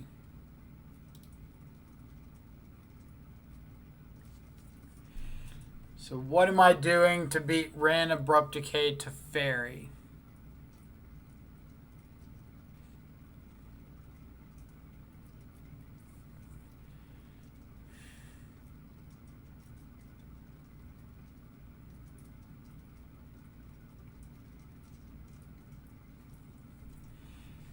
I think I'm attacking with both. Because if they screw up and block Scourge, I just get to eat the Niv.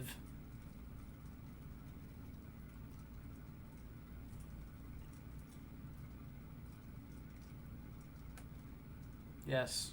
Yes, we will take this block all day.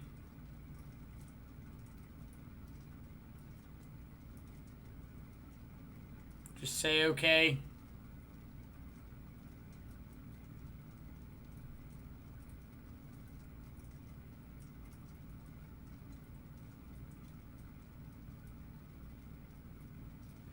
Opponent might be working out if they're just dead to, Yes. Yes. Okay.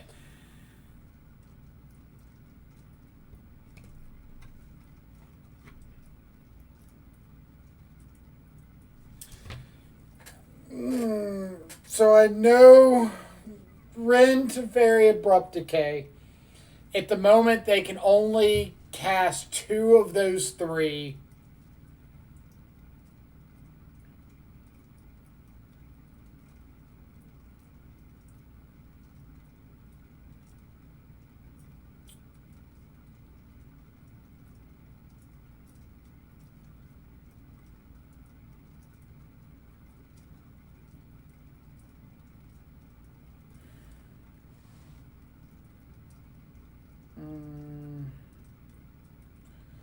So, if I play 1 threat,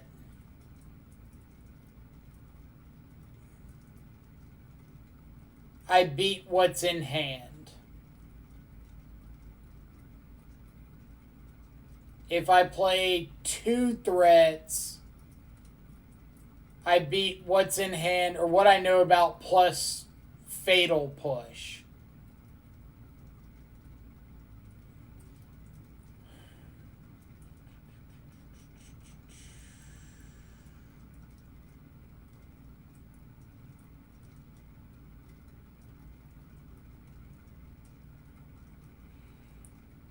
If I play no threats, yeah, I think it has to be Scourge pass. I think I want to save the Hex Drinker for after a Wrath, so I can just play it and immediately level it up.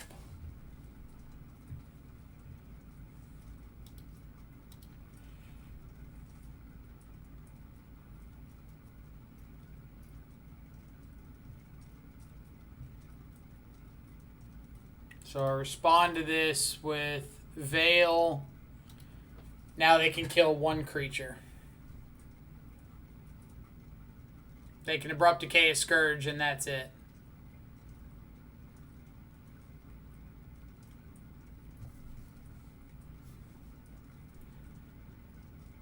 Unless one of their last unknown cards is exactly Fatal Push, then they can shock in Godless Shrine. On my upkeep, they can kill Scourge Goyf, or Scourge.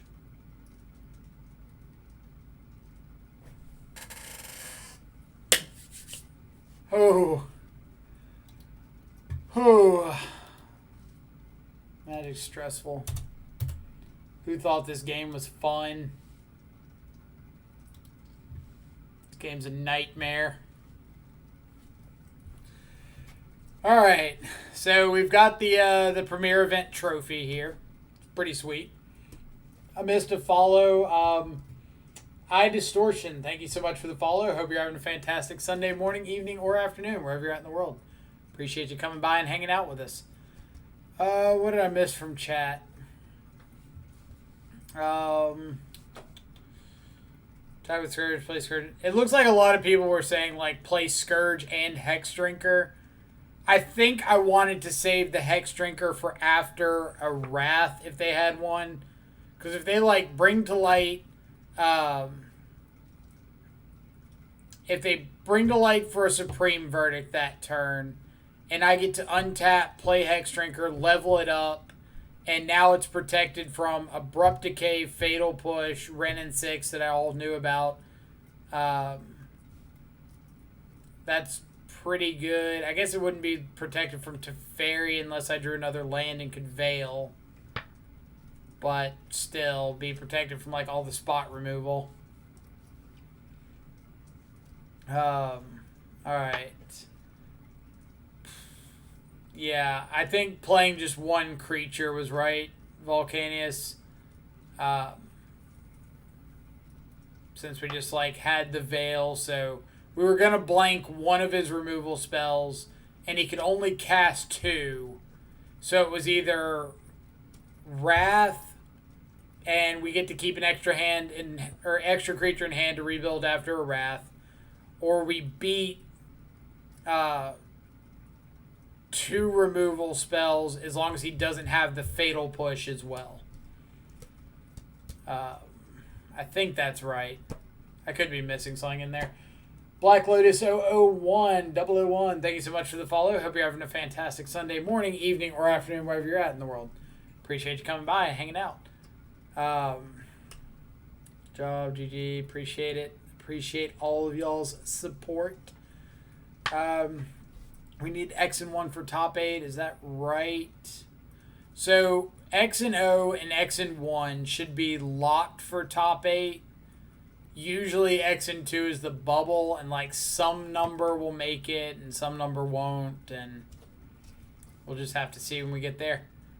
How reasonable are the Jund Death Shadow versus Blue-White Control / Boomer Jund matchups now? The matchup against Jund, I think, is pretty reasonable. The matchup against Blue-White, with this version, it's not terrible. Because, like, Wrenn and 6, Croxa, Hex Drinker are all really good against Blue-White. With traditional Jund Shadowless with Swift Spear, I actually think it's worse. Like, a lot worse.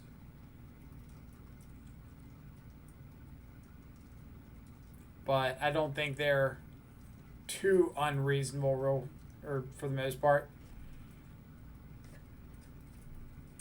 Dogfish, I'm hoping to carry on this hot streak. Lotus, you prefer Jund Shadow over 4-color? It's meta dependent. Like, at the moment, I've really liked the proactive nature of Jund. It makes not only mulligan decisions easier because you have a pretty good idea of like what you need to find to just put the pressure on your opponent, but it also simplifies the game. Like we saw against Prowess, there was a point in Game 3 of our third Prowess matchup where we just kind of said, okay, we can't play around something. We can't top deck a counter spell or something that gets us out of where we're at, so we just have to go for it. And we did, and we won. And I think those lines open up a lot more with Jund as opposed to 4-color.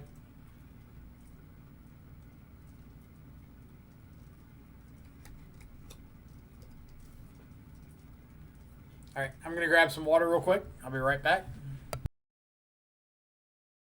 Feel free to sit here and tell me how terrible my plays are. I actively encourage it, actually.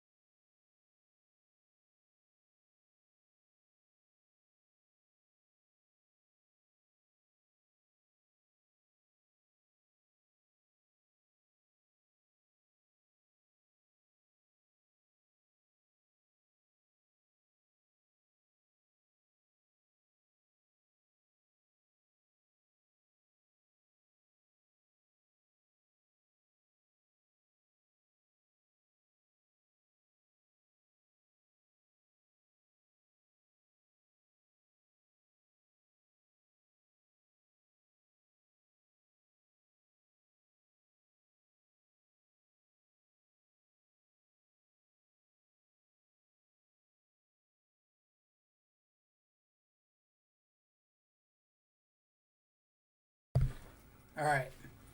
What do we got? Heliod Company. Is Jund Shadow a very bad matchup right now, or Dredge? Do you mean like are Heliod and Dredge very bad matchups for Jund? Let's see. Let's see if we can put numbers to opinions. I've got to update Prowess. So what do we play? Spirits we beat. Prowess. Where's Prowess? It's red-black Prowess. I don't want red-black Prowess. Do I not have blue-red Prowess on here? Weird. I need to go back through and adjust this then. And then 5-color Niv. Niv to light. So, Heliod and Dredge. Eventually I'll go back there and reorganize this for alphabetical. Guess I could probably do that now. Come on, go down, go down. No, why are we copying?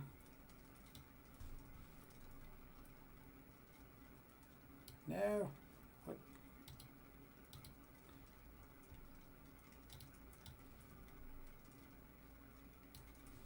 All right. Where's the alphabetical? I can just do it from here.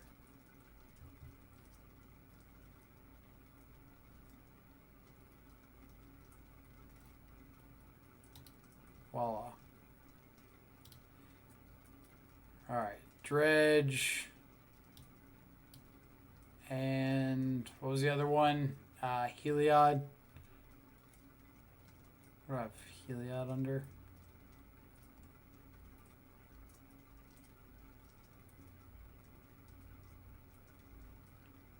I guess I don't have Heliod on here. God, I'm slacking on the update.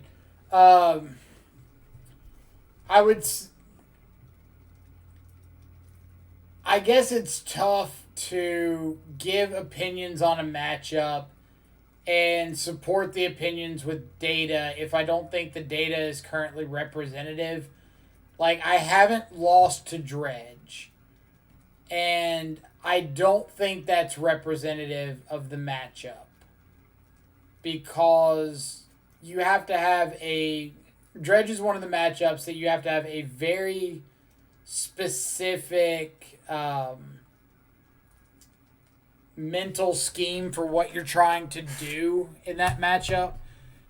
For instance, if you're on Shadow against Dredge and you don't have Shadow or Scourge plus Battle Rage or Grave Hate in the match, you basically can't win.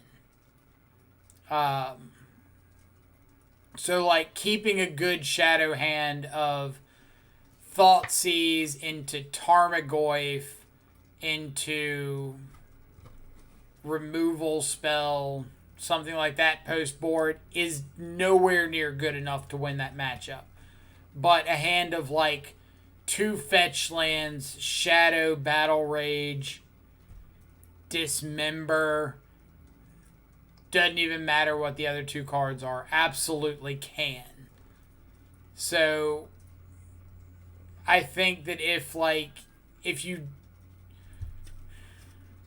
I would say my win record against Dredge is representative of me mulliganing aggressively for a very specific set of cards, combined with the fact that I've hit that set of cards.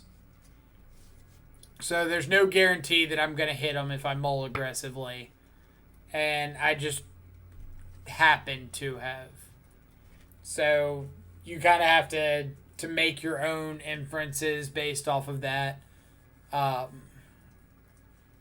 But yeah, for like Dredge, you either have to have Battle Rage plus like one of your primary threats, or you have to have some piece of Grave Hate.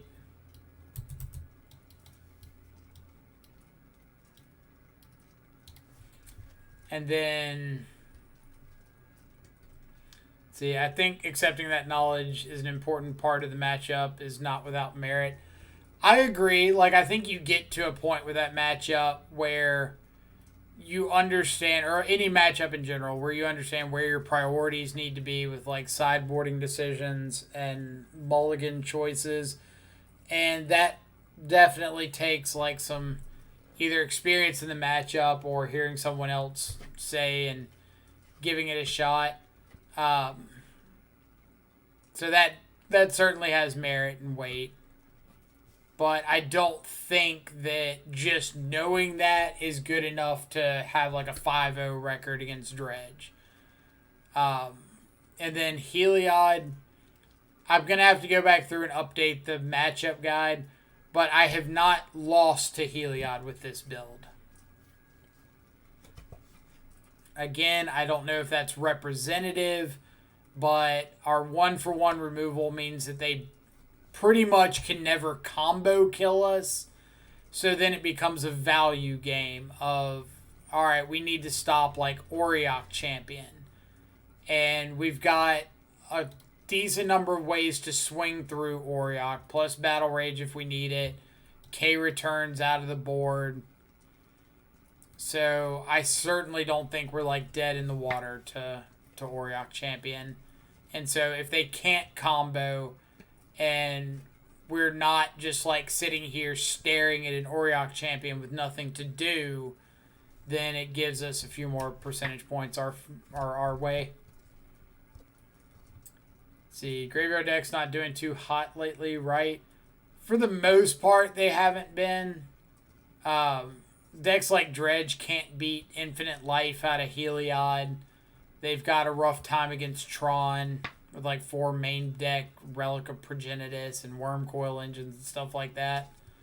So, for the most part, Grave decks are on a little of a decline.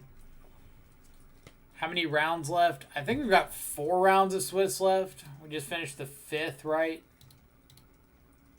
Yeah, 4 rounds of Swiss left.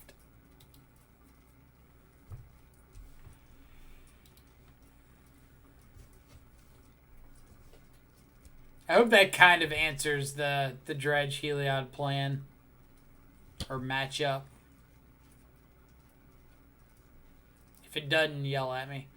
But like, if we're talking just sideboarding and stuff like that against Dredge, I'm boarding out like pushes for sure. Probably boarding out Wrenn and 6. Might board out trophies and then bring in something like Ashiok, Spell Bombs, K returns,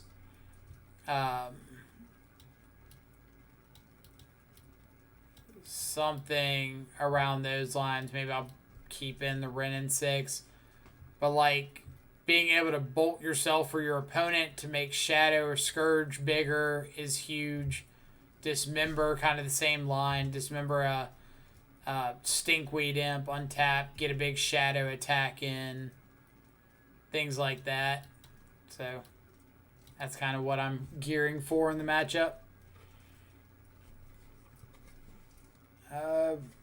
Jacob, what have we faced so far? We've faced Blue-White Spirits, 5-color Niv to Light, and we've faced Blue-Red Prowess 3 times. Oddly enough, we have only dropped 1 game so far, and that was to Blue-Red Prowess. See, there's a place around here that I just ordered from called Charlie's Philly Steaks. Pretty good. That sounds pretty amazing. I'm going to have to start thinking about lunch eventually. Like, maybe if one of these rounds, if we happen to get through it super fast, I might have to, like, run pick something up. Wagner, how's it going? We are currently 5-0. We beat 3 Blue-Red Prowess decks, beat Blue-White Spirits, and beat a 5-color Niv to Light last round. 5-color Niv, Izzet, Bring to Light, that stuff. What do I think about Knight of the Ebon Legion instead of Drinker? As it synergizes with the self-damage, it's black, and you can put extra mana into it. I don't think it's bad. The only downside, I would say, is with Knight of the Ebon Legion, matches like... What are some good examples? Burn, Prowess. You're probably not wanting to deal 3 to yourself. Like, I like the idea behind it. Maybe we'd try it out on stream one time. But I think, like, the upside potential of Hex Drinker is probably better than the Knight. Now, there's a good chance the floor of the Knight is better than the floor of the Hex Drinker. Because, like we saw a couple rounds so far this event, Lava Dart is just, like, lights out the Hex Drinker. And Knight would have been better in those situations.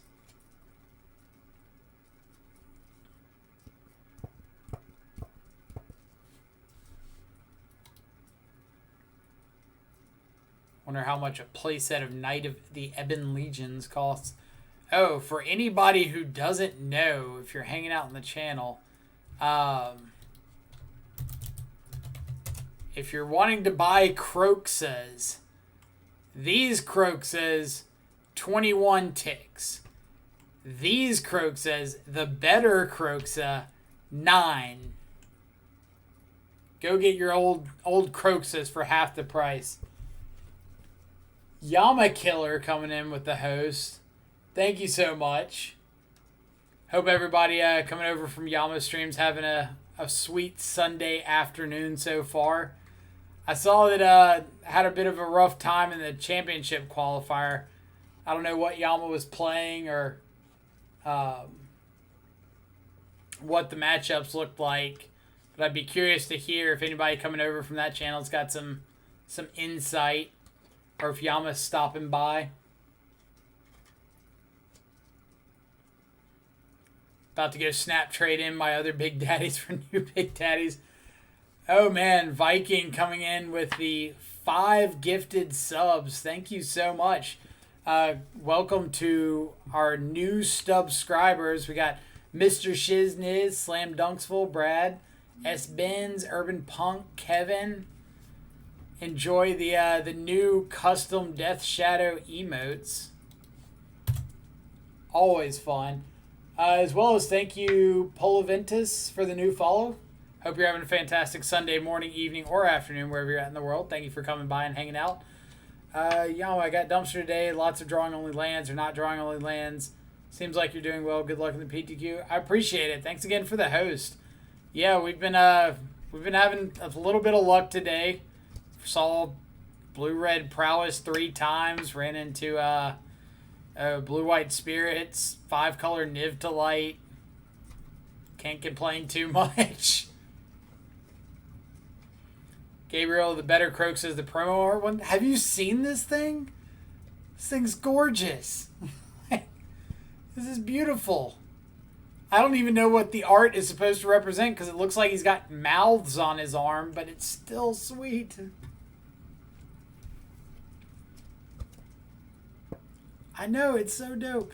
Like, I think that one's quickly taken over my heart. So I'm all on board with playing that Croxa instead of the old one. He does in the original art too. I guess I haven't looked at like the art that closely. Well, I'm just talking for people on Magic Online. Because, like, ticks can definitely come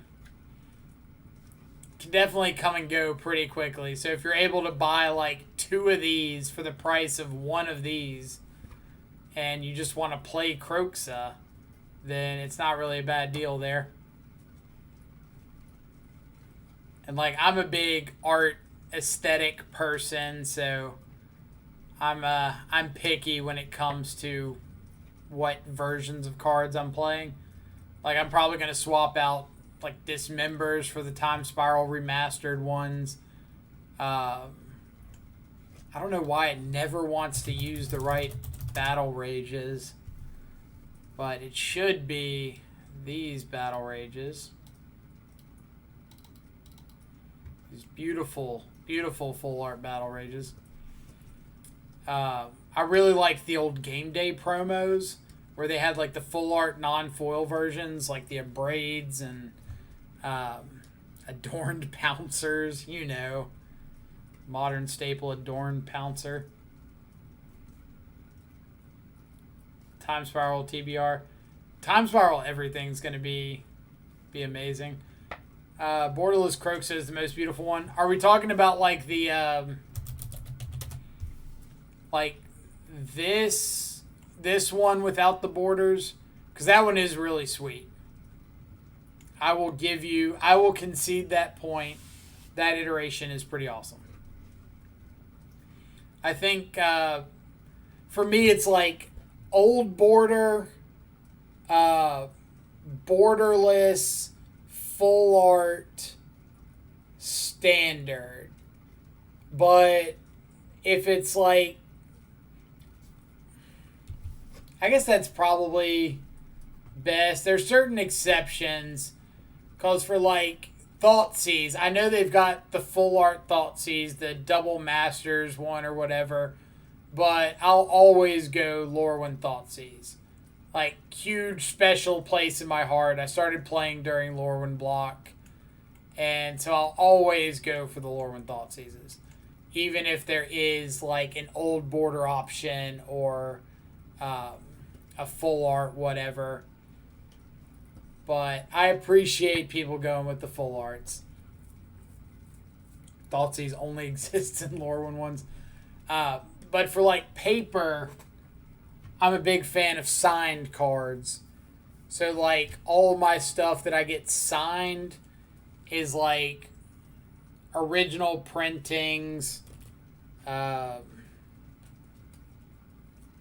here and there, like K commands. What do we got? Like beta basics signed. Nice little set. Thanks to one of my roommates of Italian street wraiths. Things like that. So if it's signatures, it's always old border or original printing for me. But on Magic Online, it's like, all right, which of these is the most aesthetically pleasing? So we got 2 matches still going on this round. Looks like we've got Max Magicer versus, Josito Shekel. I have Josito Shekel. No idea how to say that. Somebody, I got a message.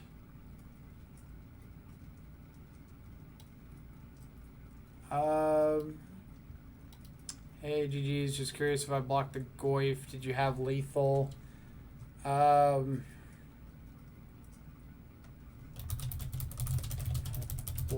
the Goyf. I would have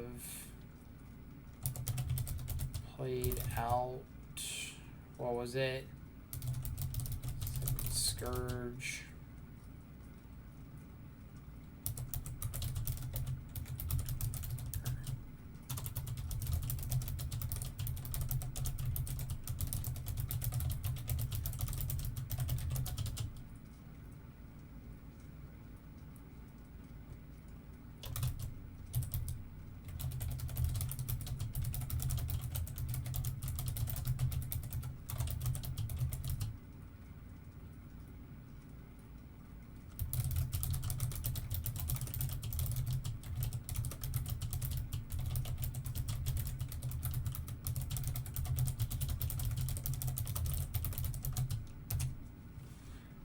I think that's the best way of answering that one. So for everybody who came over from Yama's channel, if y'all are hanging out, enjoying the content, feel free to jump into chat. Everybody's always welcome. Tell us a little bit about yourself. where you're from, what got you into Magic, why Death Shadow is the best archetype in all of Modern. I don't know, random topics just off the top of my head. But always excited to hear from everybody. Y'all have no clue this man's obsession with signed cards. I think a few of these people might. Show the Street Wraiths again. You got it. So, Street Wraiths by Cyril Vanderhagen. It's got a pretty unique signature. It's tough to tell when you're just looking at it, but it's a C at the very top, VD in the middle, H at the bottom with the diamond around it. It's for Cyril C, Vander, VD, Hagen, H. It's pretty sweet. Let's see. What vendor did you get the Croxus from? I got the Croxus from GoatBot. They're usually pretty in stock with like everything. How's Jun doing against Heliod with the playset of Auriok champions? We were talking about that matchup earlier, and I said that I don't know how representative my results are, but I have not lost to Heliod with this list. When it comes to Auriok champion, we've got 6 ways with Goyf and Hexdrinker of just straight attacking through it. As well as like Battle Rage to get our bigger threats over it. When we go to post board, we've got Kozilek's Return is a good answer to it. Obviously Thoughtseize, Inquisition, stuff like that can get it out of hand early. But I think that being able to attack into it is kind of like our biggest advantage. Like, we just don't have to stop being proactive just because there's an Auriok champion on the board.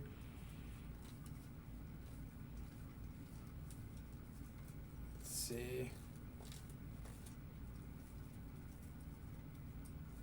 But my favorite signed cards that got me into collecting signed cards are a playset of Shadow signed Death Shadows.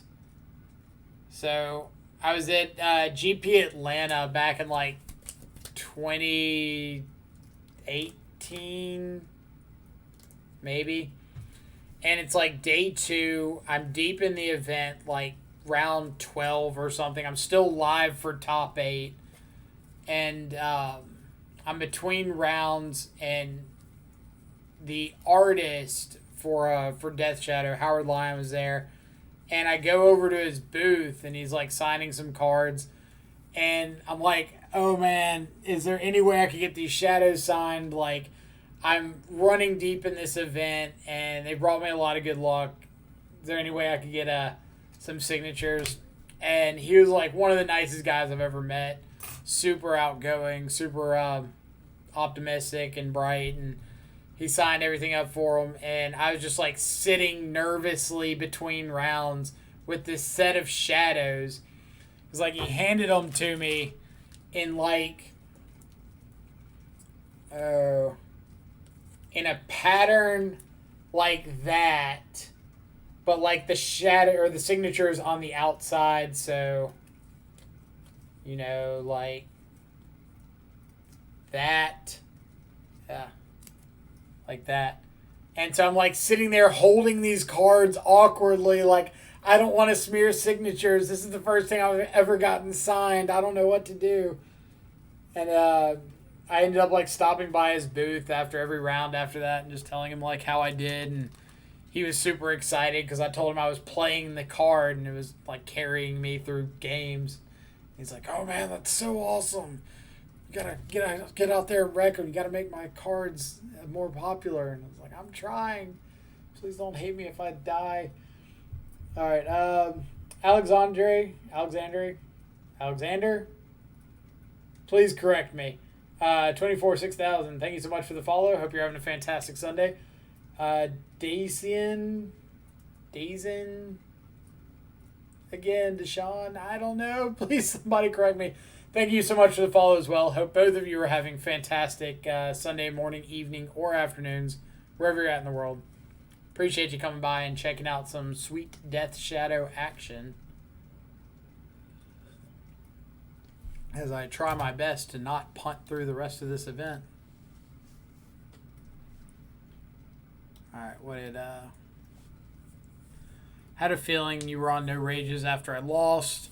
I shouldn't have played around it because I probably never beat it. I smelled the second veil because we presented it the previous turn, but I didn't really solve the puzzle. I think I was playing scared because you had perfect information.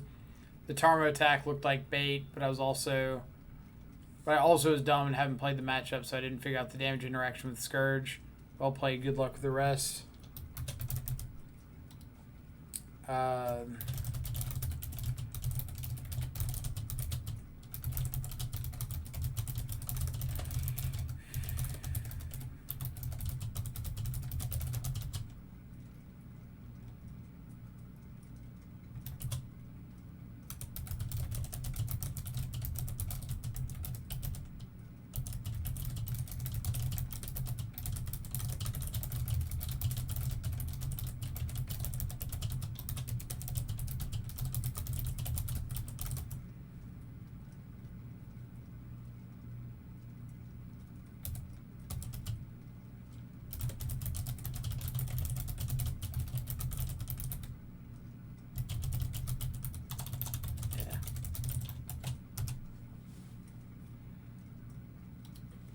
All right, what do we got for round number 6?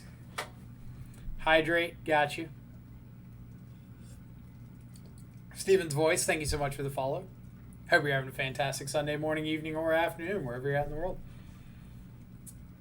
Let's see, what do you think of Prismari Command in Grixis? Is that the one,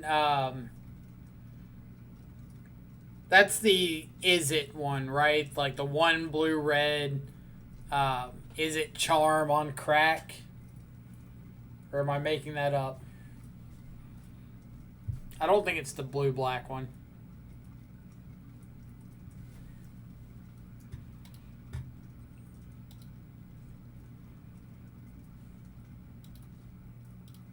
So, Luris Mirror.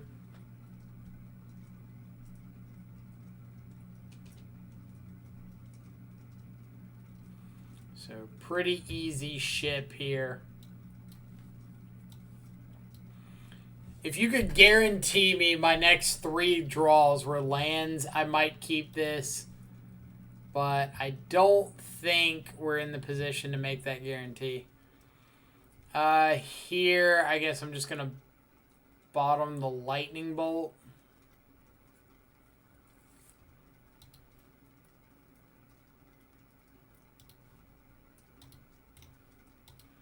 Opponent mulls to 6 as well. So that's a optimistic first step for us. It's got all the makings of a Jund mirror so far.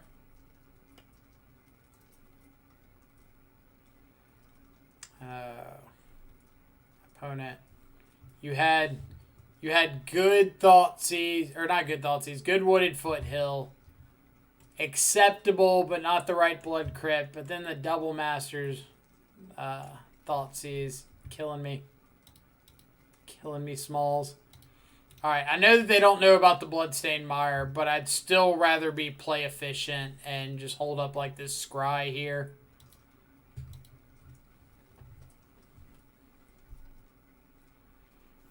If they don't do anything, I might just not do anything.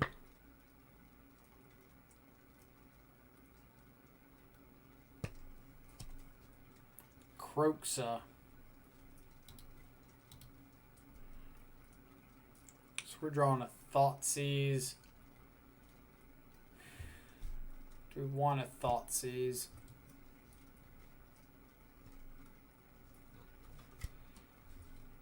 I guess I'm just ditching an extra land.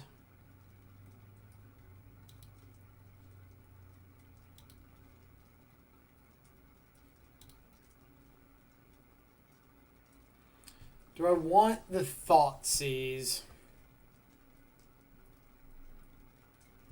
It gets them closer to recasting this Kroxa.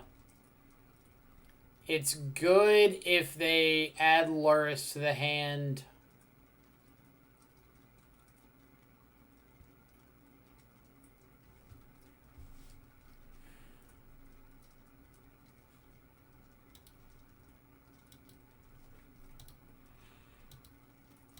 I want the Thoughtseize.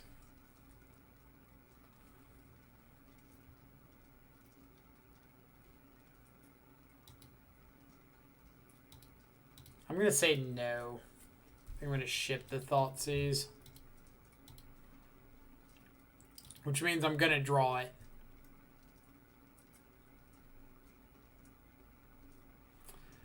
Which means I'm going to draw it.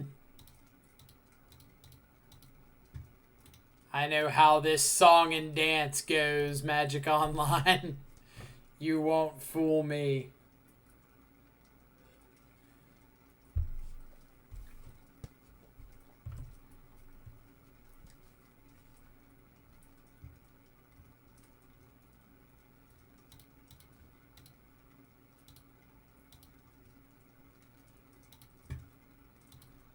So I'm not going to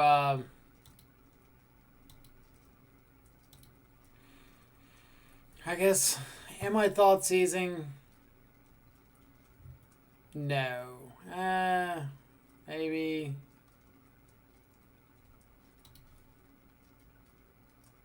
I don't really want my opponent to just, like, rip something I can't deal with here.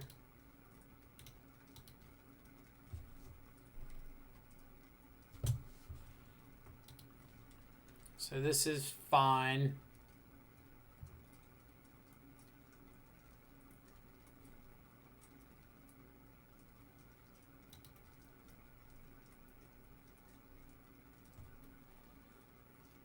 So I can go push this.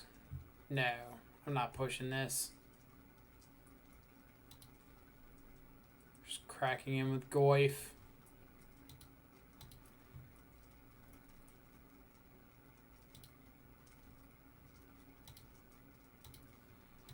Just add Luris, say go.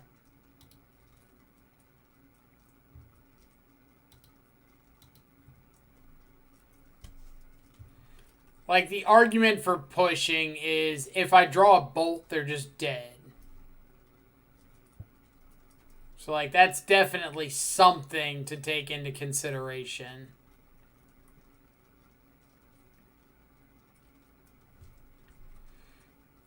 Now the hope is they just play Scourge Pass, and I get to, like, end of turn. Alright.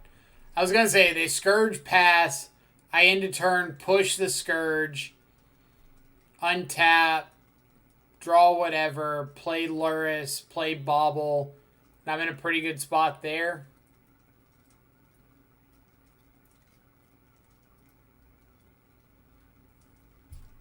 But obviously the game did not end up that way. So Veil, K-Command, some number of Spell Bomb. I'm usually like boarding in a Spell Bomb and not the second one. Kind of works out that way a lot.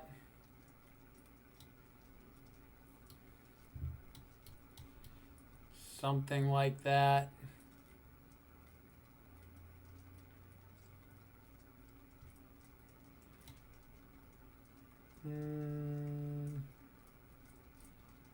Ren's probably fine. It's not great, but it's not terrible.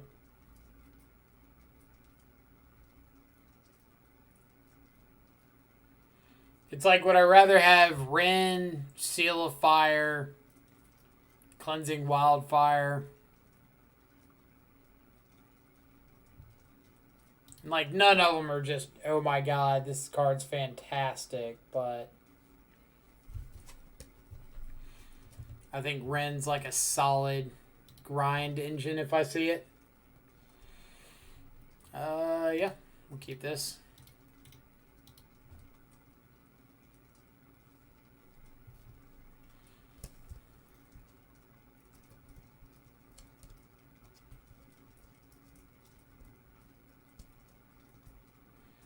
Do I take out Inquisition because it doesn't make you lose life?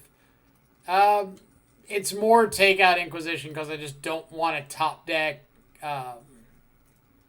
like those kind of spells late game.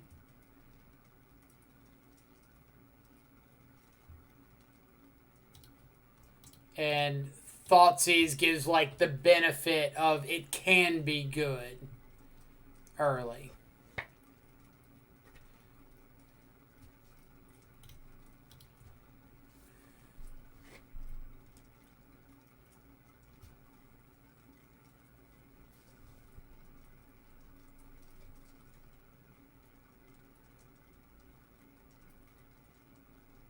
I'm not like super concerned with holding up Veil here. Like, I'd rather use the Veil to protect one of my creatures, and I'm not playing one of my creatures in the next couple of turns, so Veil's kind of, yeah.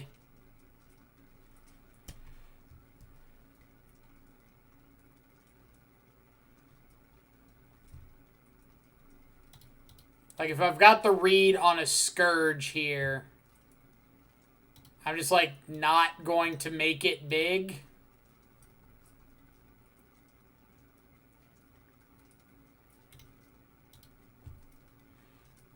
Ian, what's up? How's it going so far?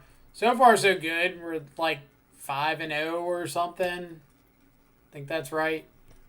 We're up a game here.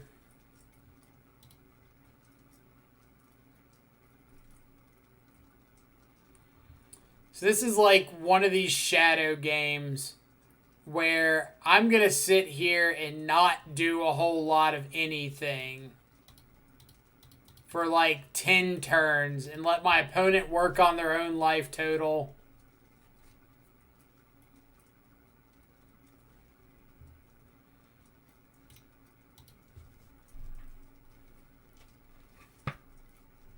I don't feel like I'm pressured into doing much. They could just go like fetch, shock, triple shadow here, and that backfires, but yeah, we're here.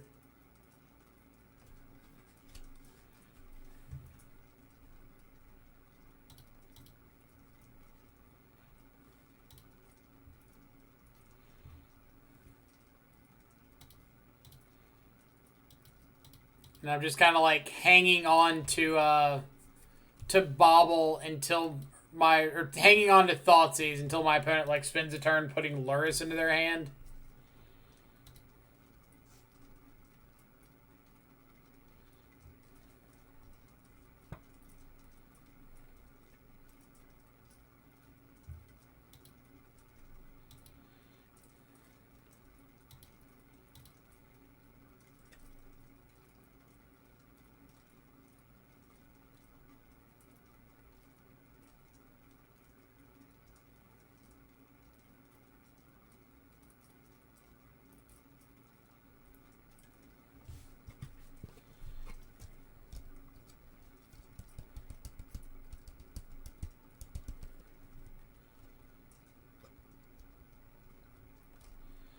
Like, my opponent's in this awkward spot where, like, they can't add Luris to their hand, because if I just have removal spell, they die.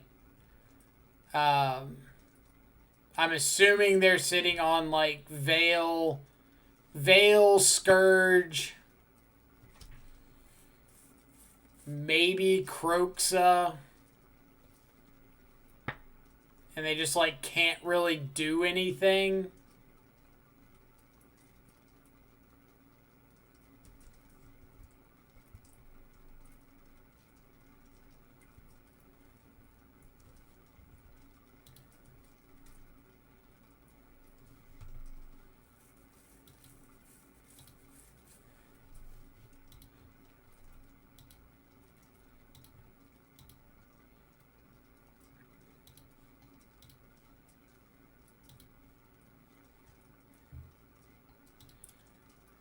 think I'd rather untap with all of my mana available.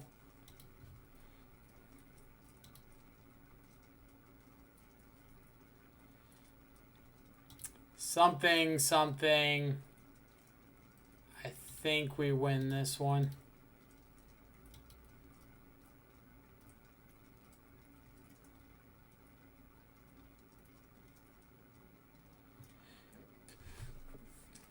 Can we talk about how we just won a game as Death Shadow at 20 life and never went down below it? Can we just, Am I screenshotting this? Opponent, I don't mean to have your name in here, but I gotta show your life total. And unfortunately, that's part of it. Who needs to lose life?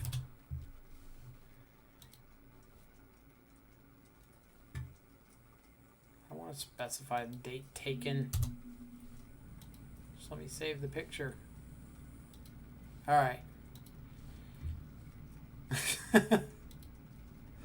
That was weird. 6-0. Whitelisted son of a bitch. I mean, I had 4 copies of Bolt in my deck, right? Double Fatal Push would have also done it. Like, any 2 removal spells would have done it. Single Bolt does it. Yeah,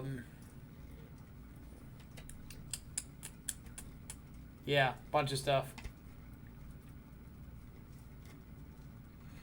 Miss follows. Naggy back. Thank you so much for the follow. Arcto, thank you so much for the follow. Hope both of you are having fantastic Sunday morning, evening, or afternoons, wherever you're at in the world. Appreciate you coming by and hanging out with us. Let's see what chat is saying. Wagner, maybe 2 Scourge in hand. I feel like they had some number of Scourges.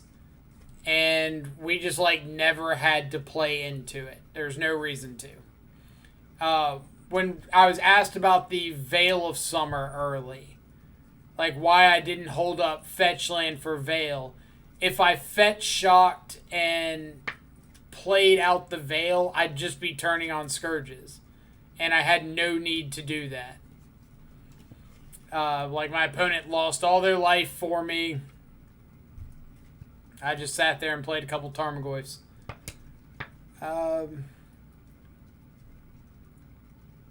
Very high-level plays. Good job. I appreciate it. Opponent is going to say that Boomer John is tough. God. You're right. You're right. Let's see. Mike, did you accidentally prove that Jund mid-range is better than Jund Shadow? I think that was just straight Jund Control, right? Like, we weren't even mid-range. We didn't play Liliana's. I never cast a hand disruption spell. We played 4 spells that game. We played Hex Drinker, it got pushed. We played Tarmogoyf, we played second Tarmogoyf, we played Lightning Bolt. That was it. That was our entire match. Or that entire second game, sorry. Masterfully played his control in the mirror. So that, I love games like that because they prove a point that I've been trying to make for a while now. And it's that the mirror, it's not a race. It's not a who can get the first shadow down or biggest shadow down or whatever. It's denying your opponent resources. And in a situation like that, I denied them resources by turning off one of their threats entirely. If I had drawn Scourges, I could have played them anytime I wanted by shocking in, playing a fetch land, whatever. But because my opponent couldn't control their threats, I didn't have to allow them access to them. I did play Classic Jund. I just needed more Raging Ravines, right? I'm just curious, do you miss Swiftspear at all? Not in the slightest. I'm so not a fan of Swiftspear.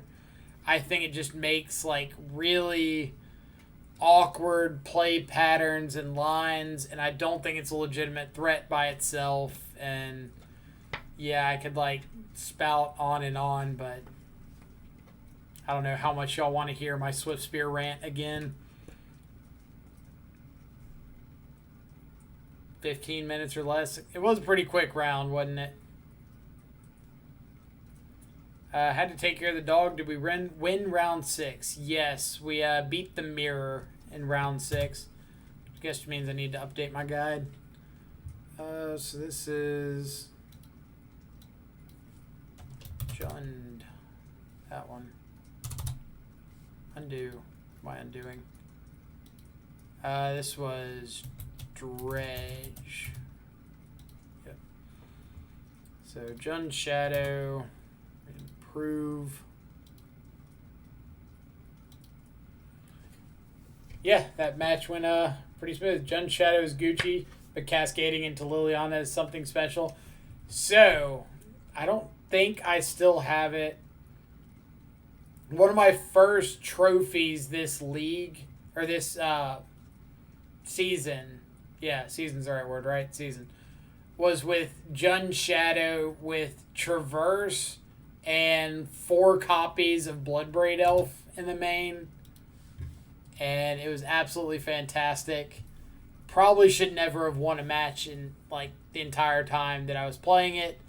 But I got to just outgrind Boomer Jund, just playing more Bloodbraids than they played.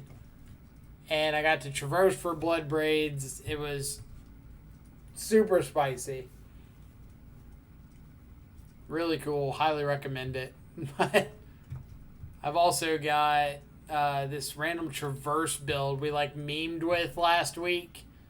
It's just like how many one-ofs can you fit into a Jund shell?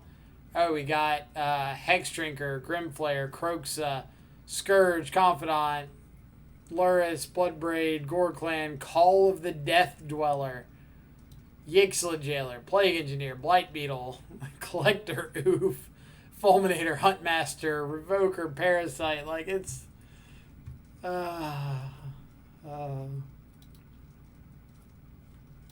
it was super fun. That's all I'm saying. Anytime you're casting shadows, it's super fun though, right? Should I buy 4 Hex Drinkers or is 2 enough? The generic answer I give whenever somebody asks, like, should I pick something up or should I buy something, is like, I've only played Hex Drinker for like a few days. I don't have the data behind whether or not I think it's like the long-term solution. I've had a really good win rate with the card in the deck. I think that it's gotten me a couple wins that I wouldn't have gotten with any other creature or card in that slot. Twitter link, I think, should be down below on the page. I don't have a command for it. I probably should. What's a good way of saying I really slack when it comes to, like, spicing up the channel with things that would be useful? But if you're on the page and you come down to here, there's a Twitter link. But for Hex Drinker, like, I think the card's extremely fun, which is a good enough basis for me to at least put it into consideration. I think it's won me games that other cards in that slot wouldn't have won me. For example, I won against Abzan Squirrel Blade because Hex Drinker came down, leveled up, was able to block a Toski that could have been suited up with a Sword of Fire and Ice, as well as swing through Lingering Souls tokens to kill our opponent when we finally did find the mana to level it up all the way. And it swung through blockers in another match. I don't even remember what it was, but regardless, worked. In my personal experience, I think 4 is too many. It's a card that I don't really want to see. I'm okay with seeing it on turn 1, but I'm not like turn 1 Hex Drinker, turn 2 level up Hex Drinker. We're not that kind of deck. We want to see Hex Drinker like turn 4, where we can play it, level it up immediately. Was that old like crock pot infomercial, like set it and forget it, that kind of thing. And if we can get it back with Luris, if it ends up dying there, that's completely fine. We can get it back if we play it on turn 1 and it dies. So you don't really want to see multiples of it. So 2's been kind of that sweet spot for me. Anything else about the card? Not really. Rest of the disclaimer would be like, if you're enjoying a card, if you're having success with a card, if you just want to play the card, play it. Like, don't let minor little win percentages or someone like me telling you that I don't think you should play 4 keep you from playing 4 if you want to play 4. Like, it's not worth it. Just enjoy the cards that you want to cast and cast the hell out of them. If somebody comes around to me and says, like, oh, I think you should be able to play 4 Hex Drinker, I'm going to give my opinion as to why I don't think I should play 4 Hex Drinker. I might give 4 Hex Drinker a shot in a league or something, but I'm not going to play the card in a premier event if I don't think it's worth that slot, and I don't think I'm going to play 4 if I don't think 4 is the right number to be on. So I guess that kind of in a roundabout way answers it. I hope that gives some sort of reasoning. Damn, I fell asleep and wake up to the old 6-0. What a savage. 6-0, and I don't think it says it. We've dropped 1 game. We dropped 1 game to Prowess. Otherwise, it's been 2-0, 2-0, 2-0, 2-0, 2-0. Dogfish, we got some alpha shadow energy rolling. No beta shadow energy in this stream. Free Thief 0114, thank you so much for the follow. I hope you're having a fantastic Sunday morning, evening, or afternoon, wherever you're at in the world. Appreciate you coming and hanging out. Yeah, what all have we played? We played Blue-Red Prowess 3 times. We played Blue-White Spirits once. 5-color Niv to Light once. And we just played the Jund Scourge Shadow Mirror.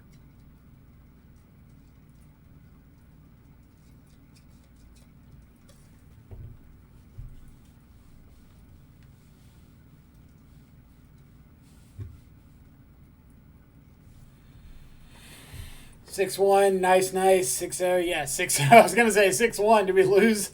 Nobody told me. Did we miss a match? But yeah, it's been a pretty good run. How'd you go since our match, or how have you been doing since our match? Why 2 Croxa? I want to hear why you love that card right now. Sure. So I would break down a lot of the card decisions in this list into general archetypes. And I know I've got plenty of time because we're like an infinity away from the next match. But just to double check before I get into a terrible rant. You're 5-1, nice. Congrats. Sorry I had to break it up. So I break it into a couple archetypes. Obviously, we know like combo, aggro, control, mid-range. Pretty fair. This build of Shadow already has a pretty good matchup against the aggro decks. Outside of Burn. The creature-based aggro decks, we have a good matchup against. Because between like the Fatal Pushes, Bolt, Seal of Fire, Dismembers, Wrenn and 6, Decent Clock, like we can play that matchup. Combo, Shadow typically has a good matchup against, because hand disruption into a good threat, putting pressure on our opponent while disrupting the hand continually, is a pretty good formula for success there. Where we struggle are the mid-range decks, the mirror. I'd say struggle the mirror. Mirror is always going to be 50-50, whatever. But we struggle against mid-range decks. We struggle against hard control decks.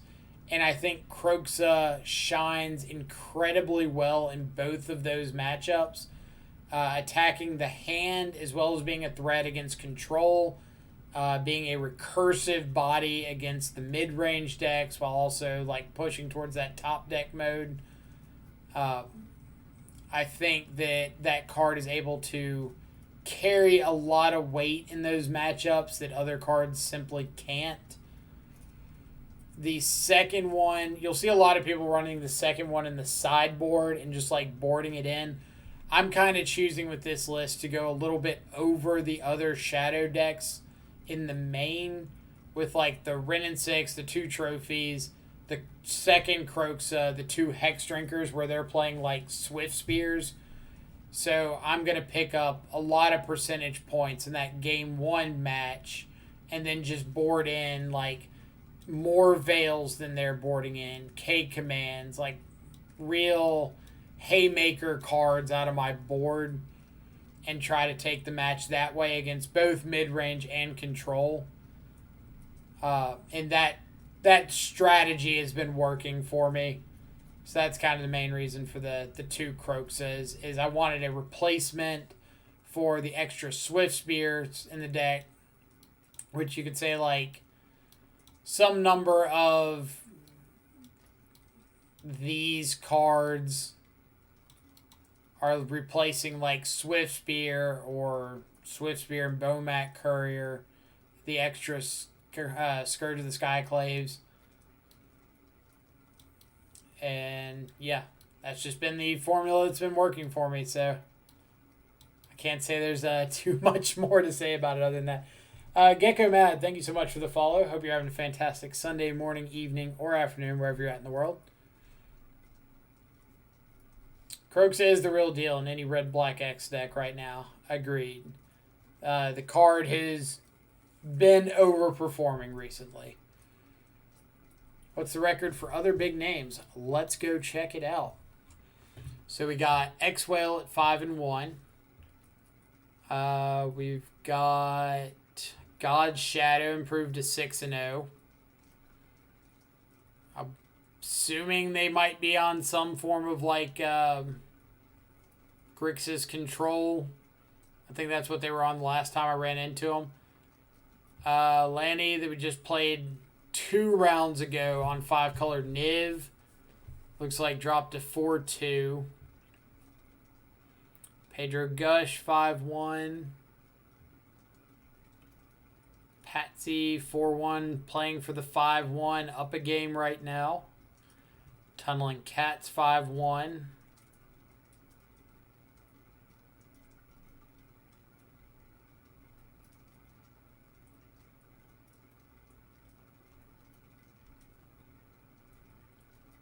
Respect the Cats 5-1. Tom Ross 4-2. Logan Nettles 3-3. Must have dropped dropped this one and dropped last round as well. I want to say he started off 3-0. Might have been 2-1, but started off pretty hot.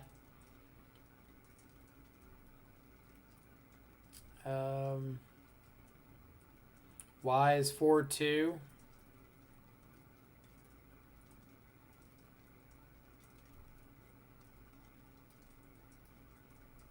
Anybody else that we're really looking at?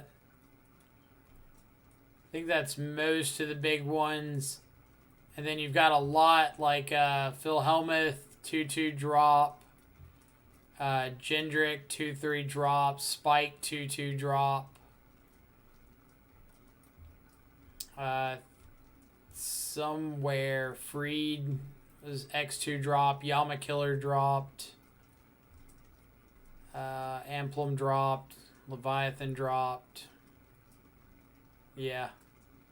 Dogfish, Pygonti. A lot of big name players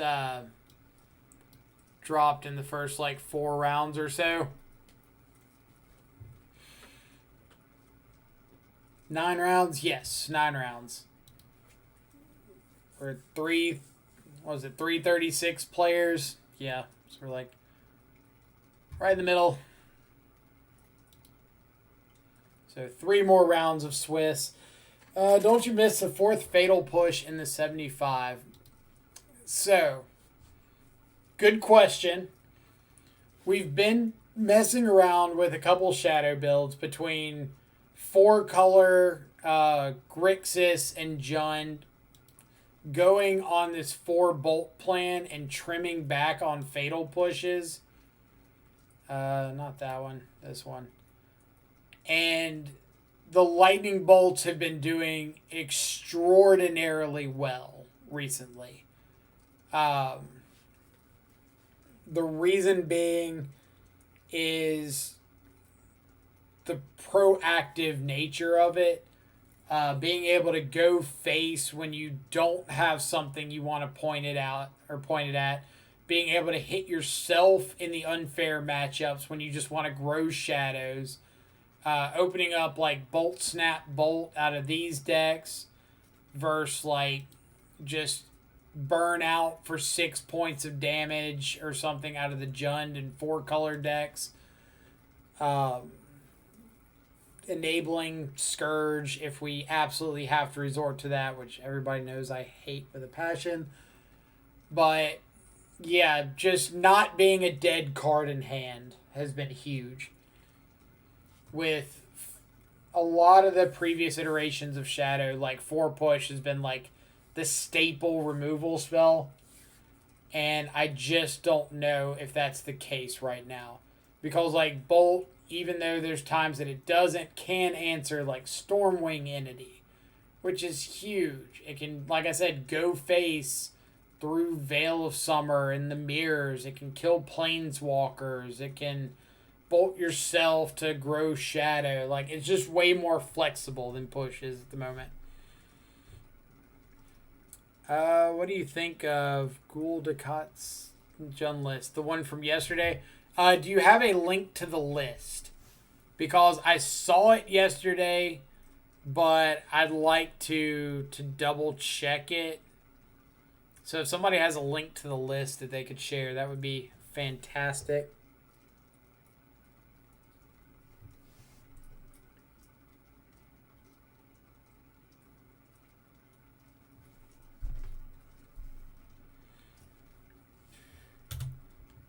Guess I can try to go dig it up real quick.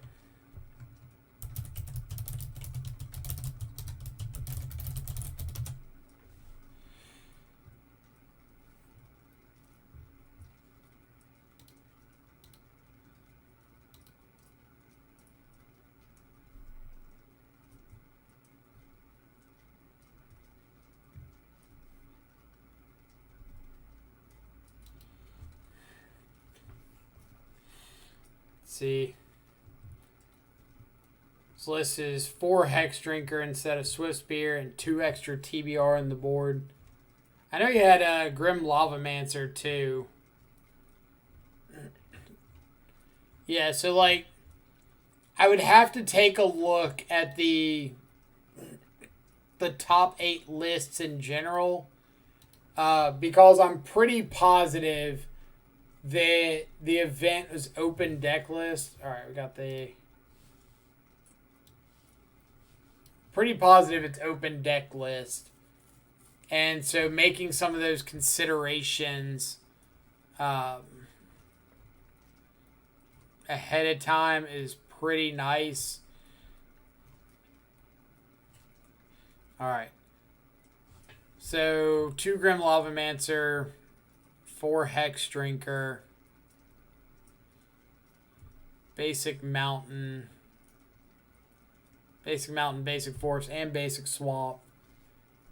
2 Battle Rages in the main, 2 more Battle Rages in the side. So the idea is like when you want to go fast, you can pretty well be sure you're going to hit a Battle Rage. If you want to slow things down, you've got like Grim Lavamancer to play that control game. But if it's open deck list and they knew they were going to be playing against Hammer Time, Prowess, less so against Bogles, but Heliod, Prowess, yeah, like the four Hex Parasite looks really bad in this meta with lava darts everywhere, but the Grim Lavamancer looks pretty sweet.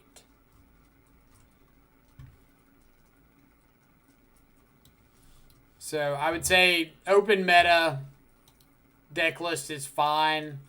Like if he knew what he was targeting. Closed meta, I'd probably say some of those are a little unimpactful. If that makes any sense. When is Lava Man even good just versus tribal decks? I mean, any like small creature deck good, or right? Like it's good against Prowess, it's good against Heliod, good against, like you said, the tribal decks, taxes. Let's see. The one Ren seems so random. It does. No argument. It's won me multiple matches, so got to take it with a grain of salt. But the number actually makes sense if you start breaking down the math for the deck list. What I mean here is I want 8 pieces of 1 mana removal. So I've got 4 Lightning Bolt, 3 Fatal Push, and the 1 Seal of Fire. I needed to replace Monastery Swiftspear with something that I thought was going to be more proactive, as well as the 4th copy of Scourge of the Skyclaves. The 4th copy of Scourge got replaced with the 2nd copy of Kroxa because I'm taking away Swiftspear and I'm wanting to be more top end compared to the other Jund Shadow lists. So that leaves me with 4 spots. This was always like a flex removal spot. Like previous iterations would run the Seal of Fire in addition to the 4 bolts. So you could think of the trophy over the 4th push, which means I've got 2 slots for my additional 1 mana threat, which I knew I wanted something with power and toughness. I wanted the additional removal spell because, like I said, I wanted to go over the top of the other shadow decks, as well as have interaction for like Tron. So I had 1 spot left over for a flex spot, and Renin 6 was a card we've tested previously that got a lot better when the +1 and the -1 are both relevant. So the -1 being able to ping off like a lot of creatures out of Heliod, as well as things like opposing Hex Drinkers, 1/1 shadows that our opponent plays out, whatever. But allowing us to be proactive in the unfair matchups by getting back fetches and aggressively lowering our life. And like I said, Renin 6, I've had games. I won a game against Mill where I ulted a Renin 6. They kept trying to Field of Ruin me. I kept getting my lands back, ulted Renin 6. They Crypt Incursion to gain like 30 life.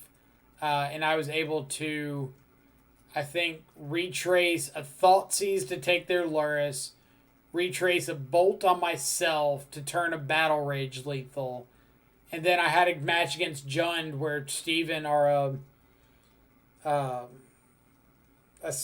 was watching where Renin 6 killed off 3 Liliana of the Veils in one match. Like one game, Renin 6 pinged off 3 Lilianas. And it was just absolutely insane.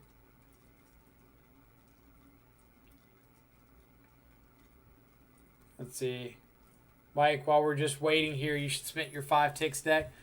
I mean, I could submit it, but I don't have the screenshot of the price list. There's also probably some cards in here that aren't necessarily good. But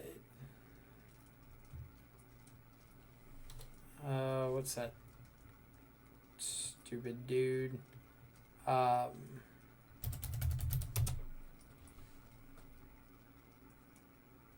want to say, yeah, Greenbelt Rampager. That guy. That little dude. Then this was going to be... You go away. Just send you the list. You'll get the price taken care of. All right. Don't say I didn't warn you.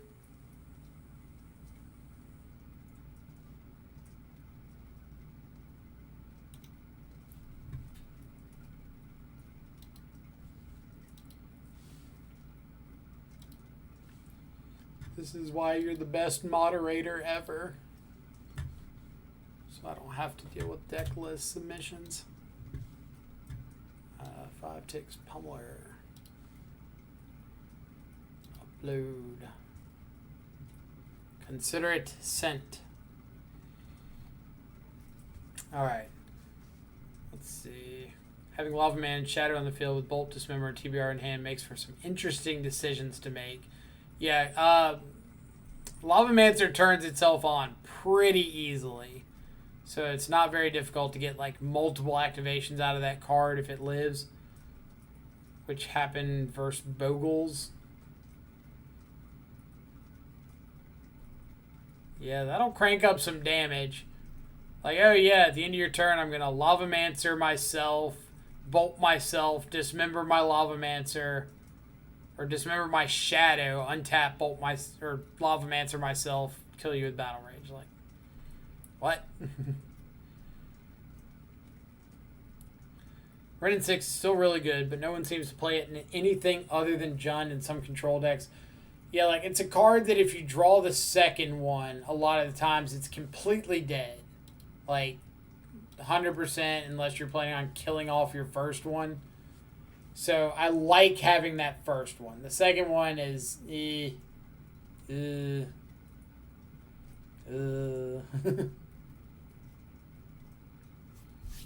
like playing 2 in the Jabberwocky Shadow list. I played that list one stream, I think. Shadow, yeah. It was pretty sweet. Like, Nettles list is the next iteration of mine, right? Like, going even bigger in the main. I'd almost say that Nettles was ahead of his time. Because, like, if our list does well today, then people might come back and play this list next week, and all of a sudden we hate life. Kevin and Bam, let's go. Appreciate it. Kevin, I think somebody gifted you a sub earlier. I feel like I remember that seeing, or remember that coming across. Can I do a sideboard tech? Do you mean like just what the cards in the sideboard are there for? Or any like specific matchup? Because I probably don't have time to go over every matchup, but I can certainly go through the cards and say like what they're here for.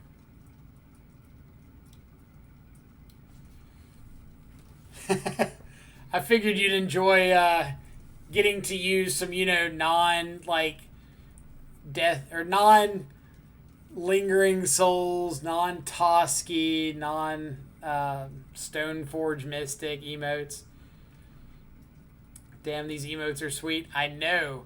So for anybody who's interested, there's a link on the channel down below. Got to do a plug for our artist real quick. There's a link down below right here that says support our emote artist Jill. If you click that link, it'll take you to our artist's Instagram page, and you can check out a lot of her work. She does all the emotes for the stream. Absolutely fantastic graphic designer. So if you're ever needing like any work done, she does commissions. yeah, highly recommend checking it out. And if you want to see our emotes in super big resolution, which ones? They all have funny names, like Gurmag. It's not under Gurmag Angler. So, the Gurmag emote. We've got... Yeah. Why won't you scroll? Why won't you scroll? We've got Scourge of the Skyclaves. Oh, now you decide to scroll. We've got Thoughtseize, which is my favorite, like, by a mile. And then somewhere there's a Teamer Battle Rage. And I think the Scourge one is only available to Tier 2 subs until we get an extra Tier 1 slot open. And then we'll drop it down and make it available to all subs. But until we get to that point, just got to deal with like Thoughtseize, Battle Rage, Gurmag, Death Shadow. Maybe if we do really well this event, we'll swap out like Scourge for Gurmag. Not that I really want to. I really like the Gurmag. Tugging at my heartstrings here. We'll figure it out. Yeah, Thoughtseize is amazing. Like, the color on it is spectacular. And I'm really, really pleased with how that one came out. But I love the idea of having, like, emotes that nobody else has. All completely 100% custom made. Our channel only.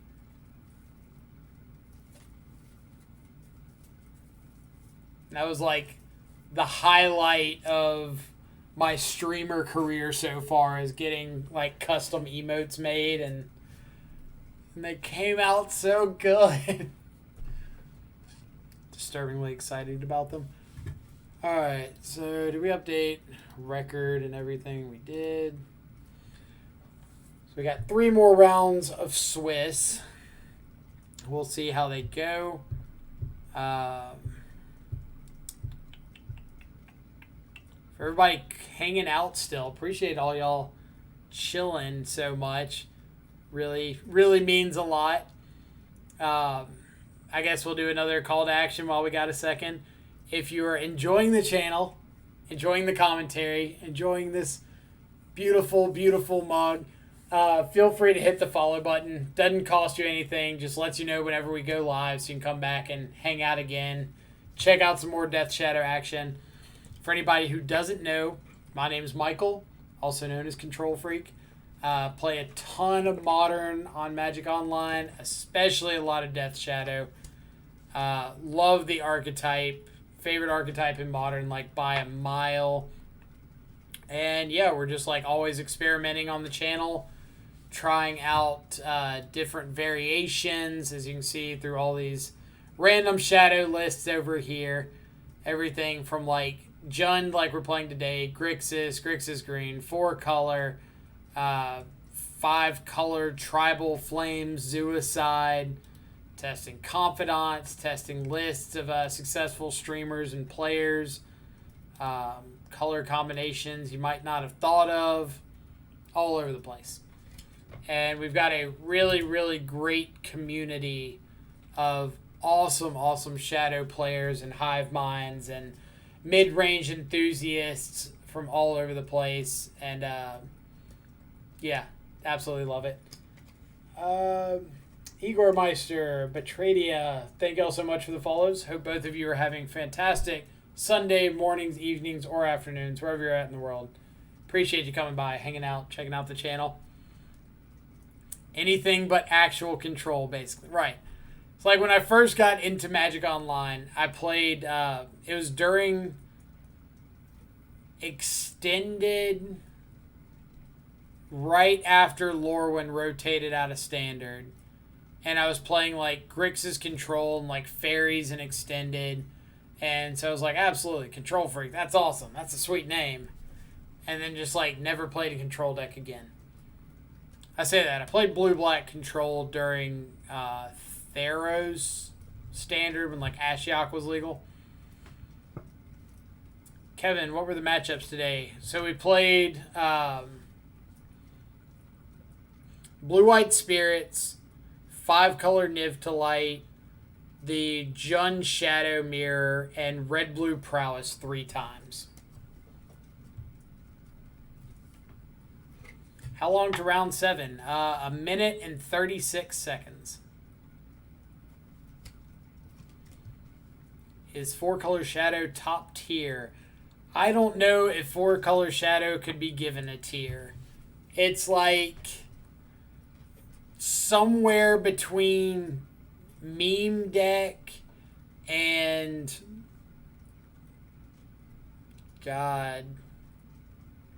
meme deck and could potentially spike a tournament if you run hot. How about that? That's a nice little barrier. Like, I think it was 2 PTQs ago, we did come in like 11th place with 4-color.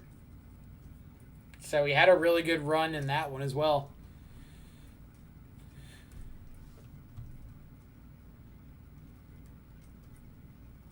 Isn't that most Shadow decks? Yes, it is. Yeah, we've had a lot of members of the community that have done really well with 4-color. And it's a really exciting variation of Shadow because you get like the threat density of Jund mixed in with like the control elements or a little more of the control elements of Grixis. And it's pretty awesome. So I'm actually kind of hoping I'll have to see how things shake out. There's a lot of people in the X1 bracket like I really don't want to play against. Like Respect the Cat, Tunneling Cat, kind of rough matchups. So we'll kind of see how things shake out over the next couple of rounds. Winning the die roll is nice.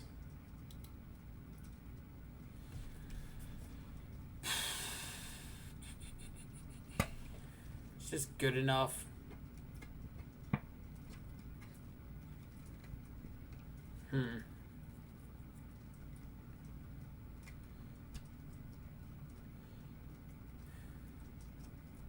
No Thoughtseize, no Inquisition. Goyf's coming down as a 0-1. I think we gotta ship this.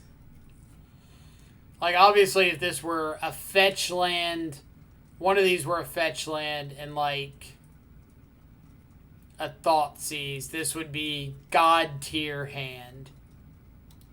But without those, we're not doing a whole lot. This isn't great, but it's better.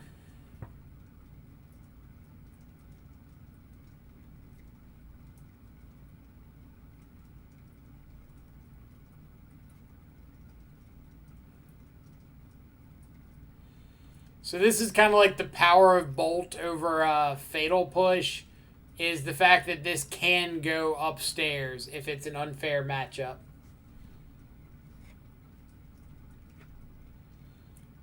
But I think what we're going to do is play Bobblemire Pass, bottom the push, play Bobblemire Pass.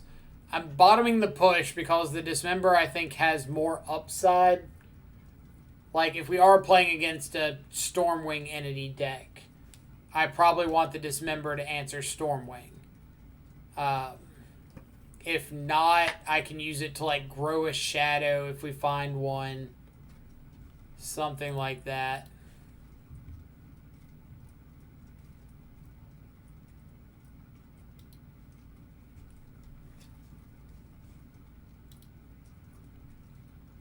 So let's put push on the bottom. Did they mulligan? They did.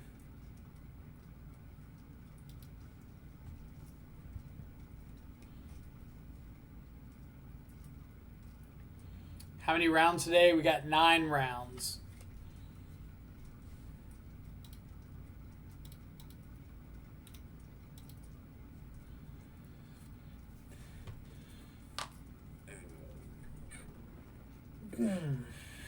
Stiff. I mean, 12 rounds. You right. You right.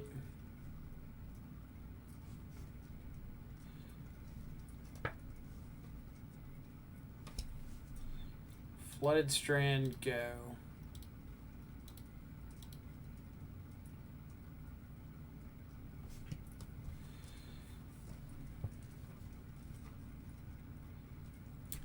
Death's Shadow. I don't mind drawing one of those.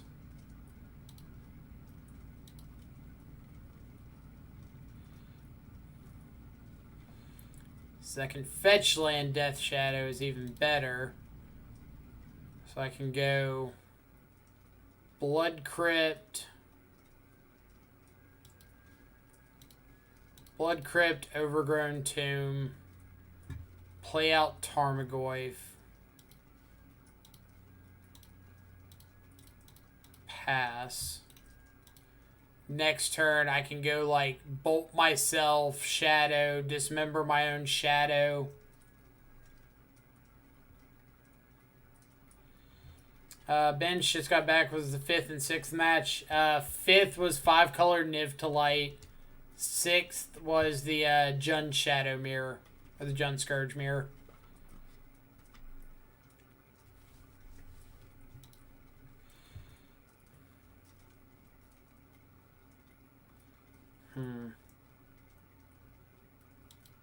Wonder if I'm supposed to play the Shadow into open mana.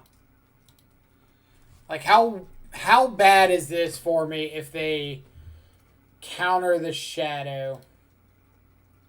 Like, if it's Remand, this is fine. No issue. If it's Mana Leak, it's a little bit rough.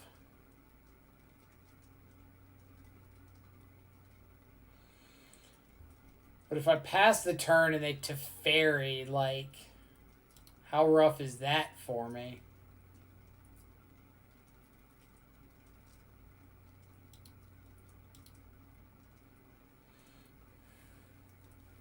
They don't Teferi.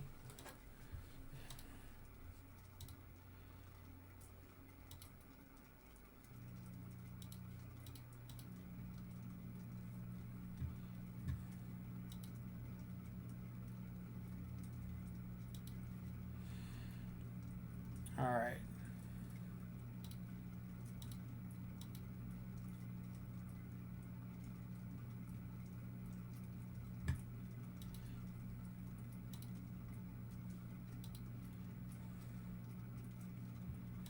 Do you also have the counter spell? Can it please be a Remand?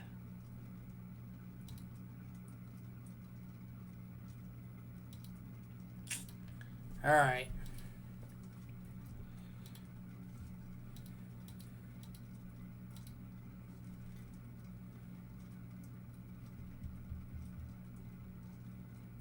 So if this is Omnath, I guess you just hold up Cryptic.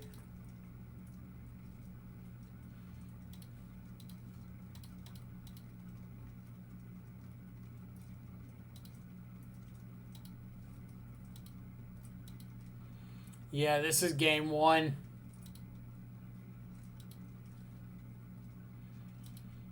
All right, what do we got?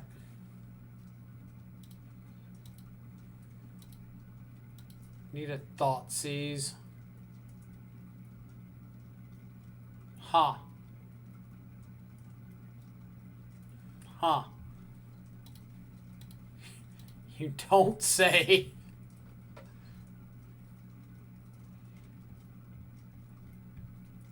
Force Pitch Jace.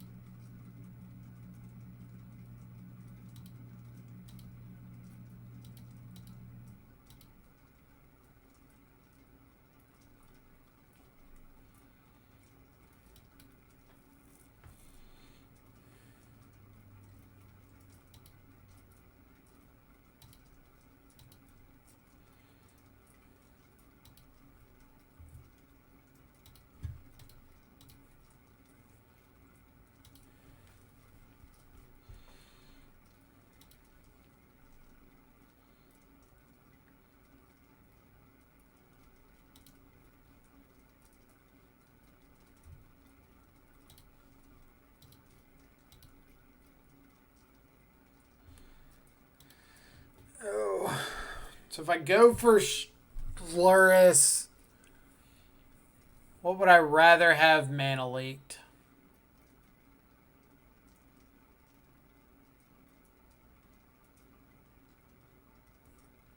Probably Luris.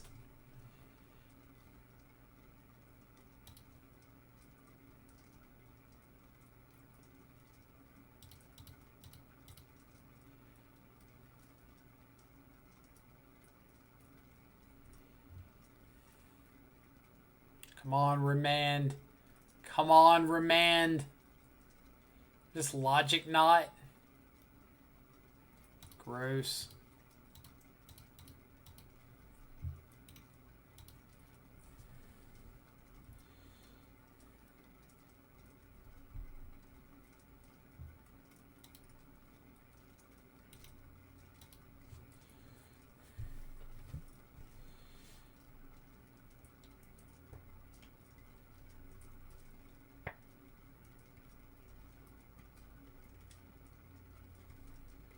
Alright. Something to do with all this mana.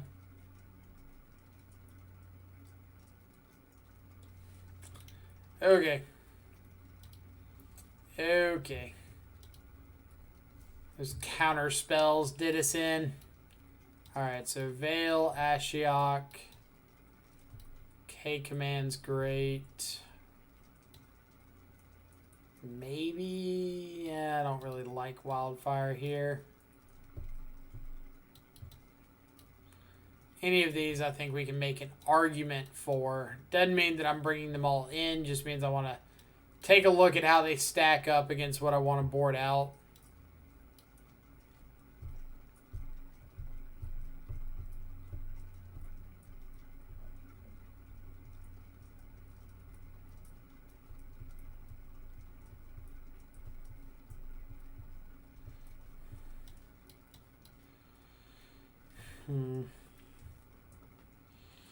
Three cuts, eh?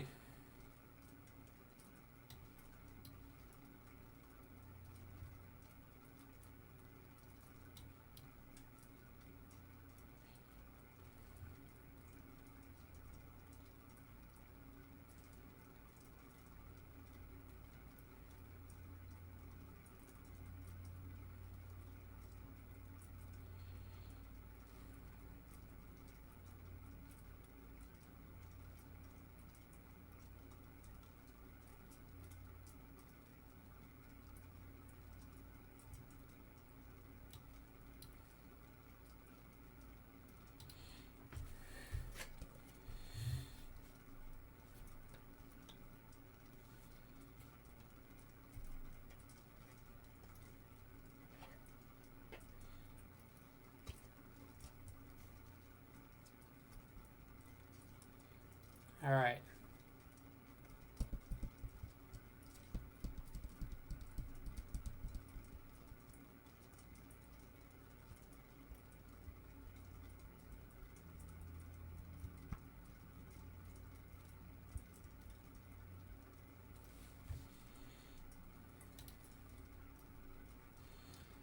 Nope. Nope.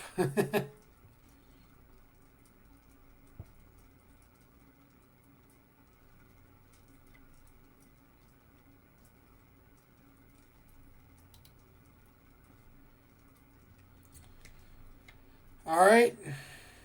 So I think we're bottoming. I think it's actually like K-Command Blood Crypt.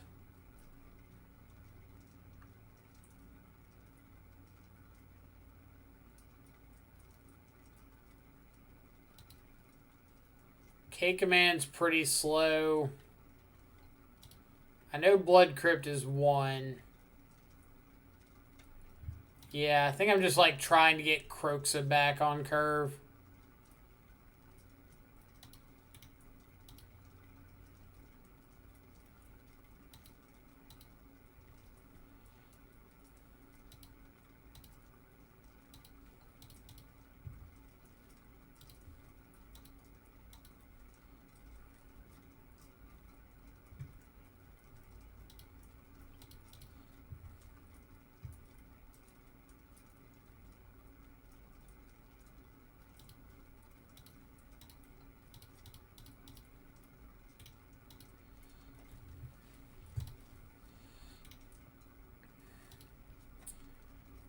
So we're like a fetch land away from getting back Kroxa in 2 turns.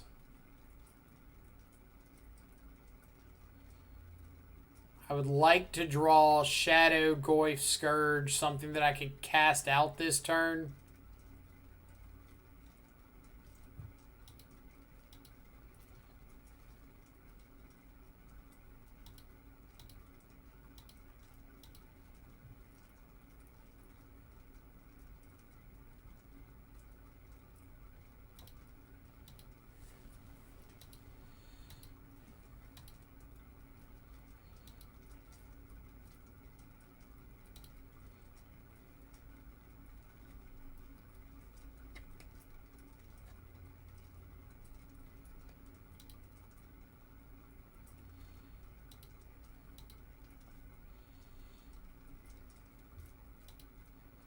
Alright, what do we got? So, bolt you. Bolt you. Try to maximize our chances of being able to get back Kroxa this turn. Play Shadow. I can pay for mana leak so much.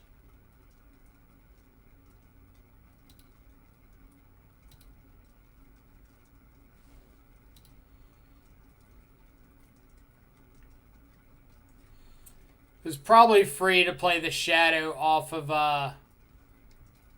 one of our Blood Crypts, so that if they did have like a Path to Exile and we got another land, we could crack the Peat land for free.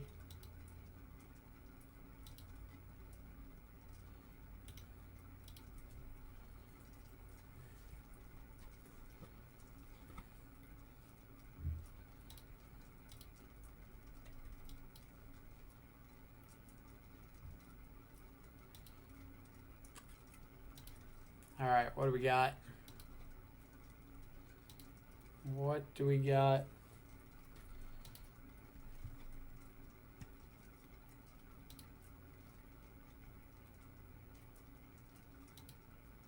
Snap Purge, sure.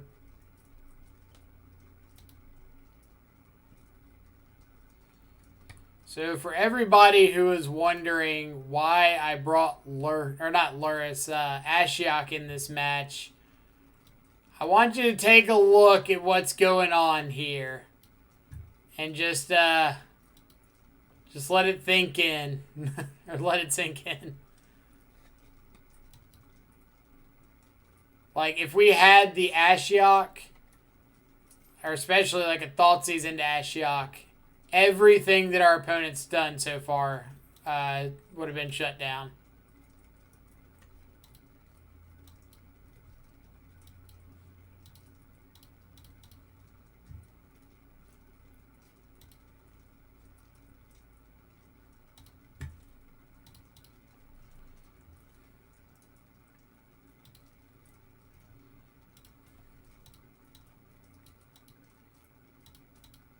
I'm expecting them to have the answer to this, but that doesn't mean that I should not go for it.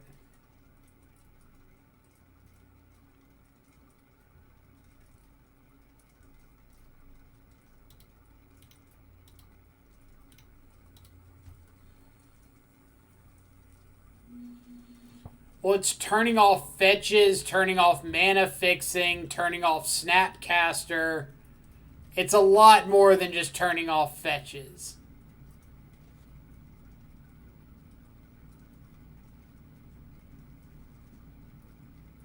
Turns off Wrenn and 6.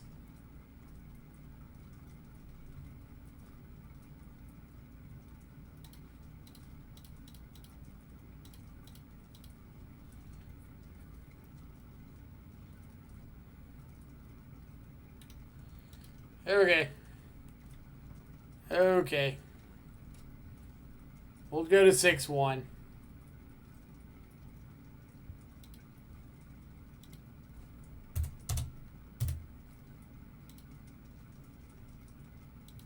Yes, leave the green up. Alright. Let's get back to what all's happening in chat. Tarky, Simo, Flojo, El Nuts, thank all of y'all so much for the follows. Hope you're having a fantastic Sunday morning, evening, or afternoon, wherever you're at in the world. Appreciate you coming by and hanging out, checking out what's going on. Let me go back and look over Enlil. Thank you as well for the follow. Let me go back and check chat out.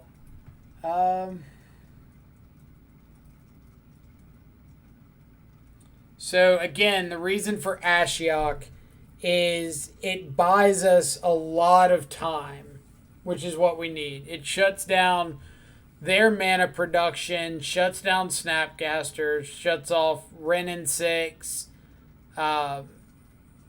It's a very big development halt. And that's what we need in the matchup.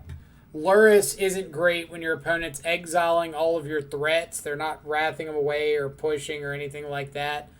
So moving Luris to the main is fine. Like paying 6 mana to add Luris to our hand and play it out and not get anything back.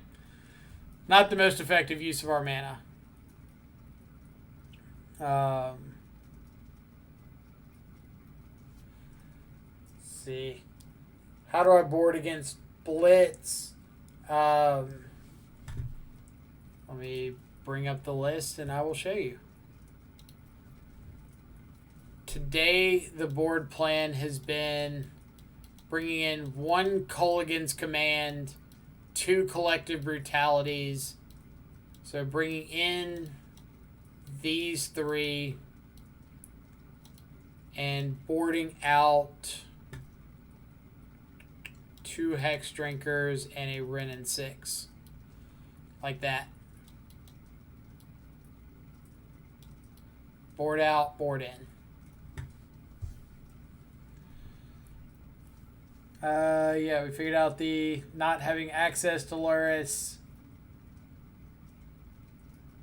Like, Luris and grinding isn't how you're winning this matchup. You're winning this matchup through tempo and getting a threat down quickly and providing pressure.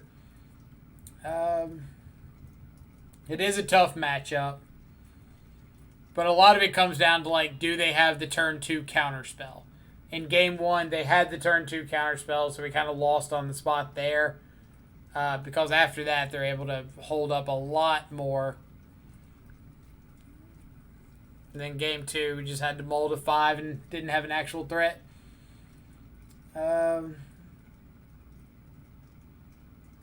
What's your thoughts on trying to make Lantern work in the current meta? I played against a Lantern deck the other day. I mean, if you're like Whir of Invention, Thopter Sword, and just like have some Lantern control pieces, I think that's fine. If you're talking about like Lantern of Insight, Ghoul Caller's Bell maxed out, without Mox Opal, I think it's just too slow. That's why Blood Moon was their plan versus their deck before. Not a great matchup. Yeah, Blood Moon out of like Rakdos especially can wreck these decks. You saw our opponent fetching basics to get around Blood Moon. So it definitely showed up. Like, I thought about running Blood Moon in this board. We've got Cleansing Wildfire in kind of that spot now. But I don't think Blood Moon in this deck is quite where we want to be. We'd have to like adjust the mana base to include at least a second swamp. We'd cut ourselves off of green more often than not.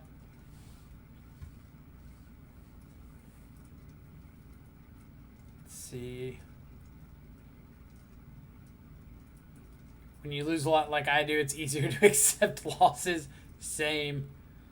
But yeah, Ashiok, I think, can absolutely wreck those decks if you just have, like, a decent Inquisition creature Ashiok start. Even if they answer your creature, being able to get the Ashiok down can, a lot of times, halt them in place.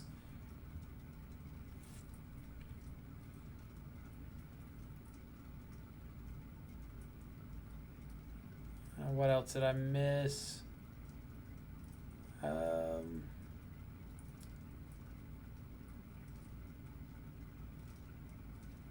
Pike. So basically, your assessment of the matchup is that it's too bad that you'd rather cheese than have the companion grind value. Yes, actually. I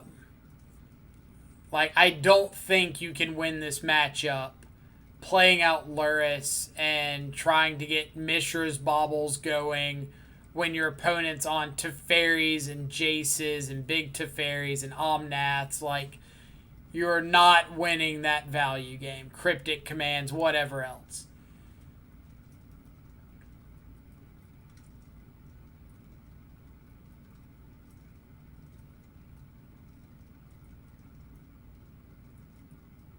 Guess you'll have to play Rakdos to run Moon then.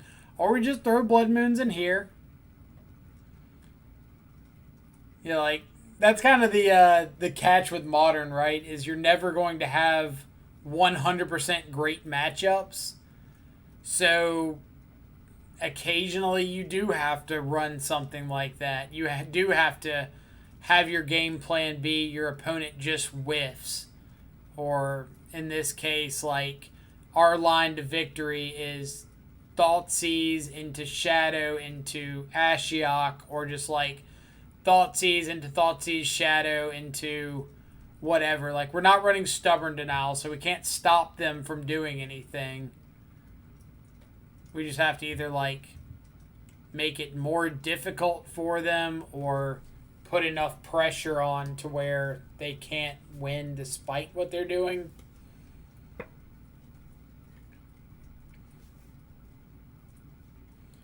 Yeah, Blood Moon's definitely playable. We'd have to, like I said, adjust some stuff around. Maybe drop a peatland for a second swamp. A few other changes here and there, but I agree that I don't think it's necessarily worth it because you're talking about Blood Moon for 2 matchups.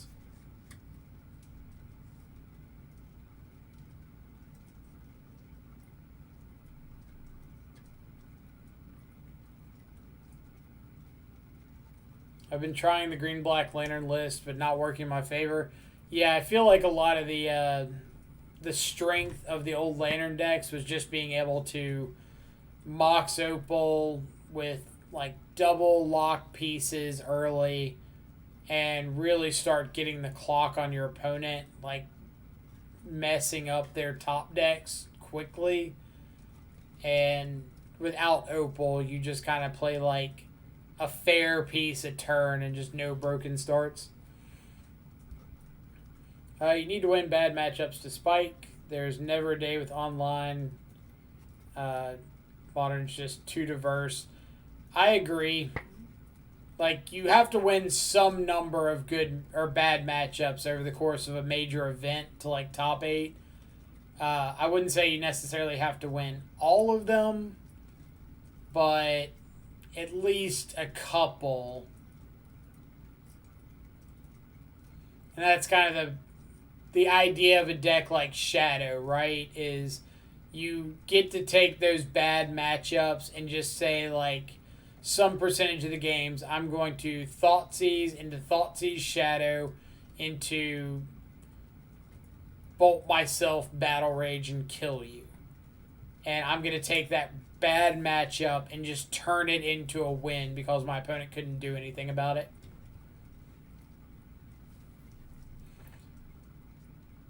If I lost my bad matchups today, I was 0-3.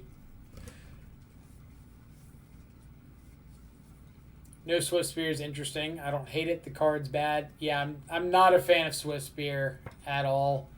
I think the card is very underwhelming.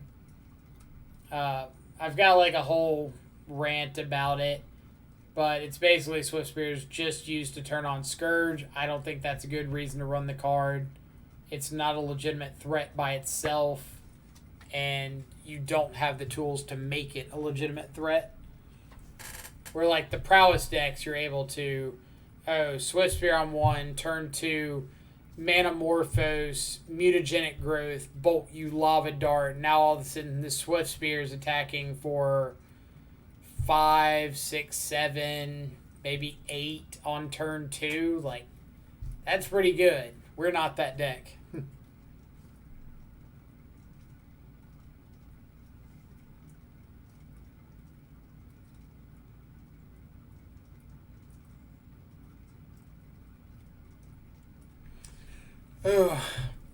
But we'll see what happens going into the next round.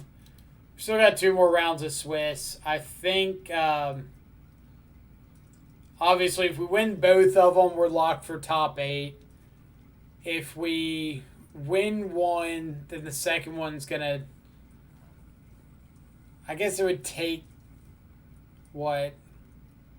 If we win one of the 2, we're going to Breakers.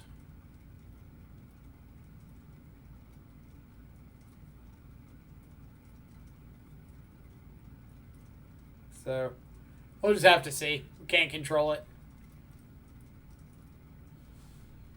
Have you seen Jabberwocky's take on Green or on Rock? I have not. If you have a list and you want to share it, I'd be happy to check it out.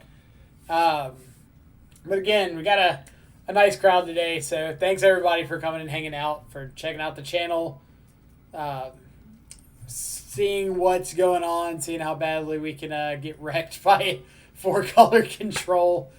But appreciate everybody as always taking the time out of your day to see what's going on and hang around. Again, if you're new to the channel, feel free to hop into the chat. Tell us about yourself, where you're from, what got you into Magic. Love to hear more about the people hanging out.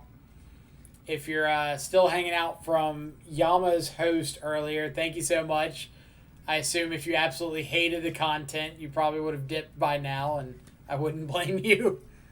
But yeah, just really nice to have people checking out Death Shadow. I think I think that it's an archetype that has a lot more play to it than people typically give it credit for. And if I get to use this platform to kind of show that off a bit, I'm good with it. So this is Jabberwocky's list 5-0 from a week ago. We've got Lurrus as a companion, 4 Hex Drinker, 4 Dark Confidant, 2 Skoos, 4 Goyf, 8 Hand Disruption. Jabberwocky is always a huge fan of these 8 Hand Disruption decks. 2 Heartless Act. I know he hates Assassin's Trophy, but Heartless Act seems like a stretch. 2 Maelstrom Pulse, 4 Bauble and a Spell Bomb, 4 Field of Ruin, 2 Treetop Village. Now we're talking. 2 EE, Ghost Quarter in the board, 2 Spell Bomb, 2 Veil, 2 Assassin's Trophy, 2 Brutality, 1 Deglamour, 2 Rain of Tears. Oh man, the mono black pillage. Or mono black stone rain, sorry. For you Ponza purists out there. I mean, definitely looks sweet. I guess how many 8 hand disruption plus 4, 5, 6, 7, 8, 9, 10 pieces of spot removal. Like, I'd imagine you have a decent Heliod matchup. If Skoos, Goyf, Hex Drinker all get to, like, plow through pretty easily. Let's see. Ghost King and Growl 6200. Thank y'all so much for the follows. Hope both of you are having fantastic Sunday morning, evening, or afternoons, wherever you're at in the world. Made some slight edits and got 2 4-1s. I swapped the fields for 3 Ghost Quarter and 1 Peatland and Unearth over Spellbomb in the main. How's this deck win against Tron? Field of Ruins, Ghost Quarters, Thought Season to Tarmogoyf.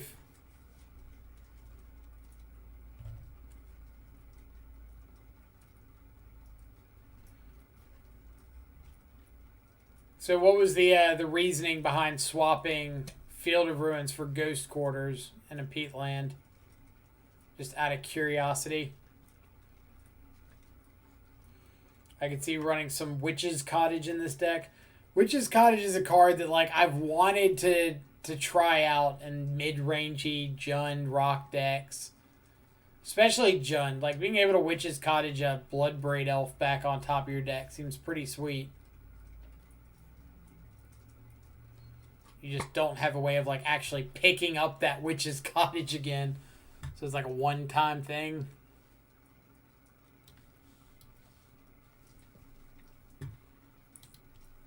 Which time do we have? A little bit. Alright. We're going to hold the list here for a second. I'm going to go make some coffee. So I'm working on like 3 hours of sleep here. So I will be right back in like 3 minutes.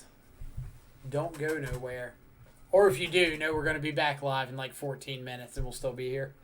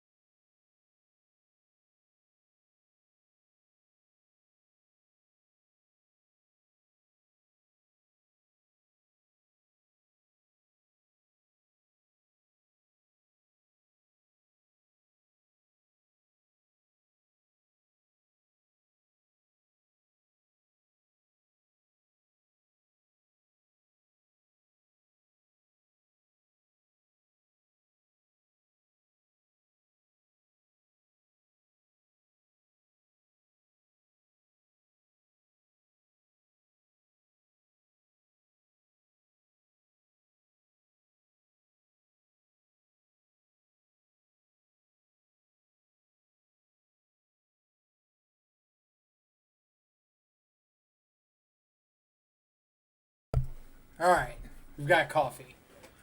What did I miss in chat? Second Peatland was for colored Manus concerns. Just play 4 Gross Quarter or another man land. Fair. Genzo, what's the record? It's 6-1. 6-1, sounds right. If I restart Magic Online, I'm still in the event. Yes, yes. I might actually do the same. Because one of the rounds earlier, Magic Online was lagging really, really bad. So let's do that. If anybody's able to successfully nab my password from this, power to you.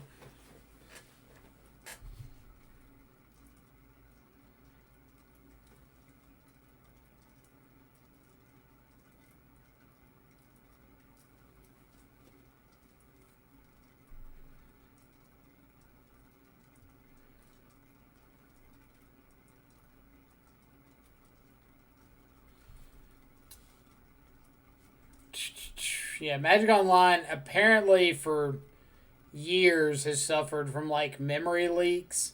So if it's running for too long, it'll just start getting all weird and buggy.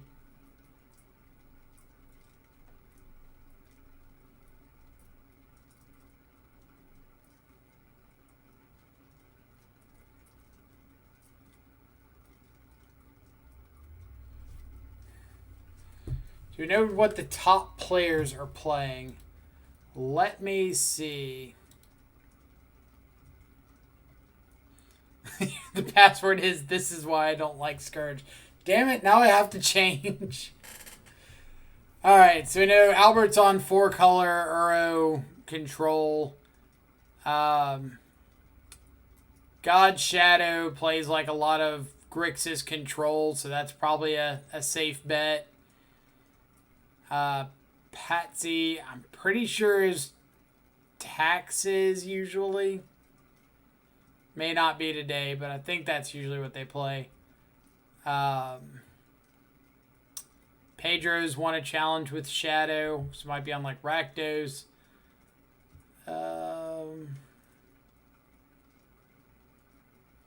Magical Snap. I wonder what they could be on. What else? Tunneling Cats, Eldrazi Tron. Respect the Cats, usually Taxes.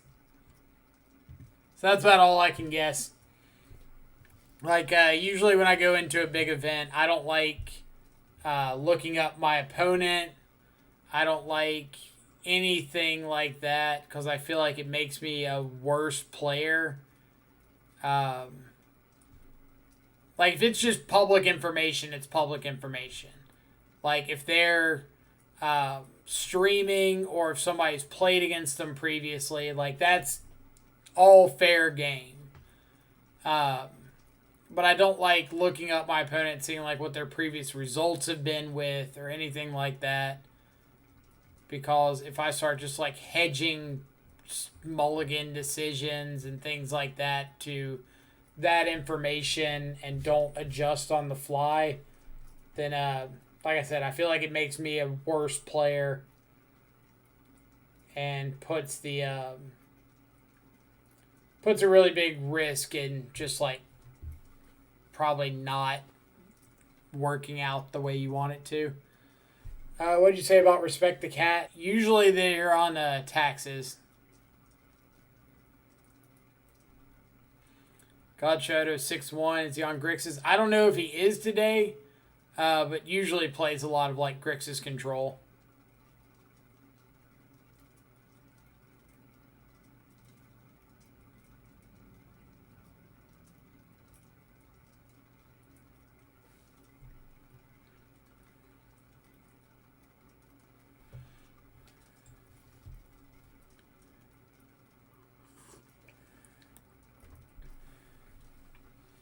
But I can't control what my opponents are playing. All I can do is control what I decide to keep and mull and how I move forward with that. So we still got a few minutes left before the next round. Does anybody have any lingering questions about the deck list or matchups, sideboarding, anything we can go over to fill up some dead air time?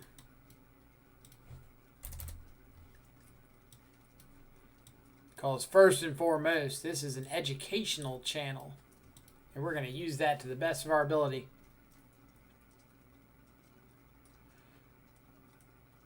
By the way, that last match just wasn't meant to be.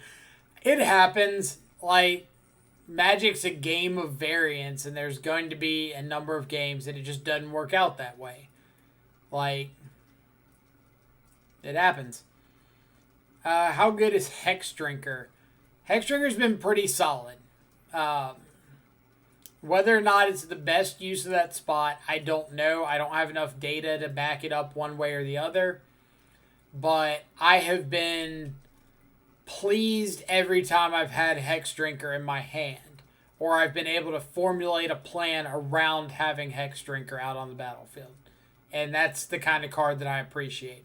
With Scourge, there's times where you can't formulate a plan around it. Like, you have a good opening hand, Thoughtseize, Inquisition, Fatal Push, whatever, Scourge, and you don't know if it's actually going to be live. It's hard to plan around that kind of card.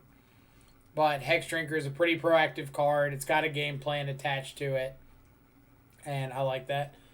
Shnan, thank you so much for the follow. Hope you're having a fantastic Sunday morning, evening, or afternoon, wherever you're at in the world. What do I think about the Cleansing Wildfires?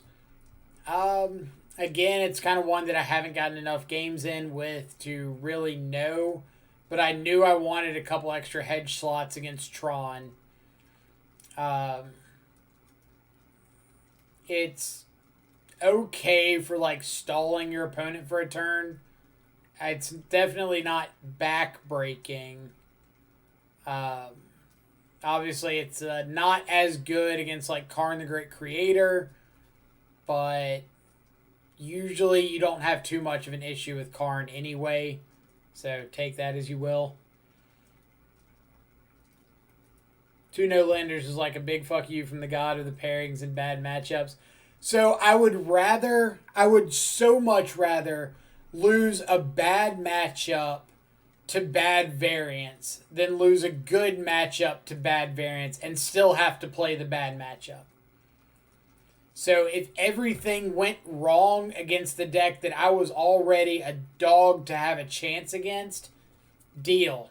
Get it out of the way. Get my bad variance now. Brew a deck live. Probably don't have time for that one. Give financial advice. You know I'm actually licensed to do that, right? Like, legally allowed in the U.S.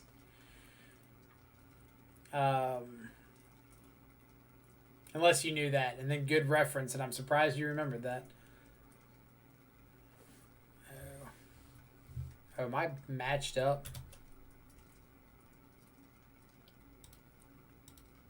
No, I'm not. Okay, record. God. Yeah, 6-1 still fine record. I'm not complaining about that. What deck was the last matchup? 4-color Omnath Control. Like Mana Leaks, Logic Knots, Path, Celestial Purge, Little Teferi, Big Teferi, Jace, Cryptic Command, you know. All the things you don't want to see if you're not running Stubborn Denial. What do I think about Alpine Moon for Tron? Good question. So, in Grixis and, like, traditional 4-color, I think Alpine Moon's not bad because the goal of Alpine Moon is to delay your opponent for a turn or two.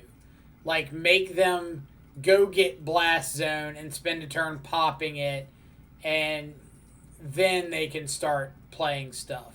It's not to lock your opponent out of the game, because you're never going to be able to completely lock them out with Blast Zone, or with access to Blast Zone on their side. You're just trying to slow them down for a couple turns. Our build, since we're going a little bit more over the top, is less capable of taking advantage of those couple of turns we're buying, and therefore I'm less excited about Blast Zone. Like, we're not as explosive of a Shadow deck because we don't have like Street Wraith in our deck to lower our life, give us a 56 card deck, and we make up for that in just being more interactive. So, to me, I don't think that Alpine Moon fits our build of Jund. It's different when you're talking about Swiftspear lists, like ones that might be able to utilize Swiftspear plus the Prowess trigger to get down a bigger Scourge with an Alpine Moon, things like that. The synergy is a little more real. Our list, I don't think we have synergy with Alpine Moon, so I prefer not to run it. But great question. Pedro, good luck. It's dinner time here. Appreciate it. Enjoy dinner. Hope it's something good.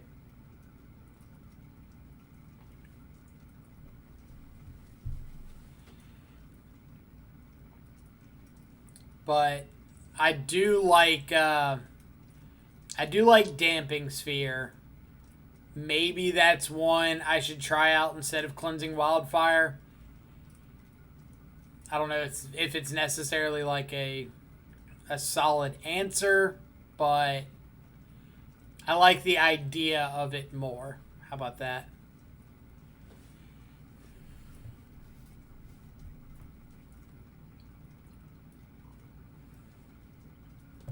Do you ever play viewer-submitted suggested lists? We do. Basically, there's two routes. There's the free route and there's the paid route. The free route is either there's a channel point redemption option to play a viewer list. There's also a suggestion box down below where if you have like a link to a list or a card you want to see tested, you can drop it down there, and we'll see that and get around to it eventually. But I can't guarantee a time frame, because if we're like testing for an event, or if I'm feeling a certain list or not liking a suggestion, we're just going to play whatever I feel like playing that day. The paid option is $12 to run through a League of Shadow with the deck of your choice. It's got to have Death Shadow in it, and it's got to be from like a 5-0 deck dump, or have some specific game plan or cards involved that are from a 5-0 dump or something, just so we don't get like mono blue island shadow thrown in there, because I know some of you people would pay $12 for that. And then there's like a $15 option to play whatever kind of deck you want, as long as it's from a fairly recent like 5-0 deck dump or big event or something. And the extra couple dollars is just because I'm going to have to go like play a league with it off stream, so that I don't make just absolutely god-awful content when I do it live. So that's about it. It's just paying like the cost of the league and a $2 convenience fee for a shadow deck, or $5 for another one. I always hate when you see people that are like, oh yeah, $30 for a user submitted deck. I'm like, that's a bit rough. We're not made of money. I just want people to like not suggest horrible lists. How about 5 gifted subs? Would absolutely do a donation list for 5 gifted subs.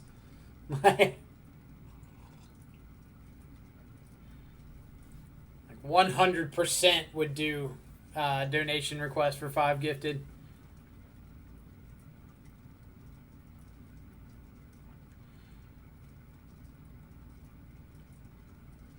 Yeah, $15 minus PayPal tax is $12. If the league is $10, you still get $2 to play Mono Blue Shadow. So the difference there is the donation thing is through PayPal. It's not through Twitch. So it skips over the PayPal. Kidom, yes, Kidom. Thank you so much for the follow. Hope you're having a fantastic Sunday morning, evening, or afternoon, wherever you're at in the world. We also have options, and I have to throw them out there because why not? if you're enjoying the content and you're wanting to check out more, you're wanting to support the channel, like I keep saying, the follow button, always great. Just lets you know whenever we go live, so you can come check it out, hang out in the chat. Doesn't cost you anything. There's also the option for like Twitch Prime, Amazon Prime subscriptions. There's like instructions on how to link that. But we also do a cool option here where if you want to sub but you don't want to spend money on a sub, since a lot of players in the channel are like Magic Online grinders, if you want to trade me 3 chests, just like 3/5 of the winnings from 4 winning a league, then I will gift you a sub in return. So it's kind of like paying for a sub without actually having to put money towards paying for a sub. Twitch gets their money, they get their cut, so they're happy. But it lets you get access to like the emotes, but it's the lowest increment of chests that I can go that covers the $5 subscription limit. Maybe years from now when that's more popular, we'll like have to update the amount, but not anytime soon. Alright. What did I miss? Memory Sluice, let's go. You treat it like I don't know Memory Sluice. Like I don't know you draw cards equal to the number of cards target player discarded this turn. Didn't think I'd know that magic card. Use Pentad Prism to filter into black. What have I done? If I open Pandora's box. Yes, we have 2 more rounds. Hendrick, what's your least favorite magic deck? Oh, least favorite magic deck. Tron. Probably. Tron, Mono White, Martyr Proc. Or what's a good third option?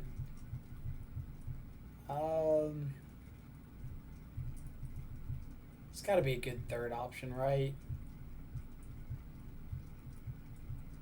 Tron, Mono White, Martyr Proc, and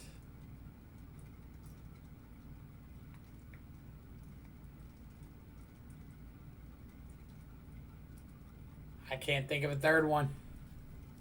Enough, my ears are bleeding. Murky Black. Winning the die roll is nice. Okay. I've seen worse hands.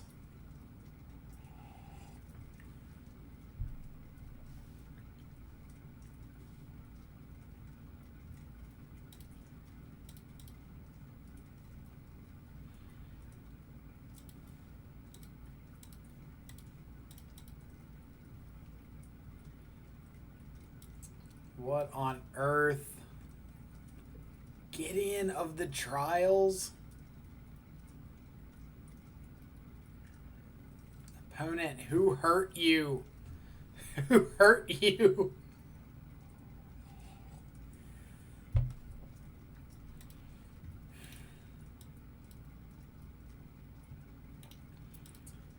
Alright. So we need to find like Thoughtseize, extra threats, something pretty quickly.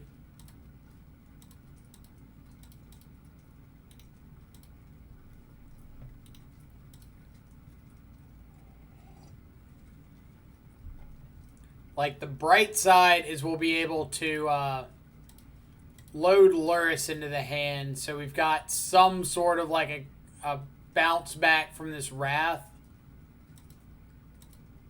Top decked another Path. Opponent, I'm not your biggest fan at the moment. And Mana Leak.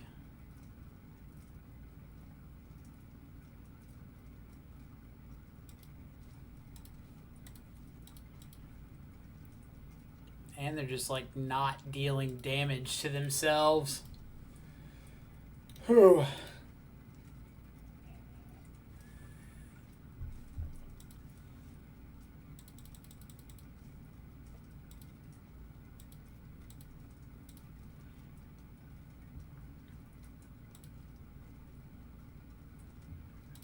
So let's go Shadow.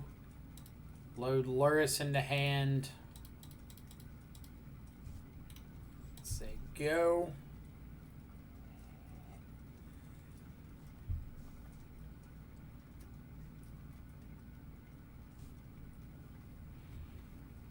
Unfortunately, Luris or these Field of Ruins are turning into Strip Mine. Stop Field of Ruining me.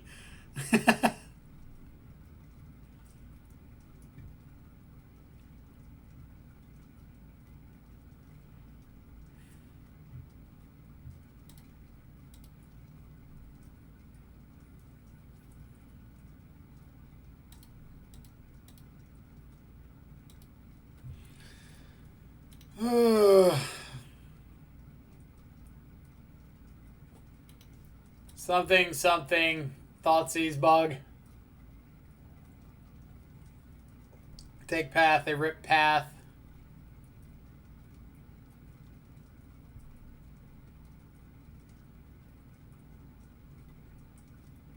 If they find second white source off of this for Verdict, game's probably close to over.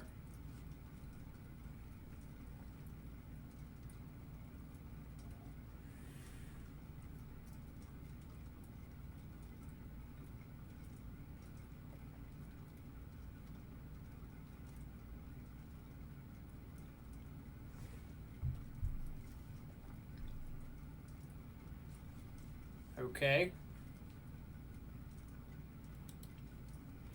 So I need them to not have an answer to the Shadow. I need to kill Jace and I need to deal damage to them.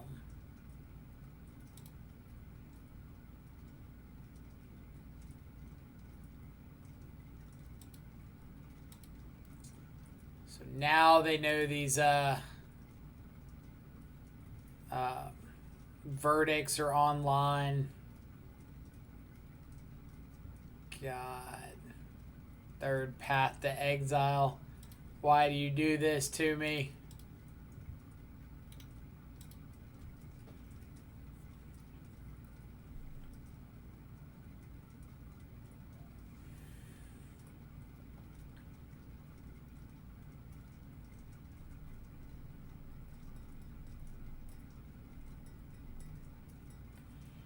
It's funny, though, because, like, there's so many spots in this game so far that if there were, like, one less card on our opponent's spot, or our opponent's side, like, how much better of a spot would we be in?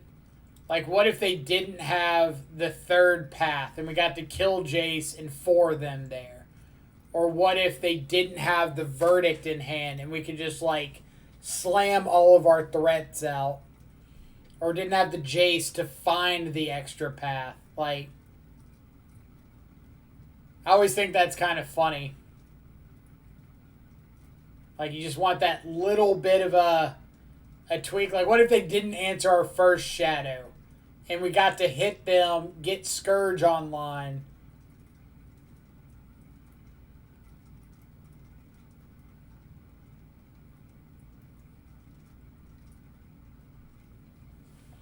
Main deck Gideon is just really out there.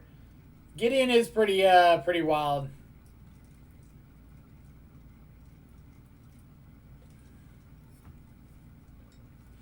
I don't think I've seen main deck Gideon.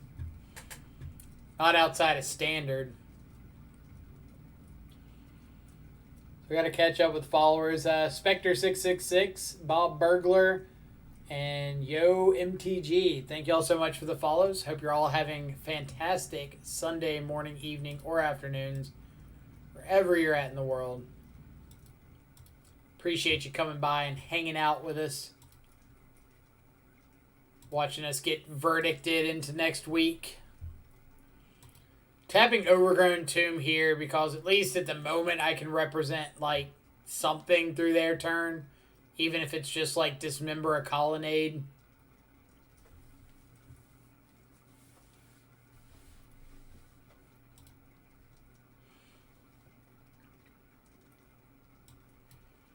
Yeah, that first path, I feel like if they didn't have that... Alright. Alright. So that was 4 path, 3 Field of Ruins, Jace, Verdict, Gideon.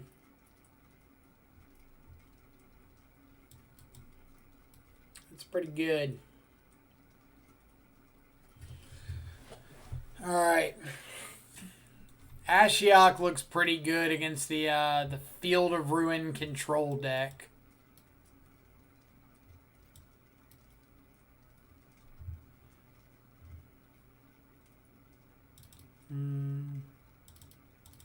Battle rages are terrible.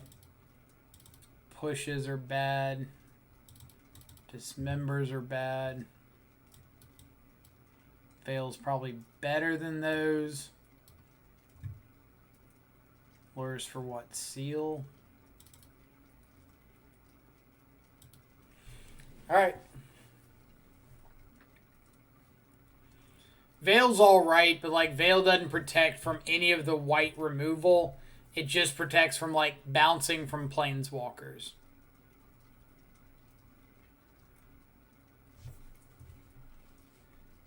Nikachu coming in with the raid as well. Thank you so much. Hope you had a fantastic stream. I don't think you weren't playing in the PTQ today, were you? I don't think I saw your name in there. If I missed it, I feel terrible. You were? Did I just completely miss it? I went over the names like 3 times. Oh, man. I'm a horrible person. I'm sorry. Don't hate me, please. Easy 0-3 scrub out. I'm sure it was Sure it was a hard-fought 0-3. I know I thought we were going to 0-3 scrub out, and we got a few fortunate draws here or there. You didn't check the loser's bracket? I mean, I feel like I check pretty well wherever I usually am, and the 0-2, 0-3 bracket is right up my alley.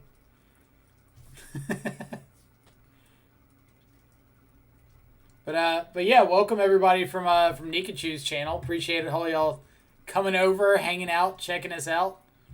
For anybody who doesn't know, my name's Michael. I play a ton of Modern, especially a ton of Death Shadow. And I am currently wondering if this hand is good enough. But yeah, we stream over here all the time.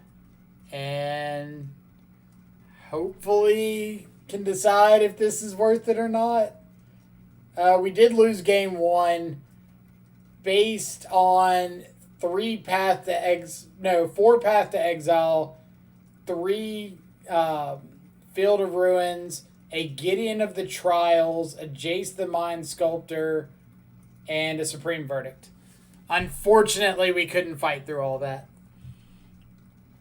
Alright, so this is like turn 2 Shadow, but nothing going on. I think we're going to mull this. I think this just like isn't good enough to beat blue-white control.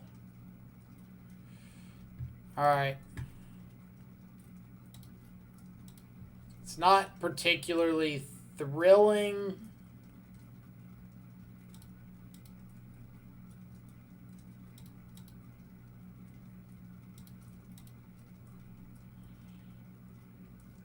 Shadow off the top. Okay. Step 1, find a threat. Accomplished.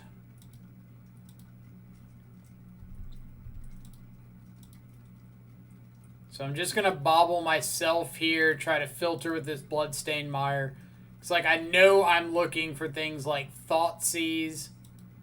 I think I'm going to take Ashiok, actually. I think that's like a way that I could potentially sneak out this game, is to just like turn 3, drop Ashiok, stop them from searching and get their graveyard offline.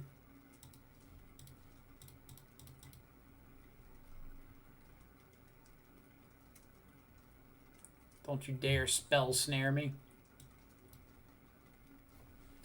Rest in peace. Why do you have rest in peace in your Snapcaster deck?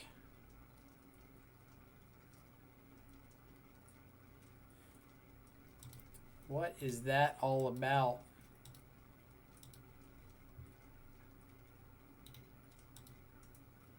Rest in peace.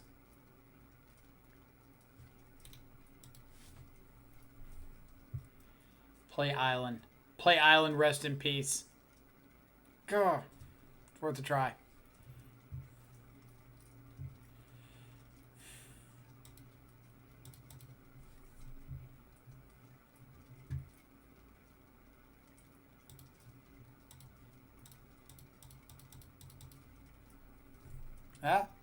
Not gonna fetch. Got him. Nope. Back.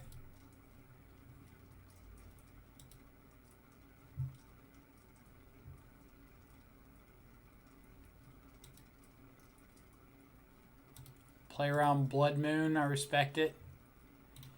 They gonna blind flash in the Snapcaster because they're afraid of the Ashiok. Huh? Heck yeah, they are. All right. Something, something. You're saying there's a chance.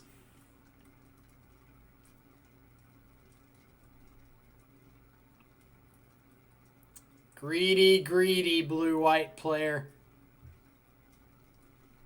Attack Ashiok, sure.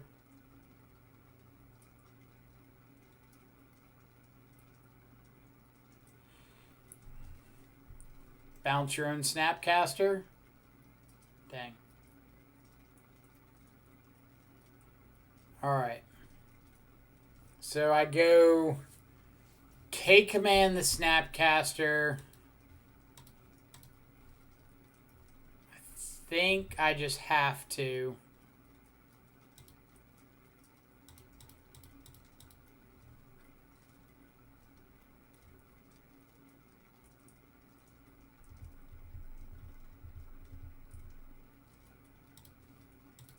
Milieu.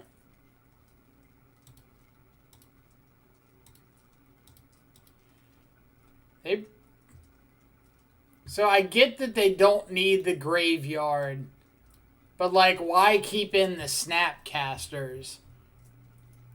Or if you're not planning on boarding out the Snapcasters, why not just like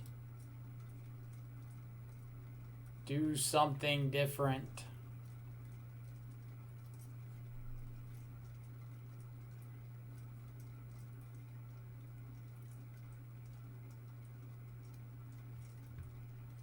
Bounce my shadow, sure.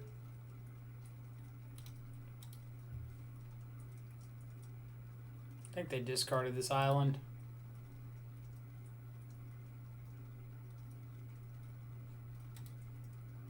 Okay.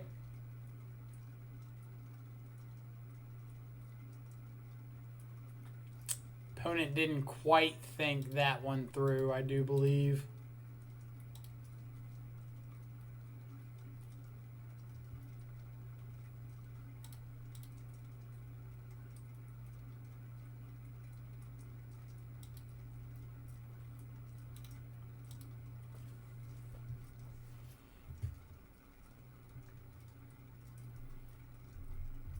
All right, path, rest in peace, unknown. So if they don't rest in peace this turn, I probably will Ashiok myself.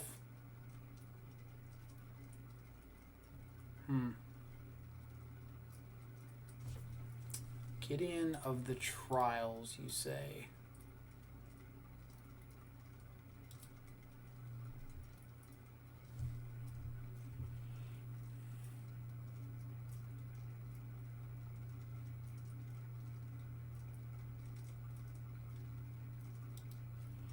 Unfortunately, both of these things deal with with Croaks pretty well. So we might be in a bit of a pickle. I don't know for sure, but there's a chance we might not win this game.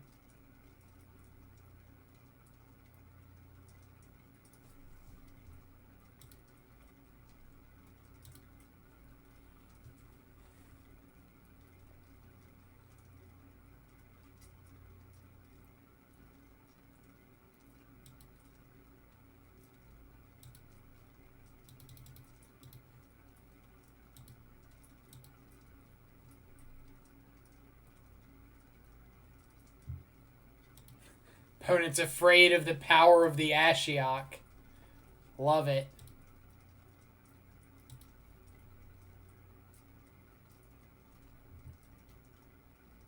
Okay. The plan's coming together now.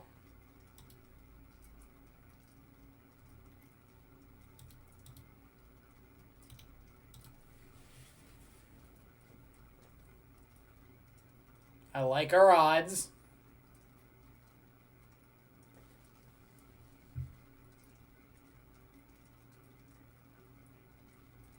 Ah, yes.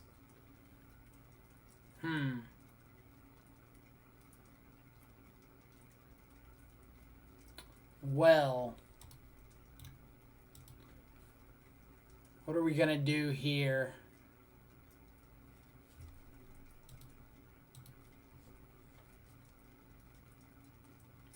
No, not that one. Ha! Alright, they didn't scoop to it. I got nothing. Alright. That was a rough 2 matches. Like, so was there anything we could have done different those games? Game 1.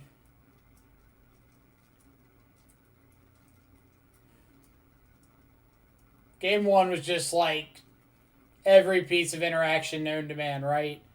Triple path, or quadruple path if you include the Snapcaster, triple Field of Ruin, the Gideon that we had to take out of hand, the Supreme Verdict, and then top deck the Jace.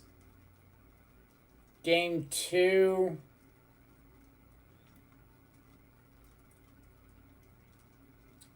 we took, what did we take? We took the Mana Leak to resolve Ashiok.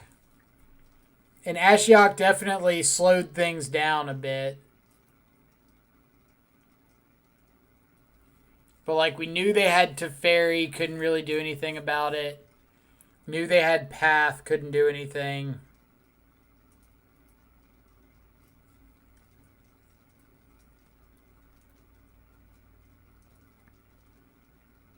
Any other plays in there we could have made differently?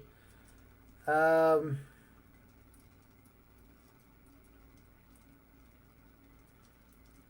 guess the only thing would have been like bottom the Ashiok instead of drawing it and hope to draw just like runner Thought Seizes after that. But yeah. I did like the 7. I think the 2 fetches and bring... yeah, 2 shadows, just jam and hope. Right. Did I miss an attack that game? I don't think so. The only game, or the only turn that I had a shadow online without summoning sickness, they had the Gideon ticked up on it. So it prevented all damage from the shadow anyway. Alright, missed followers, Dalpozo, PJ Piotre. Somebody correct me with pronunciation, please. Mike is cool 69, Nardado. Thank all y'all so much for the follows. Hope you're all having a fantastic Sunday morning, evening, or afternoons, wherever you're at in the world. Appreciate you coming by and hanging out with us.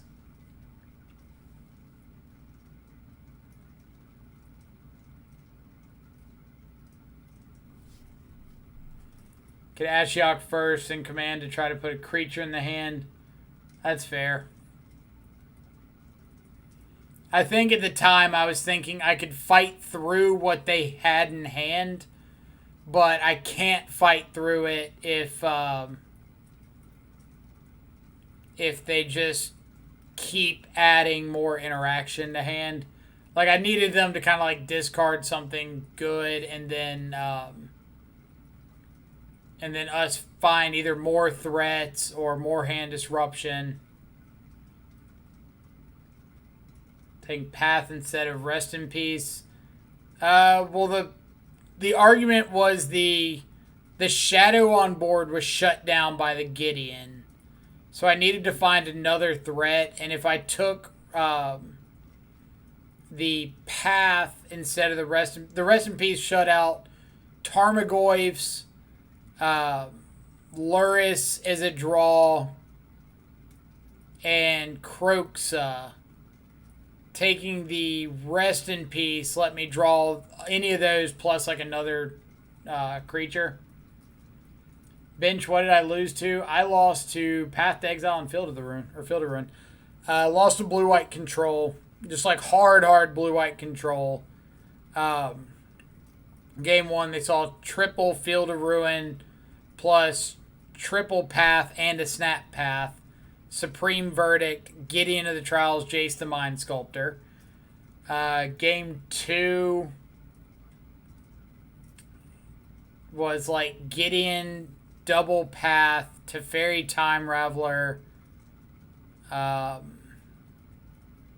Rest in Peace. Yeah. Discard a Path and he draws 3 paths. It happens. It's all part of variance. Like, we'll have a cold game like that, and then we'll get a hot game, and nobody ever says anything about the hot game, right?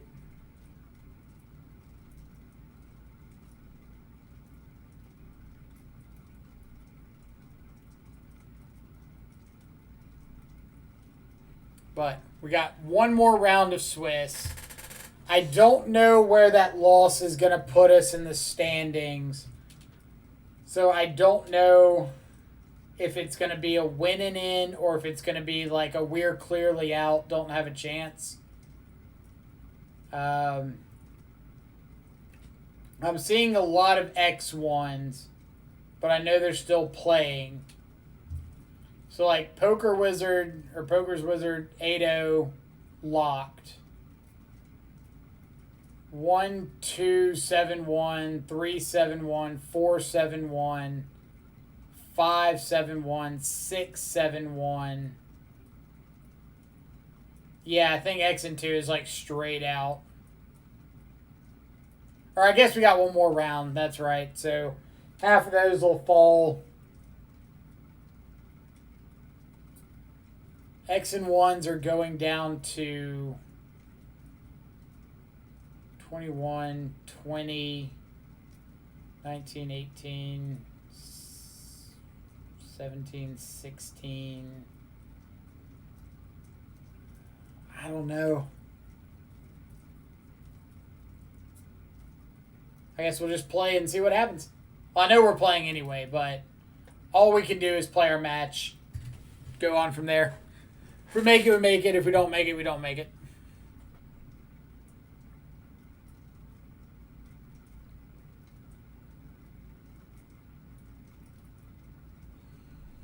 All right, let's see.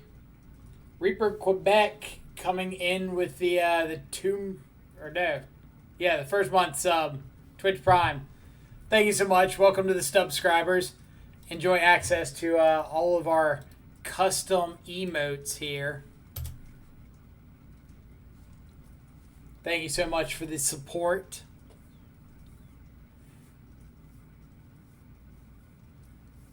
Just didn't see it for a while. Guess welcome back, Rip, since no more Sanctuary.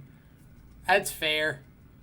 I do think it's funny, And I know it wasn't relevant in either of those games against the control opponents, but I was talking about boarding something like Choke today with Steven last night. And it's like, well, is control on the upswing? Like, we just saw a control v control finals in the challenge yesterday.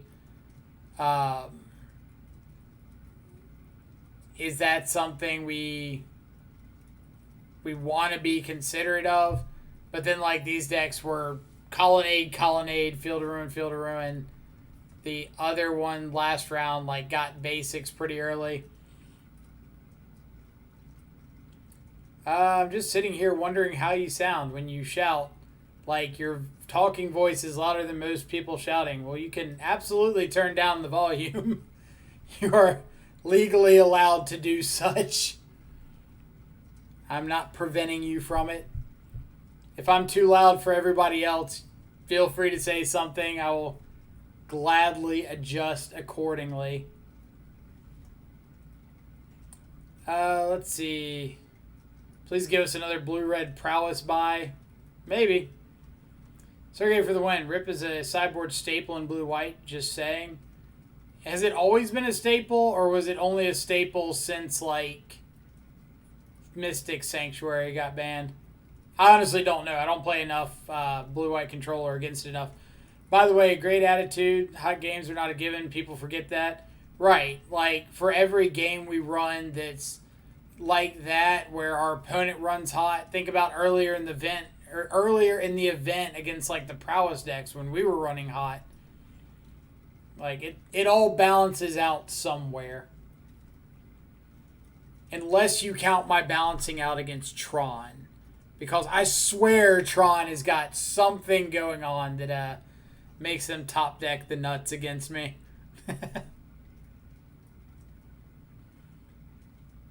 I've been thinking about Choke, but I also thought if Young Pyromancer might be good.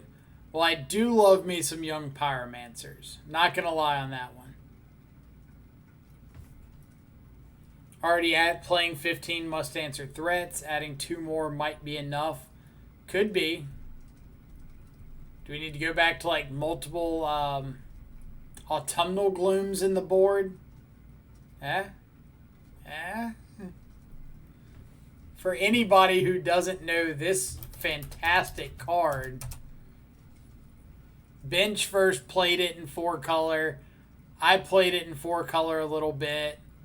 Let me get the display going. It's like, of course it's shrunk. It's one of the most hilarious cards ever. So the front half, just a little enchantment, 2 and a black or 2 and a green. Hard for your opponent to interact with. Pay a black, mill a card, and if you have Delirium at your end step, you flip it over, and it just becomes a 4/4 trample tree folk with hexproof. So it dodges all their removal, tramples over Snapcaster chump blocks, kills planeswalkers really well. It's really funny. Thinking Young Pyromancer so that Luris can still be a companion. Sure. Like, I'm not against the Pyromancer plan at all.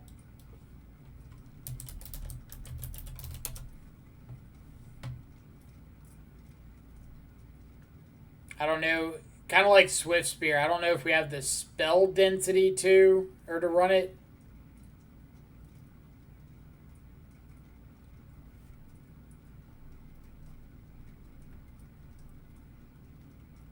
But I mean, if we're saying like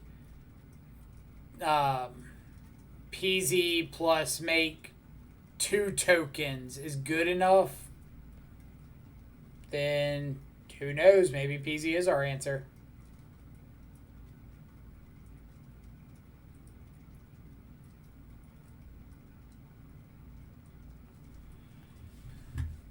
Like, you know me. I'm always up for trying out some cards.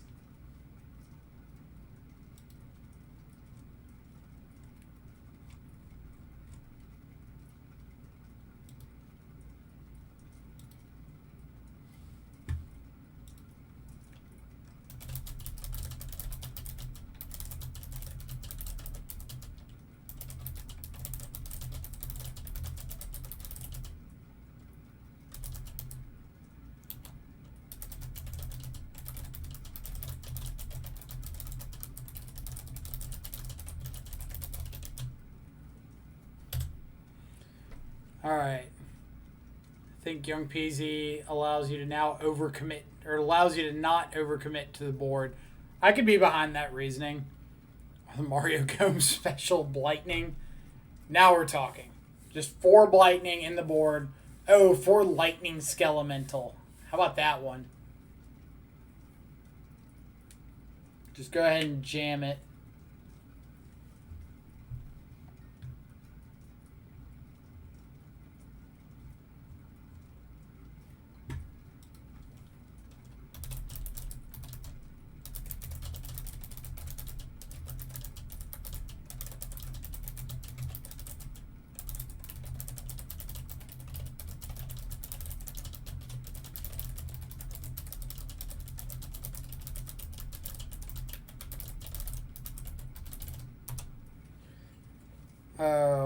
What I want about Blightning, it kills walkers. Skelemental only hits the players for the discard.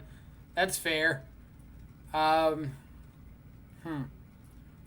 if we're spending like 2 or 3 sideboard slots just to beat Control,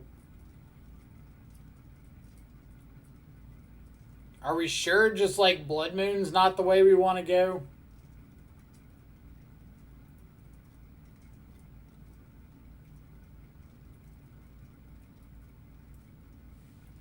Like, if we add another basic swamp to the deck, it makes Wrenn and 6 a little bit worse.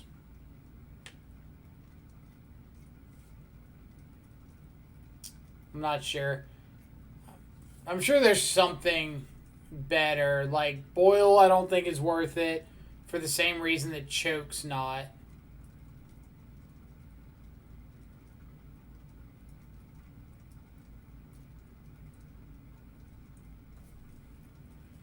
Actually, I think the list should be good against Control if they tend to go for the Rest in Peace sideboard play. I think it's not good enough.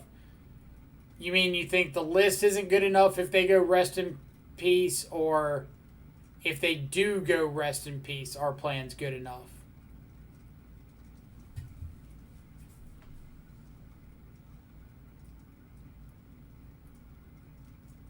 Let's see, Wagner, guys, Brazil's a pressure cooker. Protests around the country right now. Everyone doesn't want more lockdown. I mean, it's kind of the same all over a lot of the Americas at the moment. Like, I don't think people in the U.S. want to be locked down anymore, but I also don't want to be, like, responsible for passing along a deadly virus to anybody.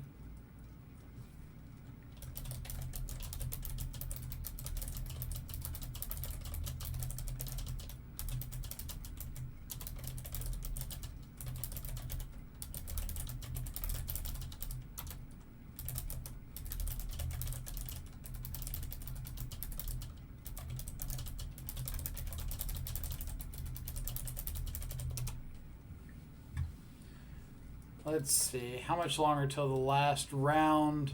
Still got 14 matches going on.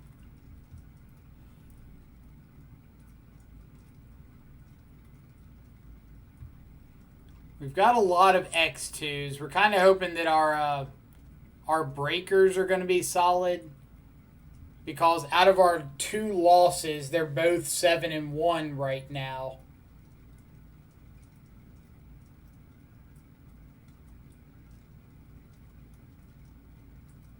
So, we'll see. Again, we can't control it. We just gotta play to our outs, which is just win our last match and see what happens.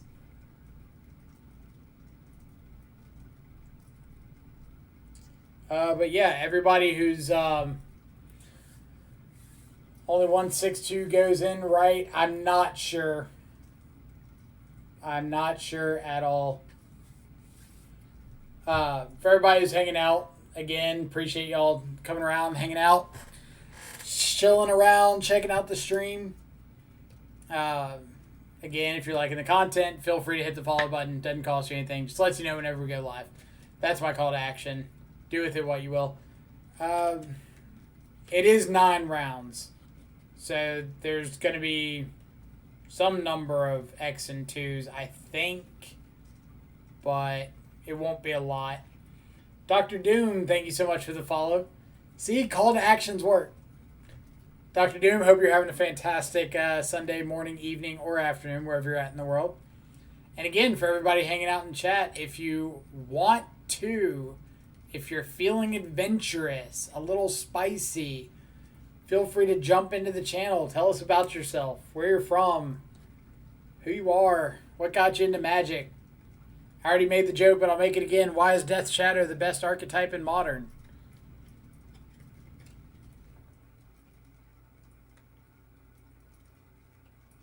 The Duin... Alright, I'm going to try to pronounce this. The Duino Elegies.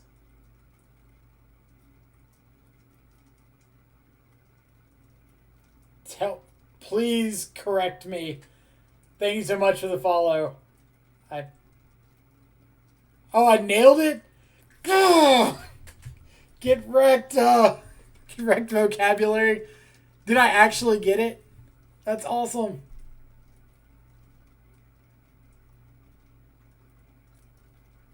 I feel so special. Dr. Doom at work, watching between tasks. Well, I appreciate you coming around and hanging out and checking it out. Jacob from a small town, Akron, Ohio. Ooh, from the hotbed of the sports world that does center around LeBron James. Are you a Cavaliers fan?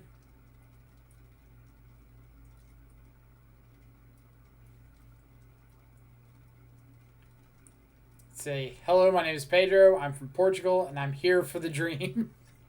Sometimes I'm also here for Shadow. I can accept that. The Duino. Let's see. Ralph Amundo, thank you so much for the follow. Hope you're having a fantastic Sunday. Thank you so much for the follow. Let's see. I'm a big Shadow fan, and you seem to be rocking it a lot, so happy to follow. Well, I appreciate it. I definitely think I believe I can comfortably say we play Death Shadow more than any other streamer. Or we play Death Shadow live more than any other streamer. Something like that. I think we can take that title. I'm not saying we play it as well as every other streamer, but I do believe we play it more. Bolt to you. Hi, my name is... Alright, I'm going to try it. I don't think it's... If it's from Spain, I'm going to assume, like, rolled R, like, Borja. Tell me how off I am.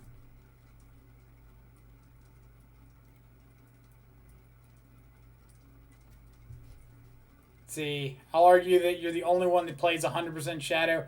I mean, I can't say 100% that we only play Shadow because, like, there's a humans list over here. There's a Jund mid-range list over here. We've played Storm on the channel before. So I feel like I've messed up. J is like G. It's like Borga. Is it still the rolled R, or is it the hard R? Borga. G. Or is it just like Borja?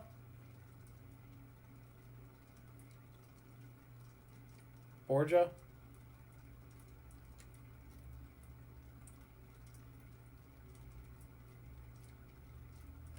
Ja. So Borja.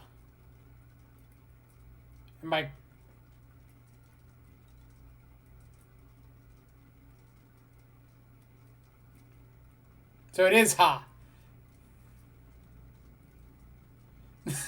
Y'all are giving like 4 different pronunciations. Oh, terrible at this. I think the last GP I played was with humans. I honestly can't remember at this point. The last GP I played was with Shadow. But it was a legacy GP. And then, like, SCG Opens have all been with Shadow. And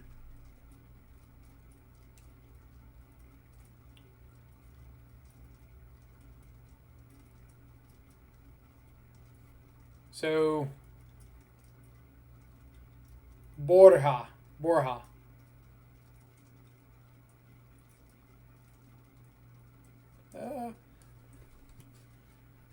So, what did we say about Dito?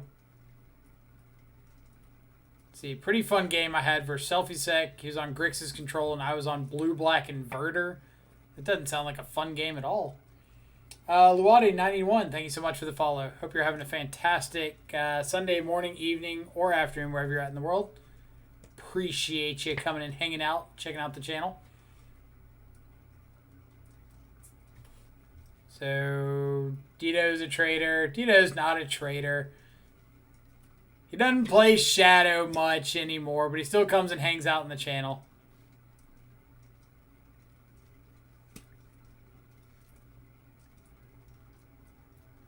Let's see. I guess competition is stiffer than GPs. Do you mean like... competition at Star City events is... stiffer than GPs. I don't know. Probably, actually, because I think the people who go to GPs are likely just going from nearby or just wherever. I think the people that go to most of the Star City events are like dedicated Star City grinders. And are like intentionally going wherever it is or traveling to go wherever it is to play. You got my nickname right, Strange. Is it that strange?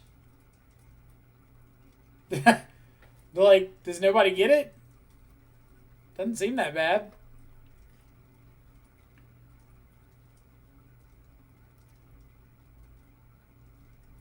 See, naturally he was at 12 because Grixis deals you a ton of damage from the lands, right?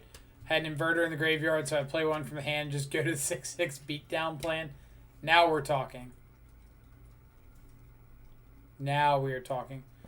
I think the average skill level is higher at any given table at SCG. GPs get a lot more casual players. I think that's true. I think for the most part...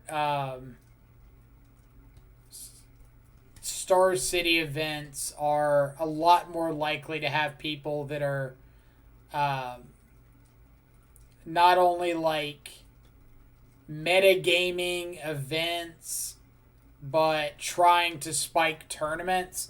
GPs, you have a lot more people that are just like playing their pet deck, playing the fun thing.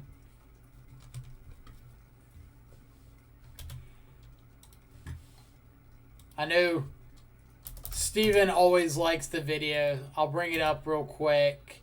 If I can find it real quick. My best finish I've had at an SCG event. I was playing Grixis Shadow. And you're about to see the most beautiful deck you've ever seen in your life.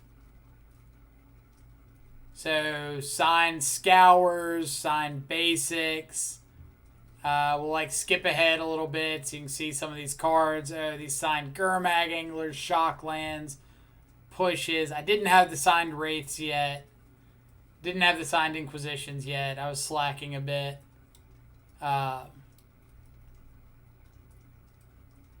Didn't have the signed... Or I had signed Snapcasters. They're silver and tough to see. I didn't have the Thoughtseizes yet.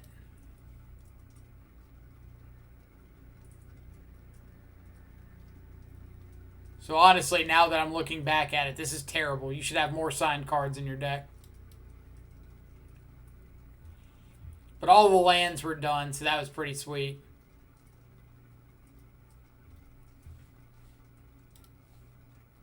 So that's kind of cool.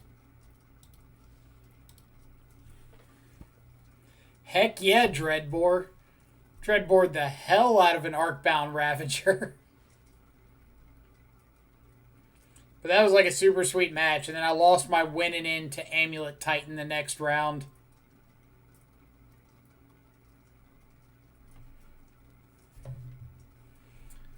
Reaper Quebec, my Jund Rock is 100% signed, and Eldrazi Tron is in the making.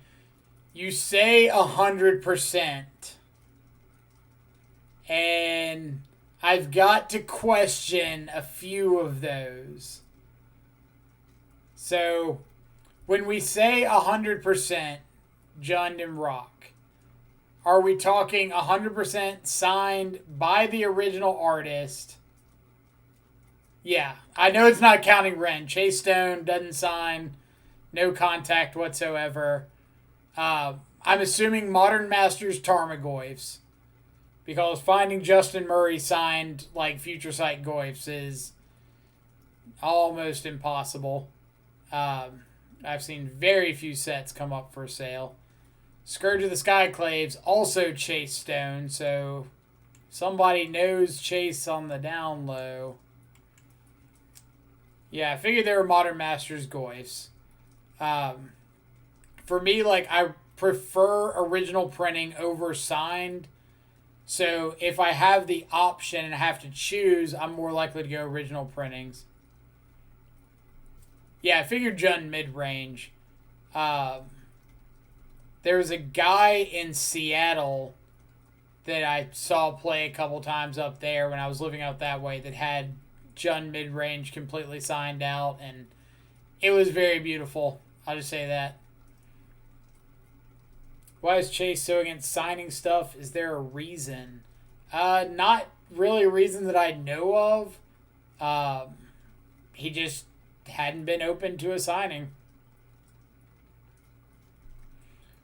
Went to the grocery store. What did we lose to? Lost to Blue-White Control and 4-color Omnath Control. So both of our losses were just like hard control Path to Exile decks. I don't play Bauble, Luris, and Rock. I play old school. Yeah, I'm never picking up a set of signed Baubles. The last set on any of the signed pages went for $2,000 for the set. Like, nope. We're good with our, like, $40 of unsigned Baubles.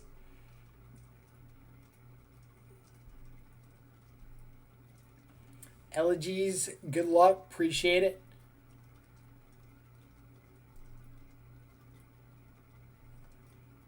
See, 6'7", great name.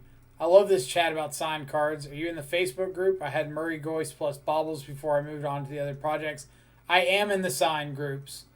I've picked a lot of awesome stuff up from those groups, and huge fans of everybody who runs the signings, puts all the stuff together. Yeah, that was my set that sold them for 400, resold for $2,000. Yeah, I don't think I put in a bid on that one, but I was about to go in when it was at like 1,600, and then it just shot up, and I was like, nope.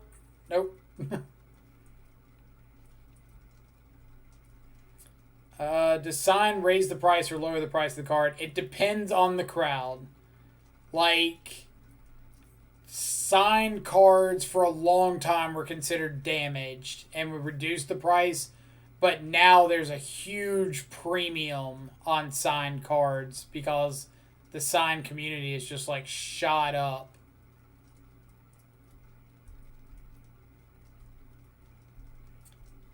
Let's see, last set of Goyce went for 1,400, Baubles $2,000. It's nuts. Like, some of those cards are huge price spikes for signed copies.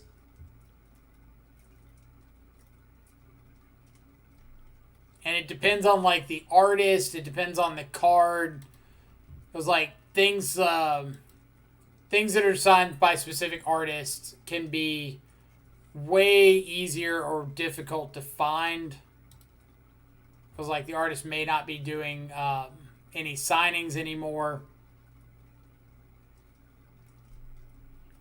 So I'm expecting like 5-colored Niv here. They revealed Yorion. I think 5-colored Niv is a pretty safe guess.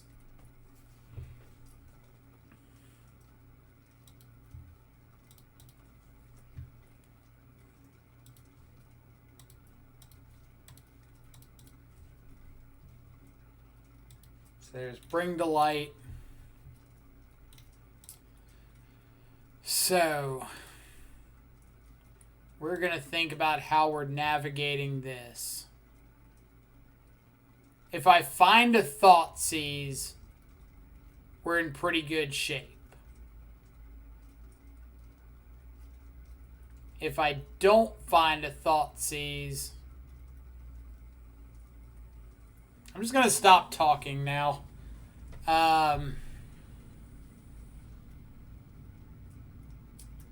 So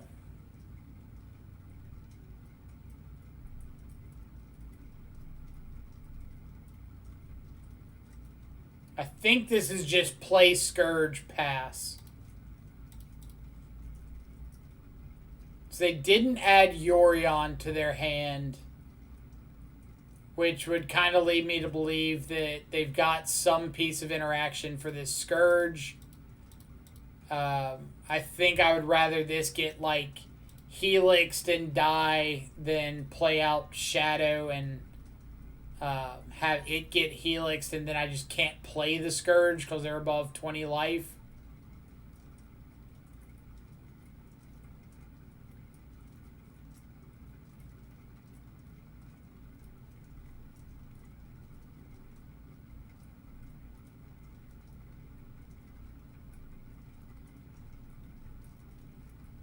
This could be Kaya's Guile.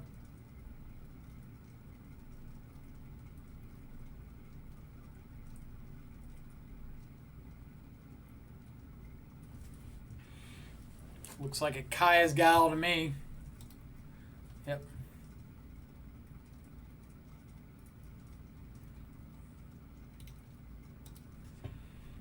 That's fine.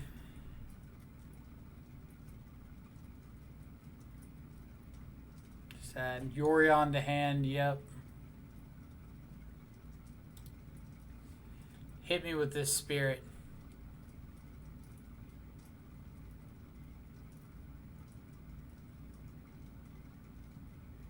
Okay. So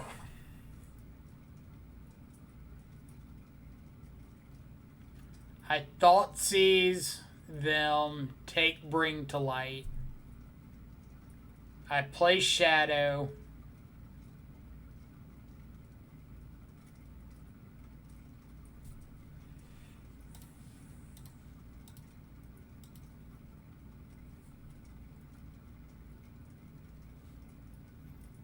Take Bring to Light.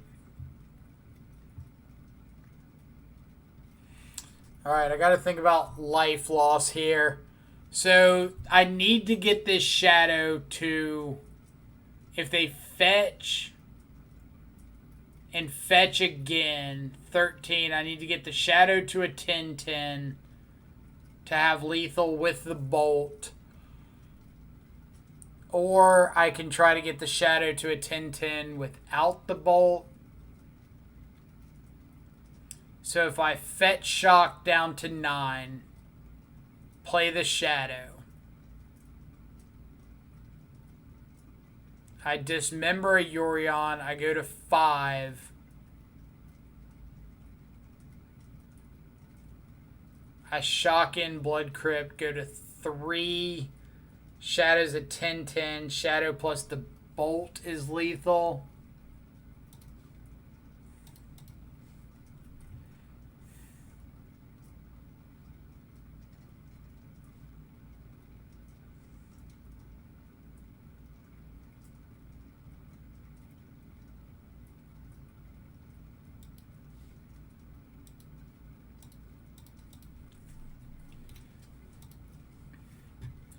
Alright, opponent, hit me in the face one time.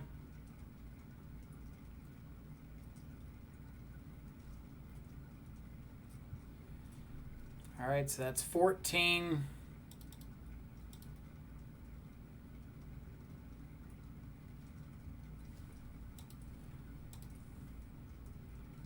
Then they have to play another fetch if they want a Yori on this turn.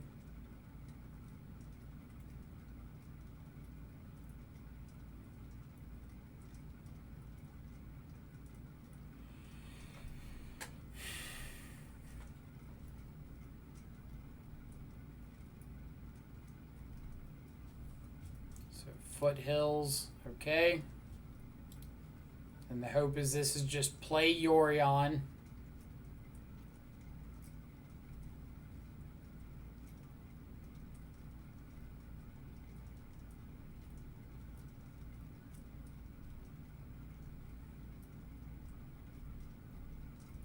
Yep. Bounce the spirit. Please.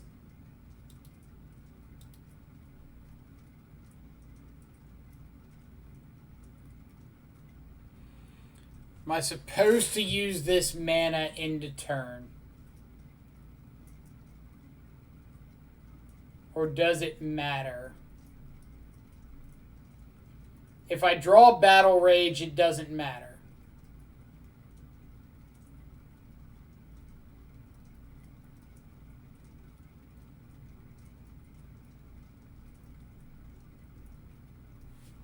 Alright, so...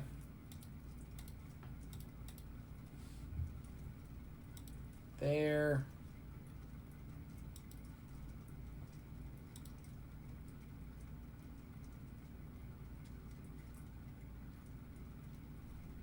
okay.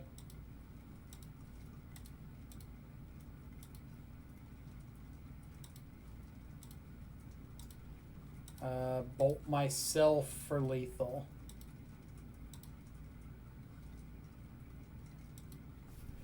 Okay. Whew. Game 1 is a really good one to pick up.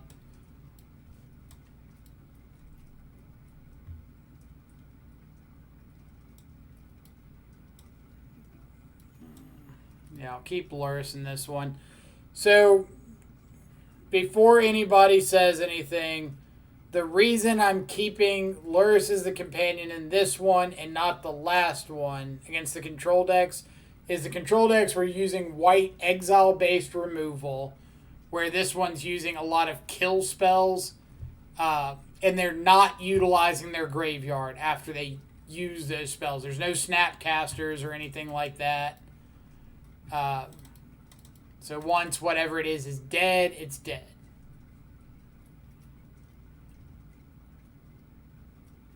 Alright, so I got to come up with 6 cuts. I think... Battle Rage is like an iffy one. I really don't like it against the removal.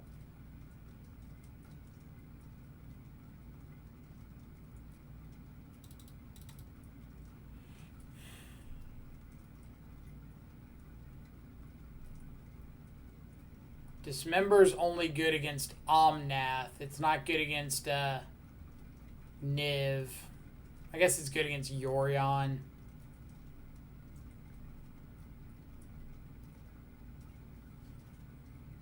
Hex Drinker seems eh.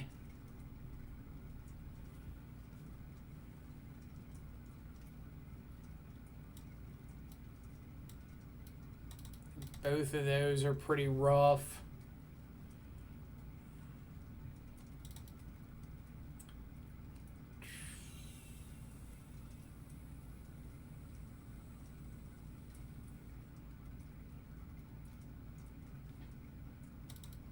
Go like this.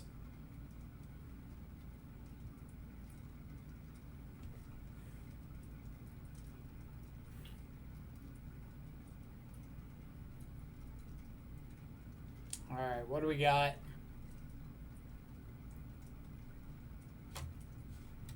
Yep.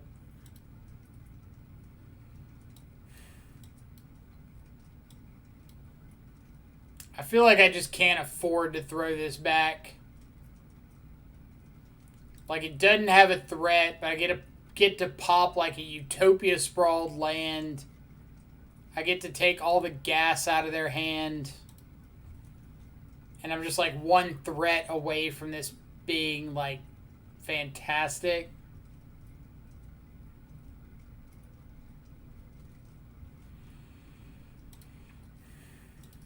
Alright, opponents never had a Veil of Summer in their life.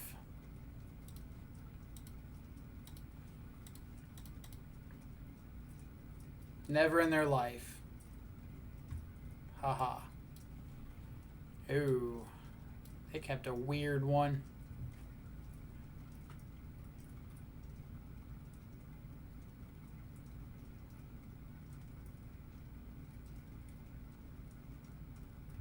Well, I can say for sure I'm going to be quite upset if they rip a Wrenn and 6 off the top this turn.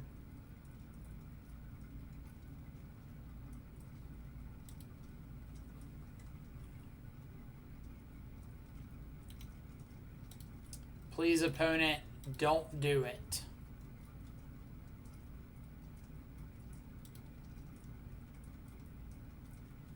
Alright. I think this is just Wildfire.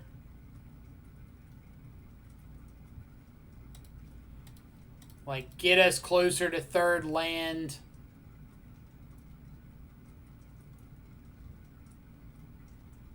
Maybe mess up their color combinations a little bit.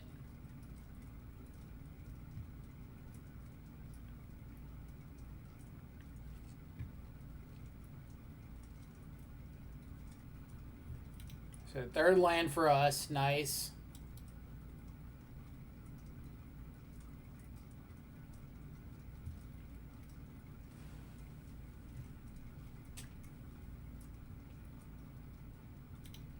Next turn, we'll probably like Inquisition plus Brutality. Alright, so they found third land. Maybe Thoughtseize plus Brutality, because I do need to get this Omnath out of hand.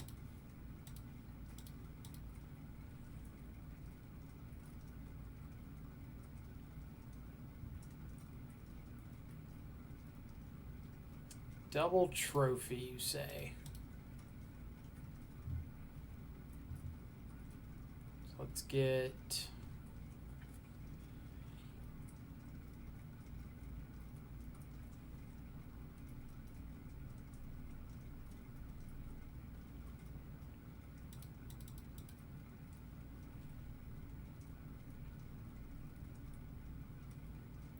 Overgrown Tomb, so we can hold up double green if we find something to use it for.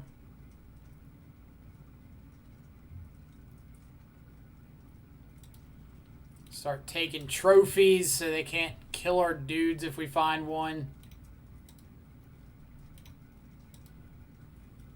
Main phase Assassin's Trophy me? Ah, dang.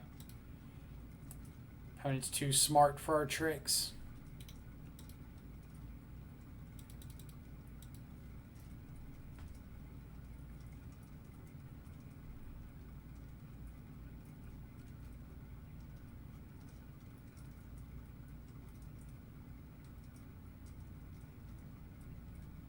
God. Oh, didn't need that one.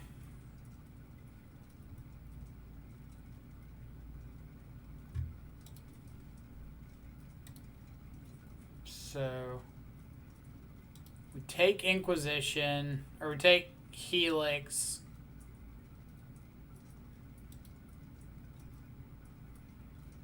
And play Scourge, I think. Because I kind of want my opponent to, like, to fairy bounce this so that I could potentially take command the Teferi. Connor Man, Control Freak, are we still live for top 8? I'm not sure. This is the last round of the Swiss. And I don't know if we're going to be live through it or not.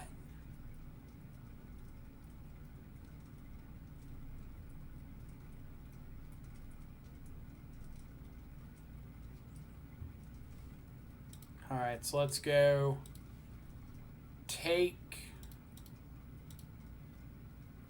Yeah, have to take Bring to Light here. Play Hex Drinker, say go.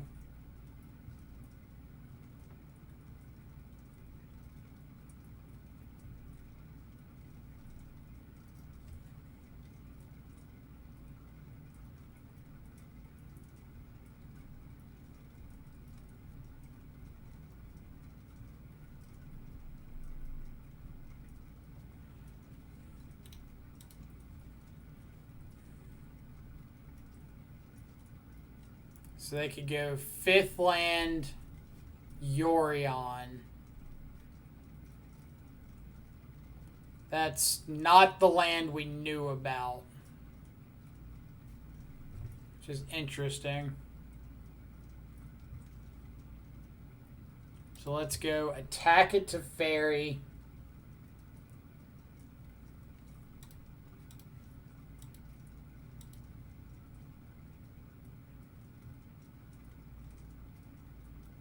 Trophy my Hex Drinker. Sure.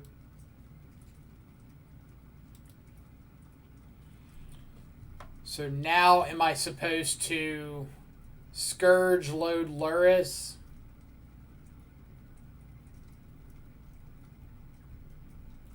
Or am I supposed to... No, Teferi Scourge. Or Teferi K command, hit the hand, play Scourge.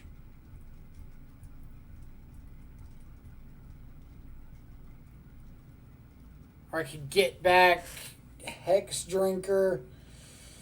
No. Alright. Teferi. They discard the basic land, so the discard to them doesn't really matter. So if that's the case, we'll just return Hex Drinker, hit Teferi. This is just so that he can't bounce my Scourge next turn.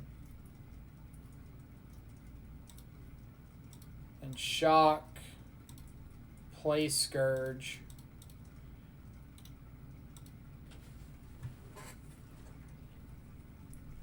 He shouldn't have fetched there.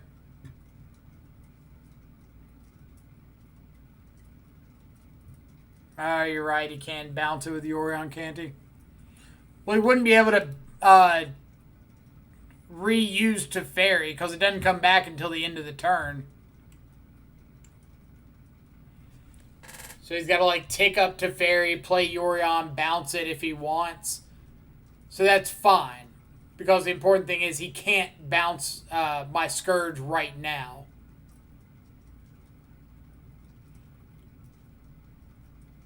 So it can come back and I can attack it to Teferi or something and make him make a decision with this Yorion. Or that. So this is Trophy the Yorion, attack down the Teferi.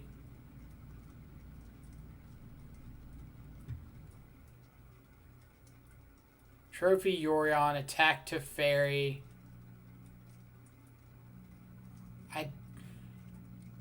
I don't think it's Luris.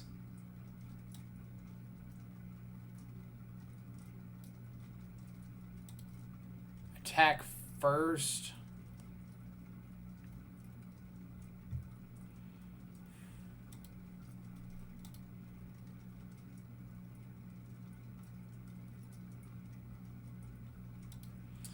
What about attacking him? Because if I attack him, Trophy the Teferi.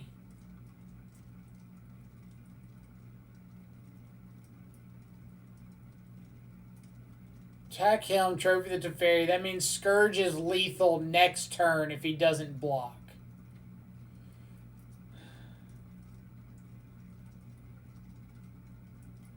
I'm trying not to look at chat because I don't want any like outside influence issue. Like,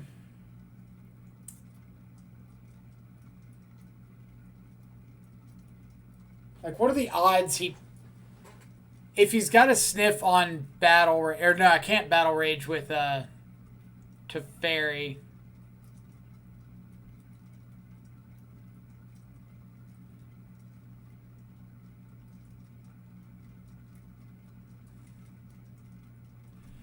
Yeah, I think it's got to be attack at Teferi. I think I can't afford for him to have, like, removal spell. Okay. So now I need to go ahead and... Is there any downside to waiting until his upkeep to trophy? Or waiting until his draw step?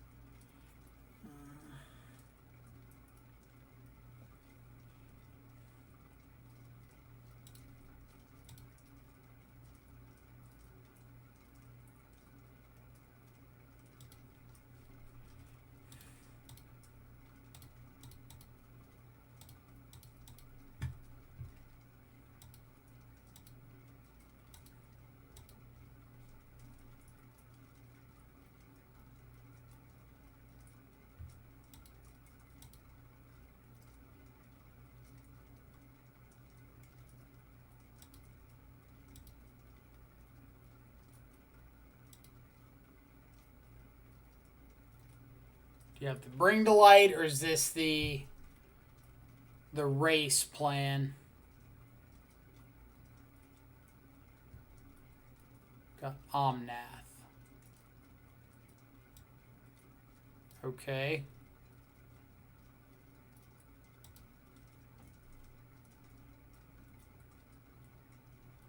Plays a land, gains the life.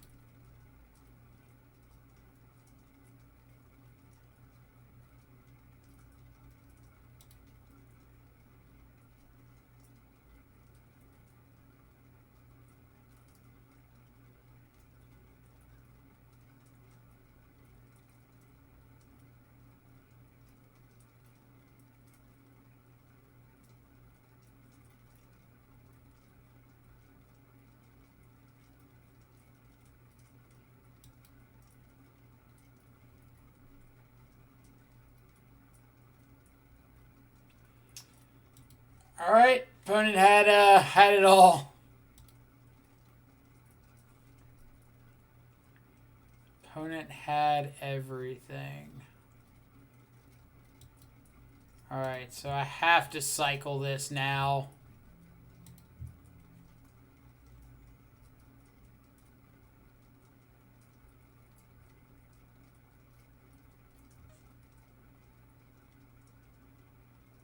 Yeah, huge punish for not just killing the Yorion.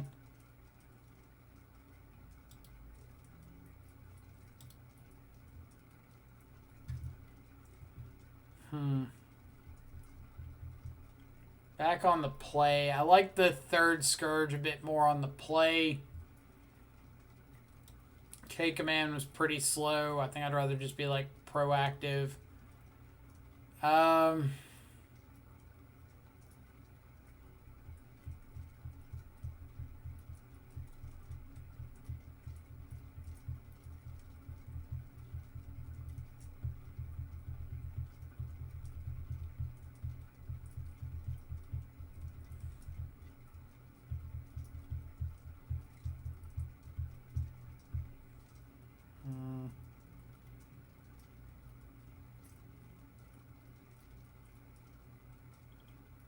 Is that fine?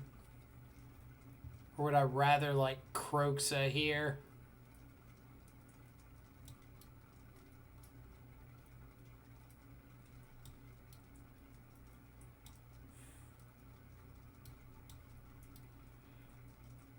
Do I want Battle Rage on the play?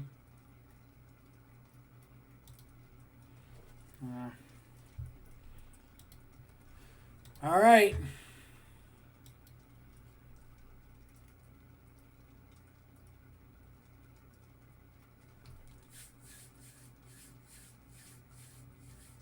Double Shadow, triple fetch land, double Thoughtseize. Not quite.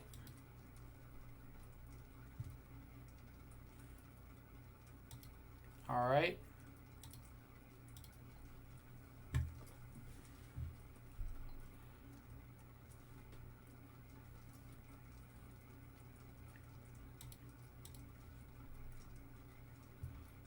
So opponent mold to 5, which is really nice for Kroxa.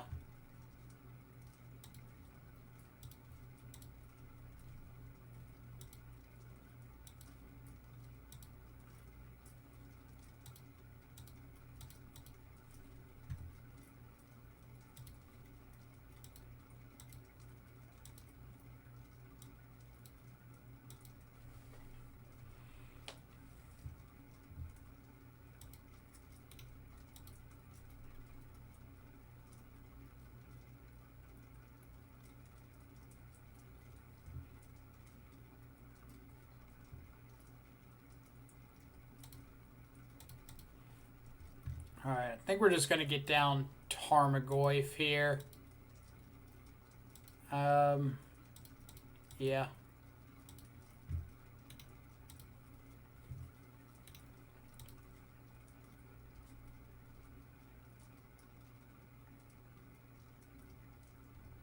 Okay.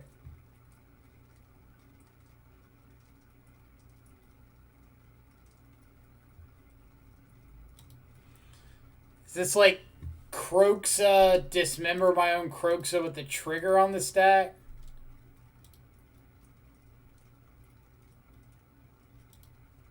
I think so.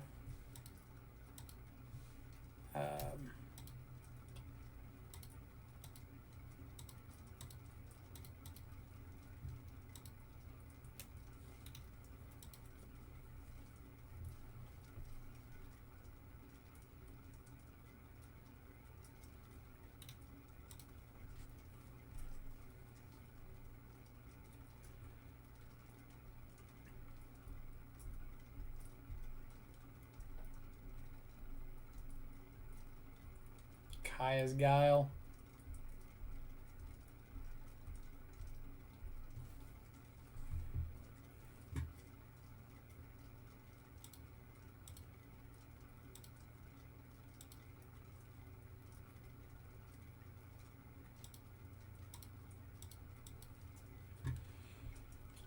Alright. Well, next turn we can add Luris to the hand.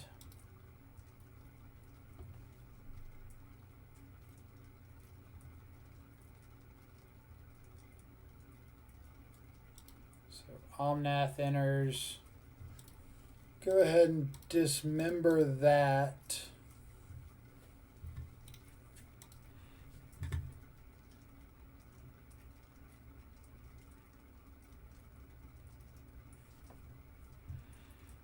It's not a bad draw.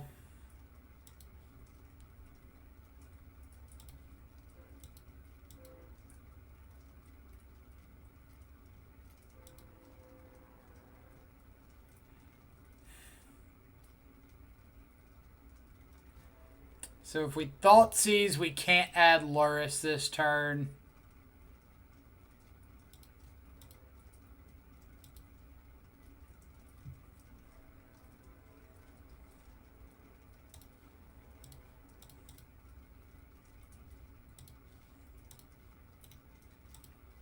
All right. 2 whiffs away from our opponent. They could add Yorion to the hand and have a chump blocker next turn. That's 1 whiff.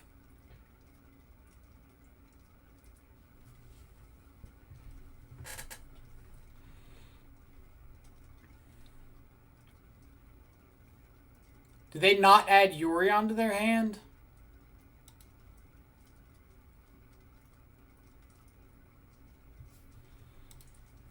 Why did they not add Yorion?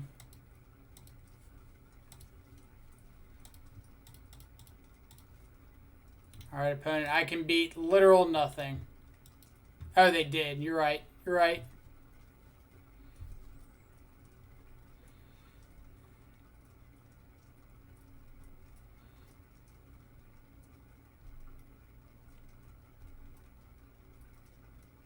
Nahiri the Harbinger.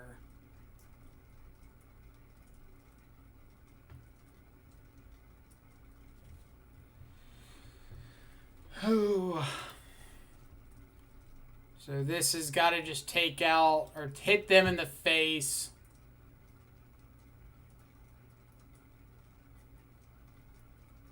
Yes. I've just got to fade draw steps.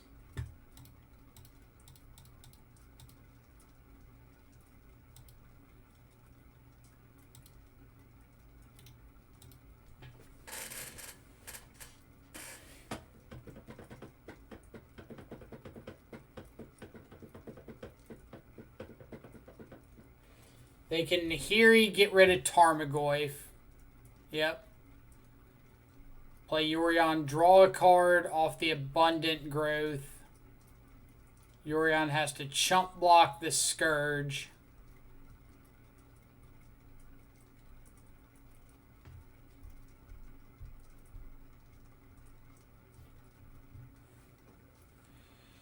Did they hit something besides Yorion?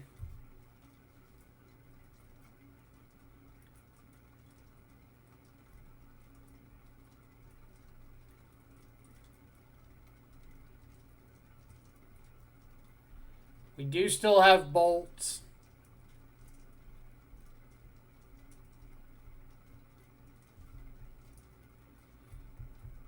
So the last card's Yorion.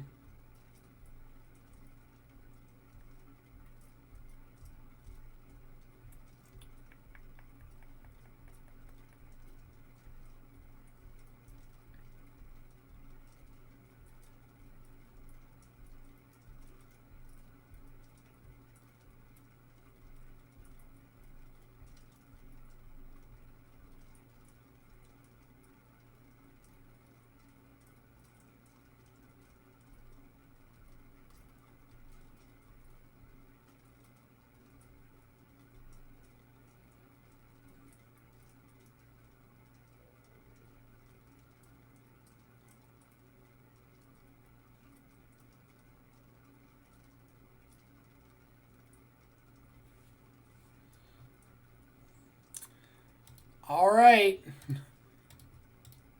We're going to do this thing.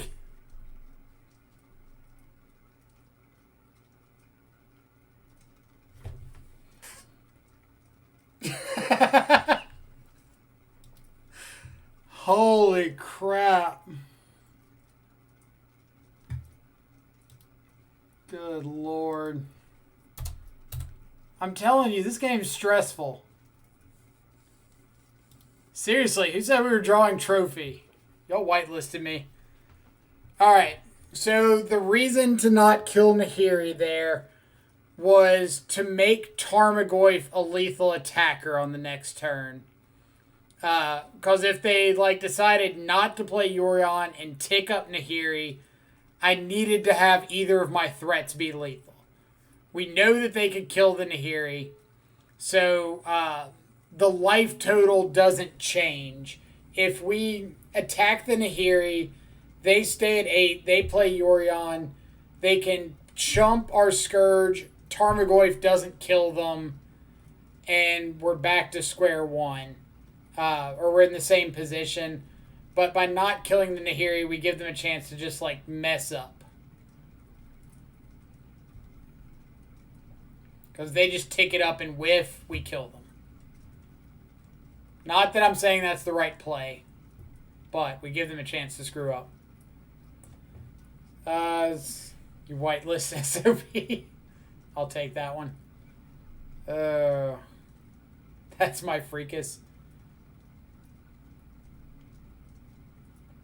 What's the reason to keep all 4 bolts and board out a creature? So the reason to keep the bolts was this is a matchup where we have to kill them quickly. And bolt ourselves, bolt our opponent gives us ways to enable Scourge and Shadow that we otherwise wouldn't be able to if we boarded them out.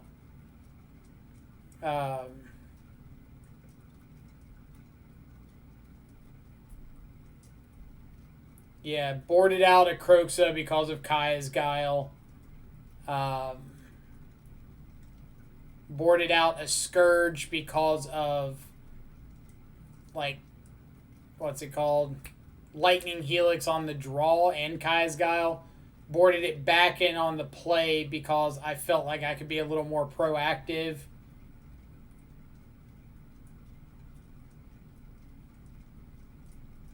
Vizos, BRMTG, thank you so much for the follow. Hope you're having a fantastic Sunday morning, evening, or afternoon, wherever you're at in the world. Appreciate you coming by to hang out.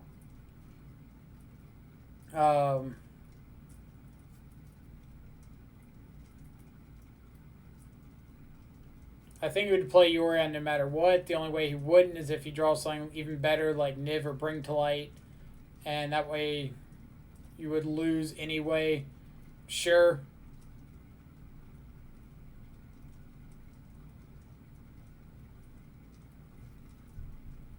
So, Scourge is a 5/5 on turn 2. Puts your opponent in a wall quickly. Yes. But Scourge is a 5/5 into opponent lightning helixing your Scourge is a very dead Scourge. And we don't want very dead Scourges. We need live Scourges. Mike, any reason to consider Ashiok in those post-side matches, even though we lose Luris? It has so many hits, as Freed mentioned. There's consideration. It depends on what we're wanting to play around. Like, I wanted to play around Assassin's Trophy, Fatal Push, Abrupt Decay, those things. In which case, Luris is better. They're not exiling our threats unless they have Kaya's Guile.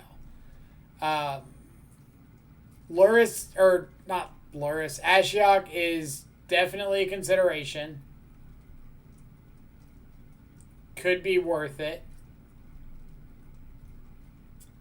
Oh, GG. Oh, my lord, this list is sweet. I've been really liking this list.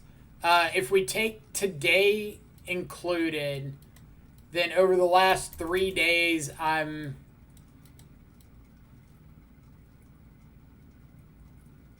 29-5, I think, with this list. Like, multiple trophies.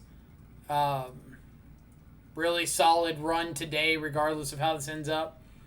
Chance on top 8, or are we going to be 9th through 12th? I'm not sure. We were 14th going into that round, so probably 9th through 12th.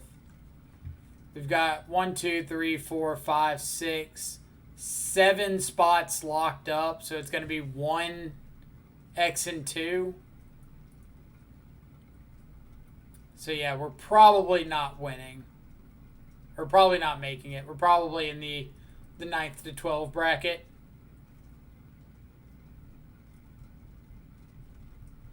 Control seems tough, but isn't really in the top decks. Well, Albert was on Control. There's assumptions that God Shadow's probably on Control. Whoever we lost to last round was on Control.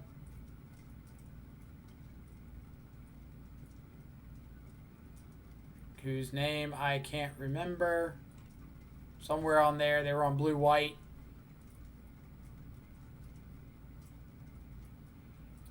Grix's Control player in the top at X and 1. It's probably God's Shadow, honestly.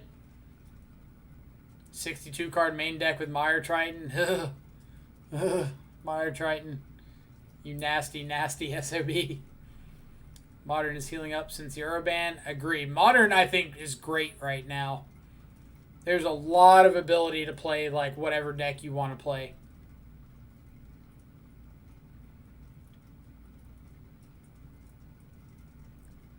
Let's see.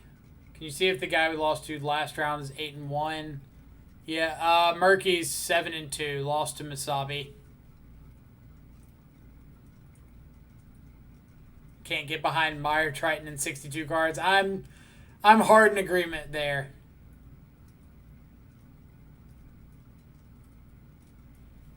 Pedro said God Shadow's playing Blue-White X.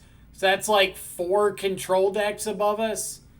Murky, God Shadow, Albert, and then apparently another Grixis Control. So, yeah. That's a pretty good bit of control. Said he's probably on it, not for sure. Well, fair enough. Fair enough. Oh, man. 200 viewers. This is awesome. Hopefully we can somehow have our breakers squeak us into top 8. I think we needed Murky to win for us to have a chance. But we'll see what happens. I'm pretty sure we're going to end up, like Freed said, in that 9th to 12th limbo area. Probably like 10th again. Yeah, I've been super pumped with the run. The list performed exceptionally well. Our only 2 losses were to really tough matchups. We beat 2 Niv to Light players, which is really rough. So, yeah, I've got no bad feelings about the deck whatsoever or the performance today. I think it was absolutely fantastic. All the Euro supporters just actually capping. All right, so explain to me your thoughts on no spears. Absolutely. So I think that Monastery Swift Spear is typically in these shadow builds just to enable Scourge of the Skyclaves. I think that other than that role, it's a subpar threat in this deck. I think that we don't have the spell density to make it a legitimate prowess deck or prowess creature or to take advantage of prowess. I think that once you get into the mid to late game, it's not providing enough of a clock, and it gets pretty severely outclassed by most other creatures that we run into. Other than that, I wanted to go a little bit bigger on the curve and kind of take a step above the other shadow decks, which is why we're running like the second Croxa, Assassin's Trophies, Ren and 6, Hex Drinker, all in the main. But what I would think about is I basically replaced, what's his name, Swift Spear with like this. Swift Spears and like the extra push with something like this and just went a little bit bigger. And it worked. We ran into like 3 prowess decks. Trophy was huge. We ran into Spirits. Trophy was great. We ran into the Mirror. Trophy, Hex Drinker were both great. What else? Yeah, I think it worked out for us very well. So that's kind of my reason. I just think Swift Spear is a subpar card in the deck and is only used to enable Scourge. And I don't want a card in the deck that is not pulling its weight as a legitimate threat, answer, reason to go Jund, etc. What are the bad matchups for this deck? E-Tron, Greentron, Amulet. Yes, yes, and yes. Any big mana is kind of rough. We're not providing enough of a clock compared to other shadow lists with like Swift Spear. Or not Swift Spear and Street Wraith. This is a little more geared for like the creature decks. I have not lost to Heliod with this deck. For what that's worth. Let's see. Can you make top 8? I don't know. I don't believe so. But a lot of it has to do with like how our opponents did in these last couple of rounds. Like, where does our opponent match win percentage match up with theirs? Because, like, our match win percentage is right up there. Our game win percentage is right up there. Our opponent match win percentage, that's where the breakers are going to, and I don't know where we stack up. Really isn't much else to do against Control on this build, right? It's just a bad match that we need to somehow just disrupt and ride an early beater to victory.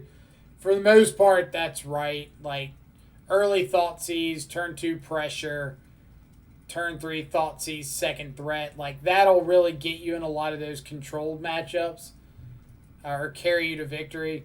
But, like, when your opponent's got 4 path or sees 3 path and a Snapcaster, plus triple Field of Ruin to take you off of all of your mana and a Supreme Verdict, like, there's literally nothing you can do about that. So I wouldn't even take that into the equation. That's just like a matchup where they saw what they needed to see and not much to say about it. Control is everywhere now. What? There's a good bit of Control. Like, the meta is a little more targeted at the moment, so Control can kind of thrive a little bit. E-Tron is kind of even. E-Tron's better with Tarmogoyf builds, especially Tarmogoyf plus Scourge, than it is with, like, Grixis and Gurmag Angler. It's still not great, but it's better than it could be for other Shadow variants. There are 8 people with 8 and 1 or above, are there? Thought I counted 7. 1, 2, 3, 4, 5, 6, 7. Yeah. It's only 7, so there's going to be 1 X and 2 that makes it.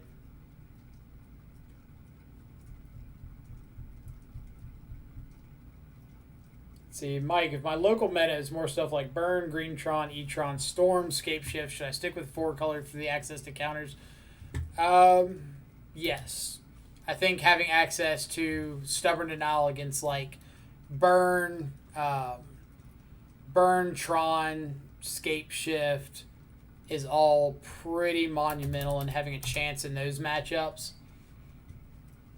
Last call to action for the day, since everybody's hanging out. If you're enjoying the channel, enjoying the content, loving watching some sweet Death Shadow action, feel free to hit the follow button. Doesn't cost you anything. Just lets you know whenever we go live. So you can come check it out. Again, we've got a really great community here that we're kind of developing that's all centered around Death Shadow content, mid-range modern content. And it's really awesome if you're looking to get into the deck or you just want to see some gameplay. If you've got questions that you want to ask people and you're not sure where to go, this is a good spot for you. So, highly recommend staying around and seeing what's going on. Or if you're like 6'7" who just hit the follow button, we also do just check out a bunch of like sweet signed Magic cards. So if you're really big into Magic card aesthetics, hit the follow button as well.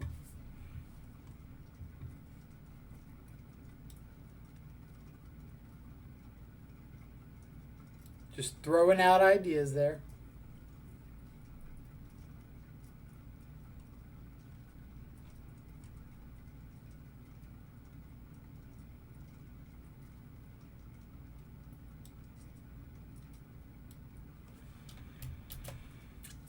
Oh, how was the copy of Ren? I don't actually think we saw Ren in 6 the entire event. At least I don't believe that we did. We might have. But I literally don't think we drew him the entire tournament. That being said, I have had a lot of really good results with Ren in the last few days. So I would not knock it just because we didn't see it today. It's won me multiple matches over the last like 3-4 days of testing it.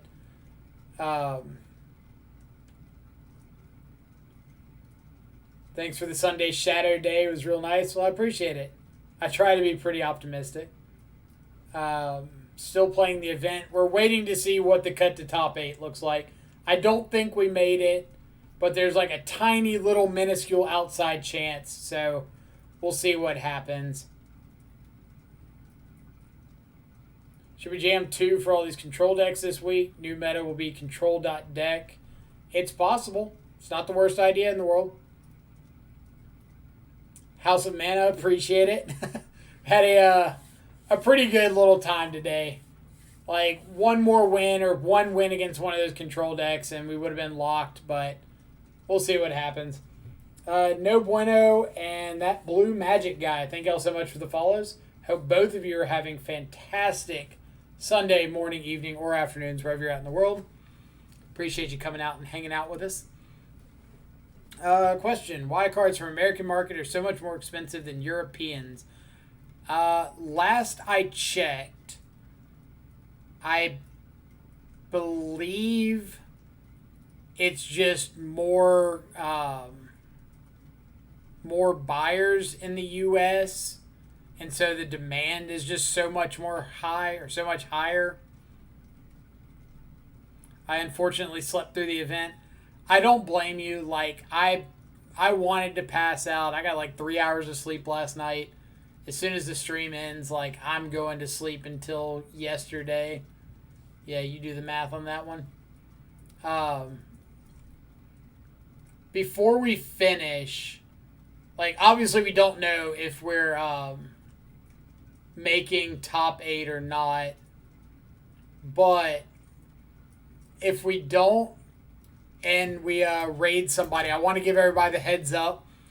I'm going to raid somebody with like one viewer. And I would really, really, really love if everybody would hang out for a second and join in on the raid and just like explode some one viewer's channel.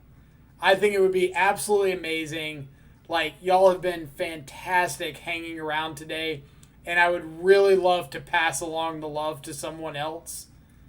So if anybody's like hanging out, obviously we're waiting till the results of this. We want to know if we made top 8 or not. But if we do and we raid somebody, I would greatly appreciate as many as y'all can just sticking around for a few minutes. Like, check out their content, see if you enjoy it. Don't know how it's going to go, but I think it would be really awesome. Like, I feel extremely blessed today to have the crowd that we've had and the raids that we've had and had so many people that have hung out and checked out the channel. Wombo, you're streaming the standard challenge? We could do that. We could do that. You are.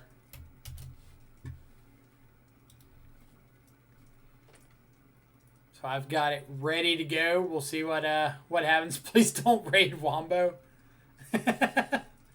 Well, House of Mana said not to, so raiding Wombo kind of cringe.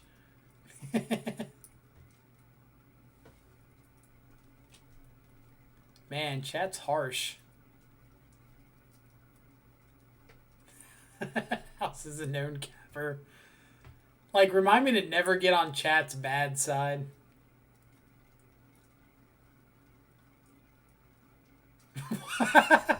Y'all bringing in personal arguments. You got banned from the Discord. You obviously don't know what you're doing.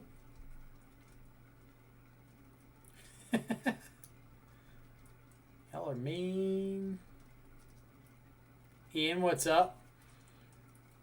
Mr. Bodingles, what a nice, wholesome streamer. I try to be. Like, I like to think I've got a pretty optimistic attitude. Yeah, it's definitely not good for us. I'm not expecting to make it, but we're at least going to wait around and check it out, see what's going to happen. Jackie Chen, thank you so much for the follow. Hope you as well are having a fantastic Sunday morning, evening, or afternoon. And just remember a couple last second shout outs. If you are interested in supporting the channel, Twitch Primes, Amazon Primes are always welcome, but never feel like you're required to sub to enjoy the content. Always appreciate everybody just coming and hanging out in the chat, checking out what's going on.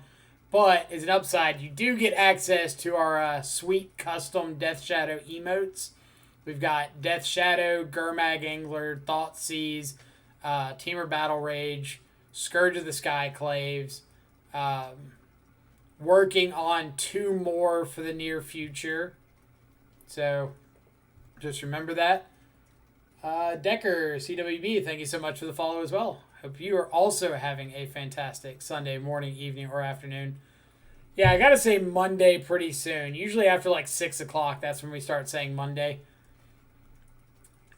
The emotes are fantastic. If you ever want something done, whether it be custom emotes for your channel, any kind of art project, we've got a link straight down below for our artist Jill to her Instagram page. You can go over there, check out her stuff, DM her for prices, anything like that. She does commissions, everything. Highly, highly recommend it. Did we win and drop a spot?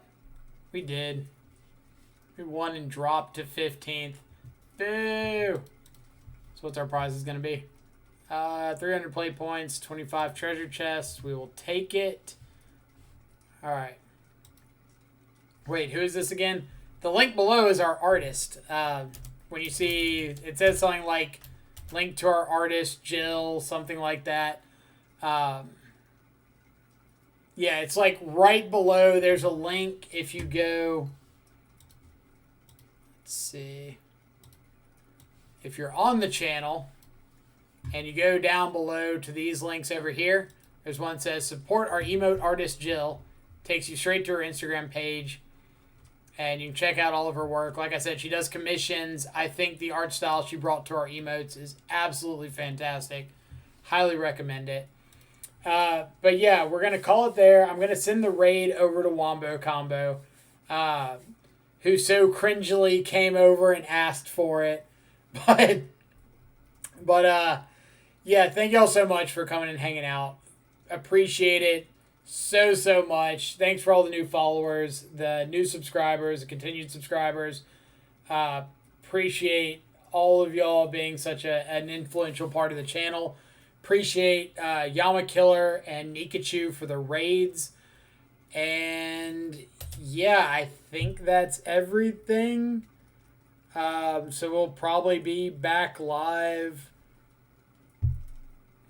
maybe Tuesday. I might sleep until like 8 o'clock tomorrow night, so forgive me if I do. But yeah, I will be back online then. Hope y'all have a fantastic rest of your weekend. Stay safe. Enjoy some good food, good company. And I will see y'all all soon.